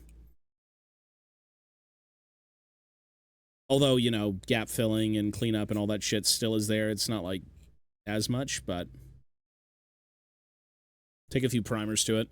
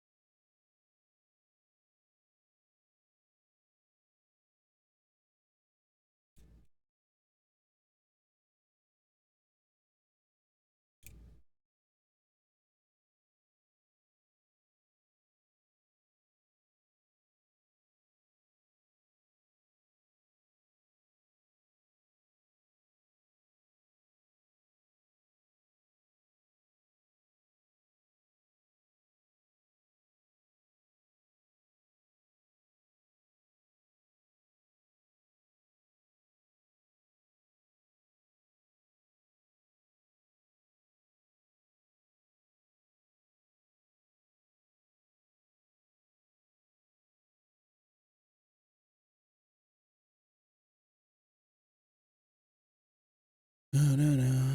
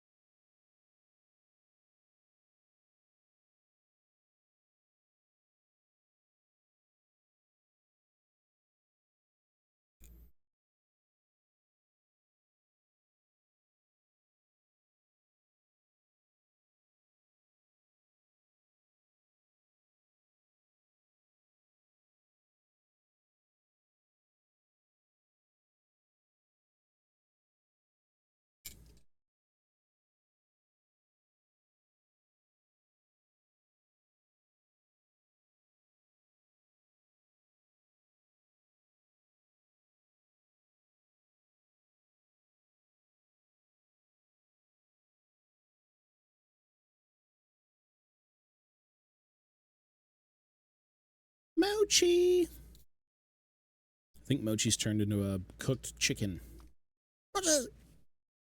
What's up, little buddy? Yeah, it's fucking hot. Alright, well, I think for now...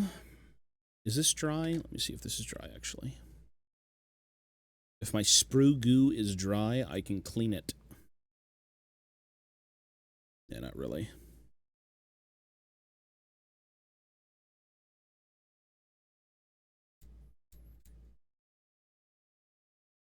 The fetid sprue goo.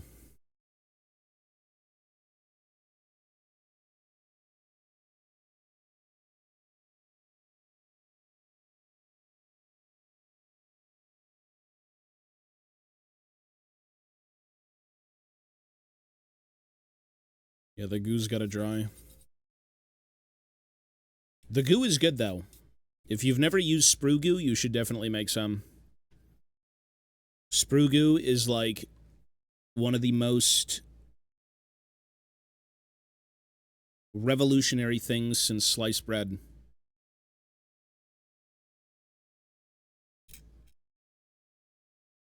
It is a godsend for hobbying. Super convenient, super easy to make. Use it for everything.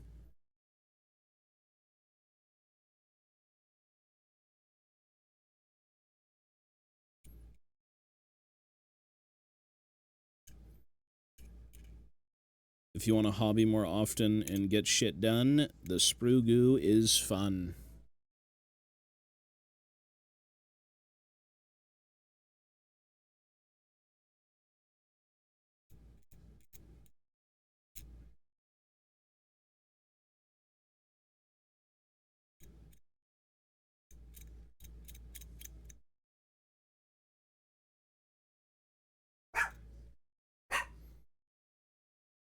Yeah, peace, man. I'm getting out of here, too, so no worries. Take it easy, dude.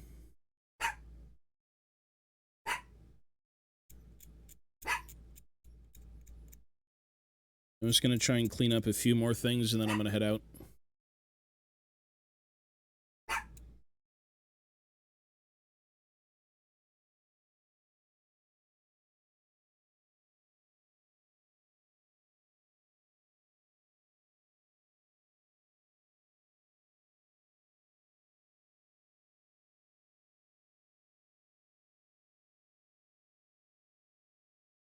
This is like the #1 most arduous part of the hobby, is just clean up. You don't have to care too much, but if you care way too much, it becomes, like, the biggest problem. This is fun time. Scrape City.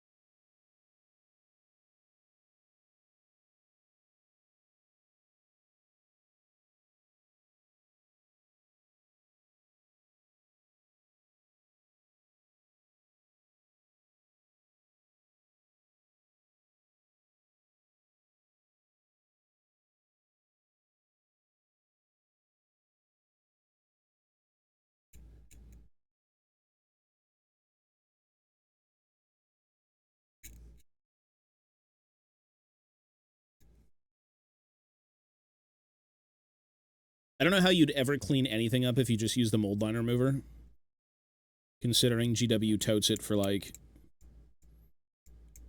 every product they sell. But who knows?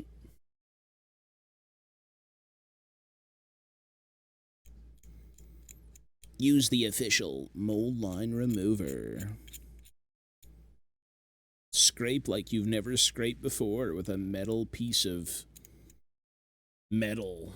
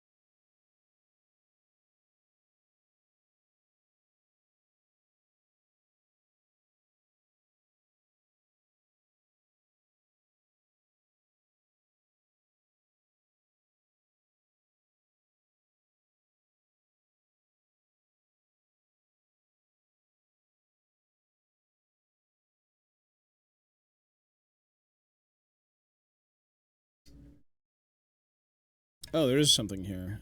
Is that old? No.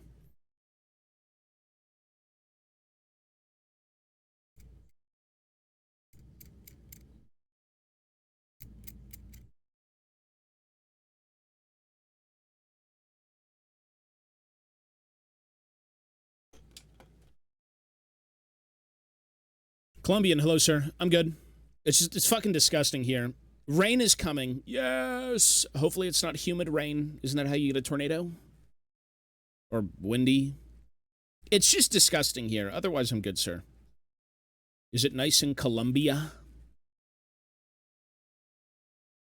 Human rain. I hope not. I just got into painting my first Space Marine. My hand was cramping the entire time. Should I quit now? I think you're good, man. I think it's a matter of, like, finding your position, you know? You gotta kind of, like, finagle your body to a point where nothing feels like shit. You have to find your footing. Let's say that. Find your footing with your posture. Humid hot. That's exactly what it is here. It's fucking nasty. It's horrible. Plant your elbows when you paint. And it won't be as bad. Giant hail. I remember the craziest story I had was I was visiting a friend's cottage, and by cottage, it's like a shack next to a lake. And we were stuck there in the middle of like a tornado. And there was hail the size of golf balls coming down. If you stepped outside, you were basically dead. Like, you could not go anywhere. Holding it up to my eye level the entire time. You should try and, you know what? You look into ways. The number one thing you need that even I've had to reevaluate, like, I've been doing this hobby for so long, but posture and how you sit and how you kind of work around your desk is, like, one of the most important things. So just try a few different, you know, positions. You know, maybe you'll want a few different hobby products that could help you with that. Maybe you need magnifiers so you don't have to put the mini up to your face. You can kind of, like, view it from here, you know, like a foot away from you. Like, there's a million different things you can try and do. And I think at the end of the day, it is worth the investment, whatever you do figure out and whatever you find works for you, even if you have to spend a bit of money. But yeah, there's a ton of stuff. I've seen people with, like, armrests. Like, you know, the ones that they have for, like, PC keyboards where you have, like, a cushion in front of your keyboard and you can rest your arms. I've seen people use those. Again, chairs with armrests are pretty good. My table can't really take my elbows, so I have to do elbows on my armrests, but it's worth figuring out. Like, this hobby takes a while, and I feel like if you get into it, you're probably going to spend a lot of time at your hobby desk. So, you know, make it work with you, right? Not against you. But you will want to reset. Like, stand up, walk around, move your hands, move your legs, stretch. Do a few things that'll reset your body. You know, get some of those, what are those things called? The stress balls. Those are good, too. I'm pretty sure a few animals had died because of that, but, like, I didn't see anything. I mean, when it comes down as the size of, like, golf balls or, like, slightly smaller, like, that's fucking scary. That will kill you if it comes down. You stay indoors, you wait it out, you're good to go. That is something that's definitely worth it. Canadian Independence Day. Fuck, I don't know, you're asking the wrong person, brother. So, you know, Canada Day. It took me 2 hours to paint my first Marine. I'm such a noob. Technically, the longer you take, usually the better it looks. That's, I guess, how people would view it.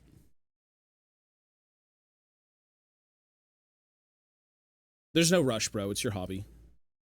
If you're new to it, just enjoy it, you know? No one's going to give you shit because you took longer to paint your Space Marine. Like, you're not really doing it for anyone else but you, right? Painting isn't... the hobby in general isn't something you just get done overnight. And it depends on, you know, the level of severity in terms of paint, in terms of build, in terms of anything. Anything you want to do in life, there's different degrees of care, I guess you could say. If you're satisfied with doing a few paint, you know, quick slap chop or dry brushes, whatever it may be, that's valid. If you want to sit there and highlight everything and layer up and blend, that's valid. You know, whatever you want to do, bro, it's your hobby.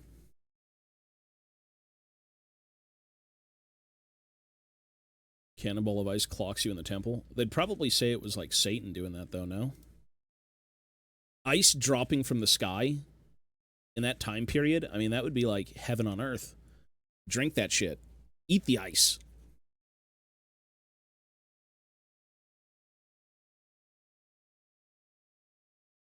I can't remember. The first thing I painted was when I was like 6 or something. I can't remember. It was between Space Marines, orcs, goblins, Gondor. It was something. I don't even know what the hell it was. It was anything from 40k to Lord of the Rings. I never primed it, but I did have goblin green bases. That was something. Trying to quit League and find better hobbies. I'm 38 and I'm finally getting into soccer and Warhammer. Yeah, that's cool, bro. Those are two very different things. I mean, League is not a bad game. Again, it's what you give it, right? If you give it your full attention and you give it every ounce of your being, League will probably disappoint you because it's just that type of experience. But, like, you know, for the sake of other hobbies, Warhammer's a very chill one. Warhammer's a very artistic endeavor. Or a very, you know, math-induced, gambling, dice rolling, you know, fun experience with other people. It's really what you make it, man. But I think for the sake of Warhammer, it definitely scratches an itch of, like, I want to do something. I want to do something physical. I don't want to play games, or I don't want to, you know, do something that has to do with anything digital.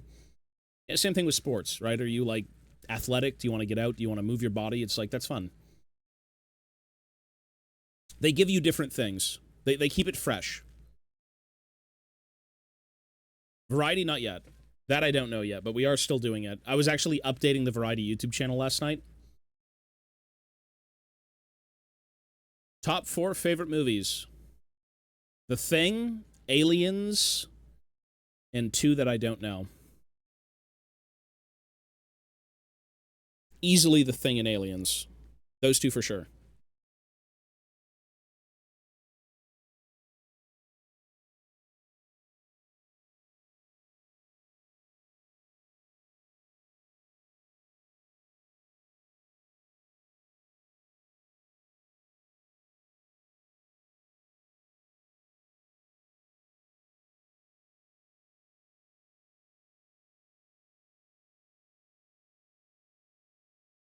Oh, we can do a bit more cleanup.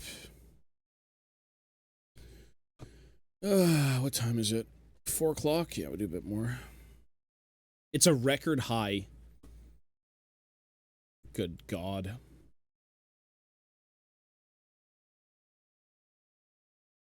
Current temperature has broken the record.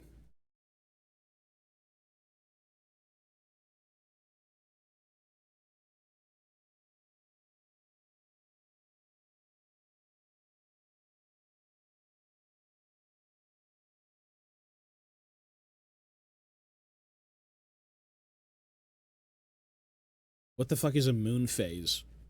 We've got a moon phase. It's called waning gibbous. I got no clue what the hell a waning gibbous is. What is a waning gibbous?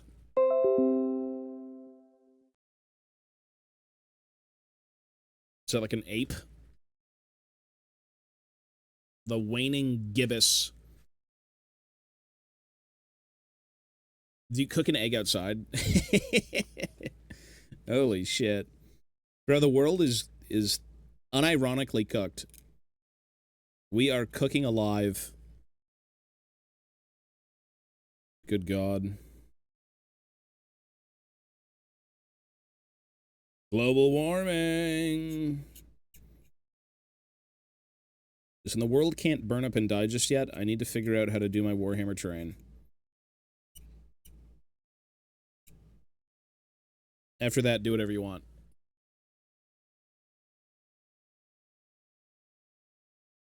Look at this guy's gooning. He was shackled to the wall and gooned on. He's got that feeky face.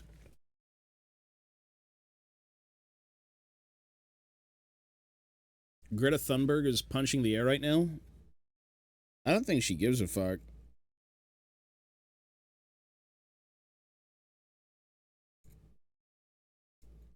She's probably like, I hope people are thinking about me right now when it comes to global warming, because I certainly don't care. I don't think she gives a fuck. It was a phase, Mom. Yeah, data centers are not fun. All this other AI shit and everything is just like boiling the earth.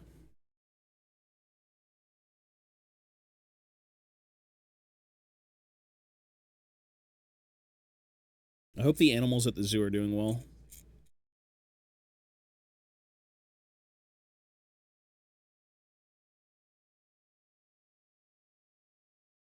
That sounds like Cyberpunk, yeah. I mean, it sounds dystopic until you've got some fucked up corporation wanting to do it because it's like the thing. Yeah. I guess that was the point of Cyberpunk, right? Soulless corporations taking advantage of like regular people. It was so, you know what? It was so nasty a few days ago. I was out for a walk with like Mochi and Ivana, and it was so nasty out that I felt like the air was so thin I couldn't breathe.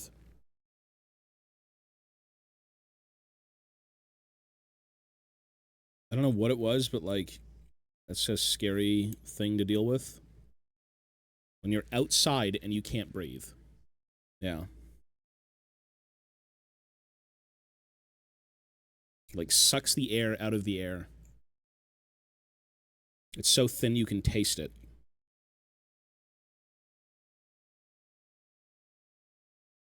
Pretty disturbing.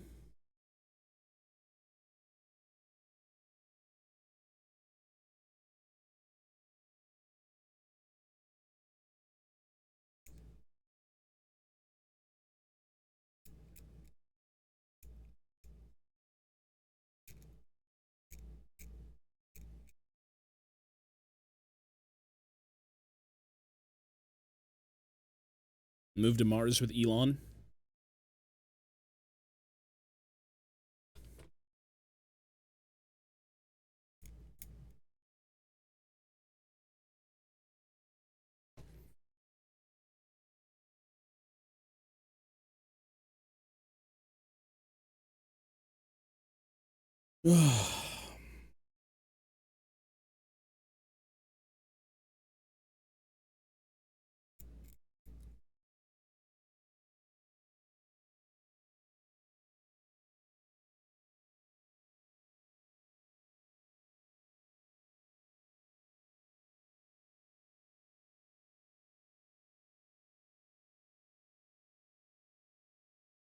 What do you think Grays would think of the weather? I don't even know, man. You'd want to go take a dip with some big, muscly men in the ocean.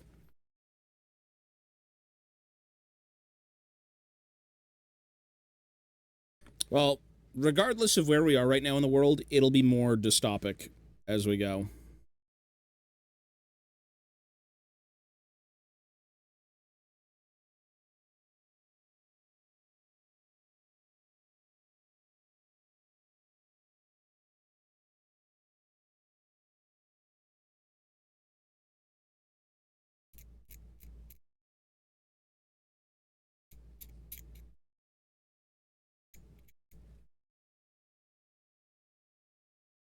Mad Max. Well, I mean, Mad Max is. I haven't seen Tank Girl, but Mad Max is like, youch. There ain't nothing there, brother. You're fucked.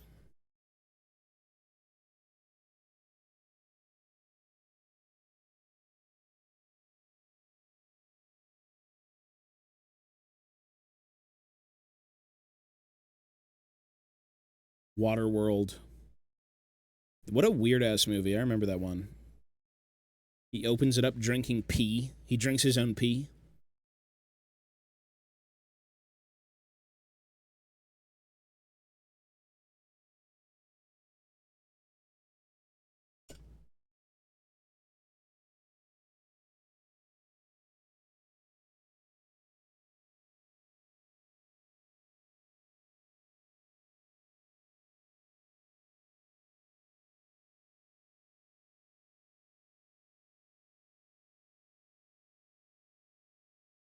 Well, there are people out there who will do that stuff.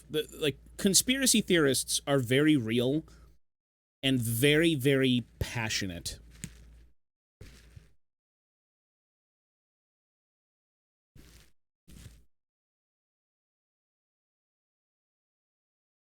The middle class is shrinking. It will keep getting harder and harder to get rich if you were born poor. We have to all devolve into troglodytes and take over the earth through primal efforts, like Liver King. And his pills.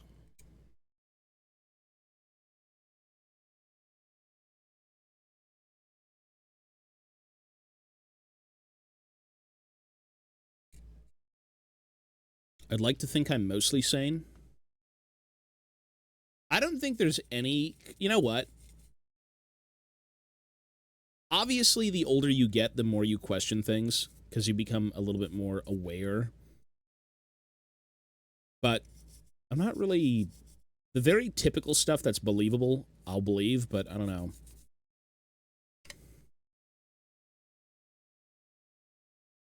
I wouldn't even be able to tell you where I'd start on, like, conspiracy theories. You'd have to, like, throw them my way, and I'd be like, all right, maybe.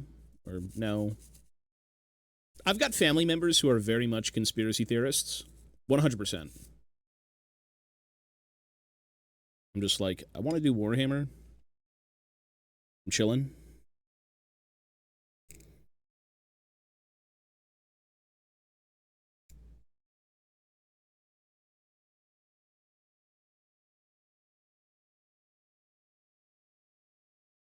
Deep fake. I thought about doing scuffed VTubing on the other channel, where I was like the old man Tobias, or like some disgusting, disheveled, like pirate freak VTube thing, where it was just nasty to look at, which would be very not VTuber friendly, because that's the exact opposite. It's like the point of VTubing is to have people look at the avatar, and it's like, I want to look at everything but the avatar. It'd be funny. Just to mix it up and make it funny. Get this shit off my screen, that's so nasty. But yeah, that's kind of the point.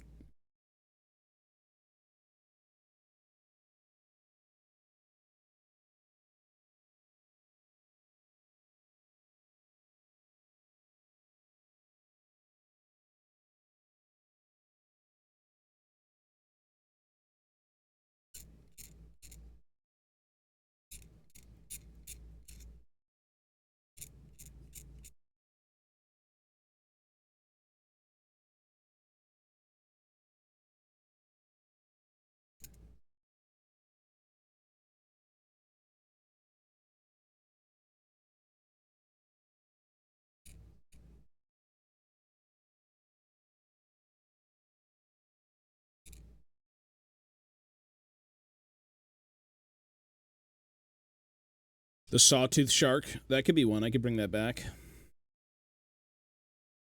be funny.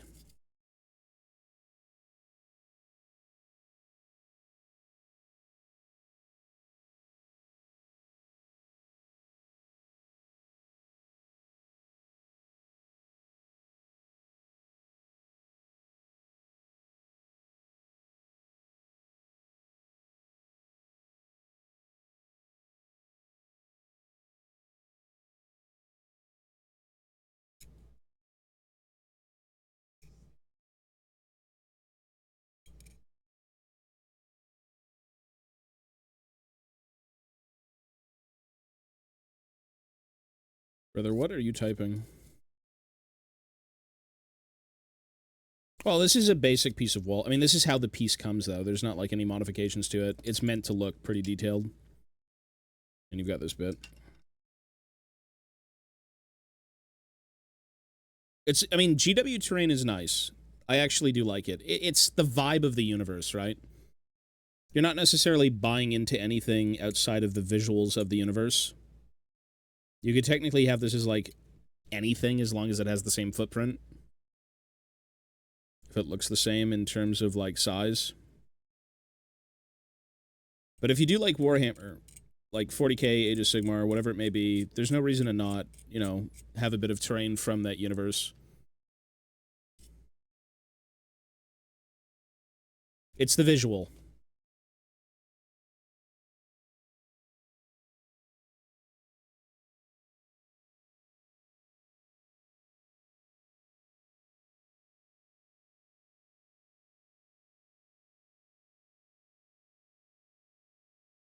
And I think for most people who do war games, you do want to be immersed somewhat in the universe that you're in, so if you like the Warhammer universe, there you go. You got Warhammer terrain.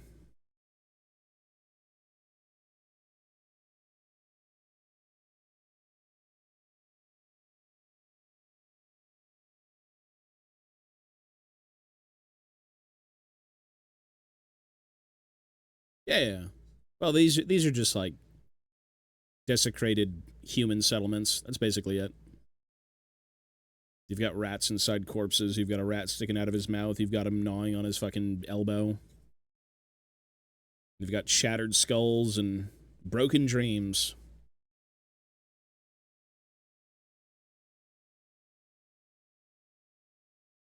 The fetid Skaven. The Thagoraki.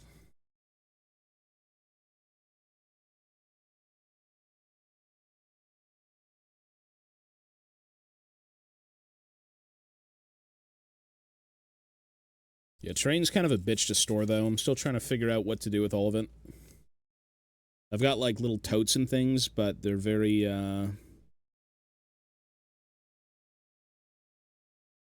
they're different than storing an army. They're bigger. They're bulkier. Magnetizing them isn't really in the question.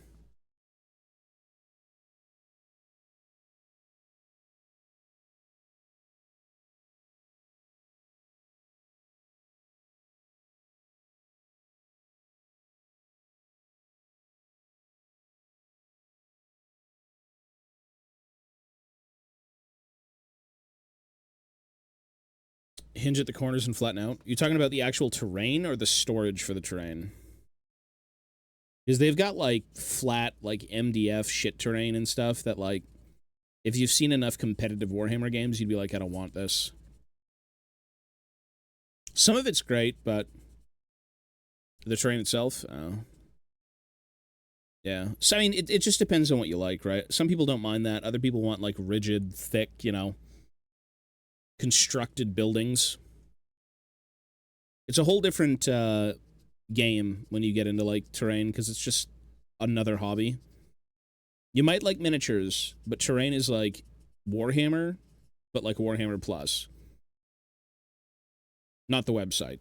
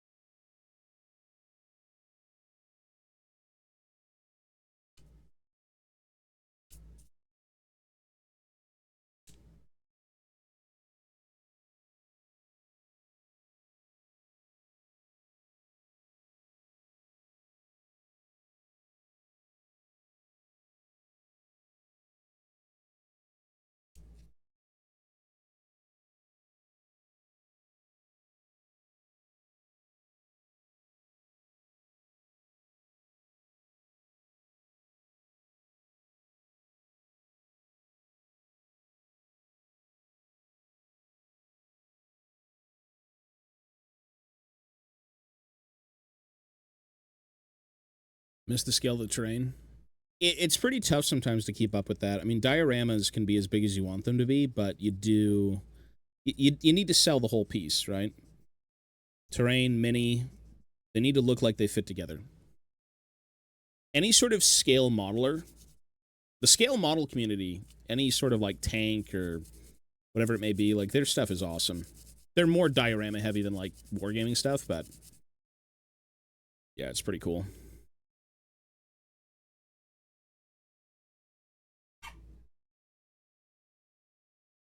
All right, I'm actually going to call it now.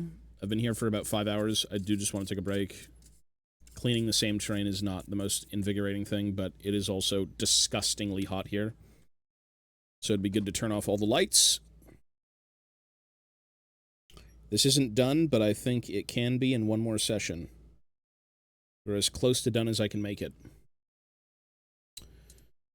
So there's the 2 walls, and then you have the 2 short columns.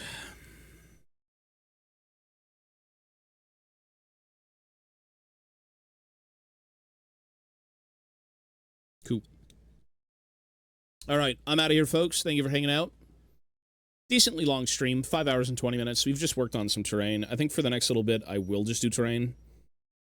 Because I've got 3 sets of it that I have to kind of get through. This is just one of them. But yeah, with that being said, everyone, take care of yourselves. Thank you for hanging out. Hopefully where you are, it is not as disgusting as where I am. But if it is horrible and hot, good luck. Go take a shower! That's what I'm going to do. All right, everyone be well.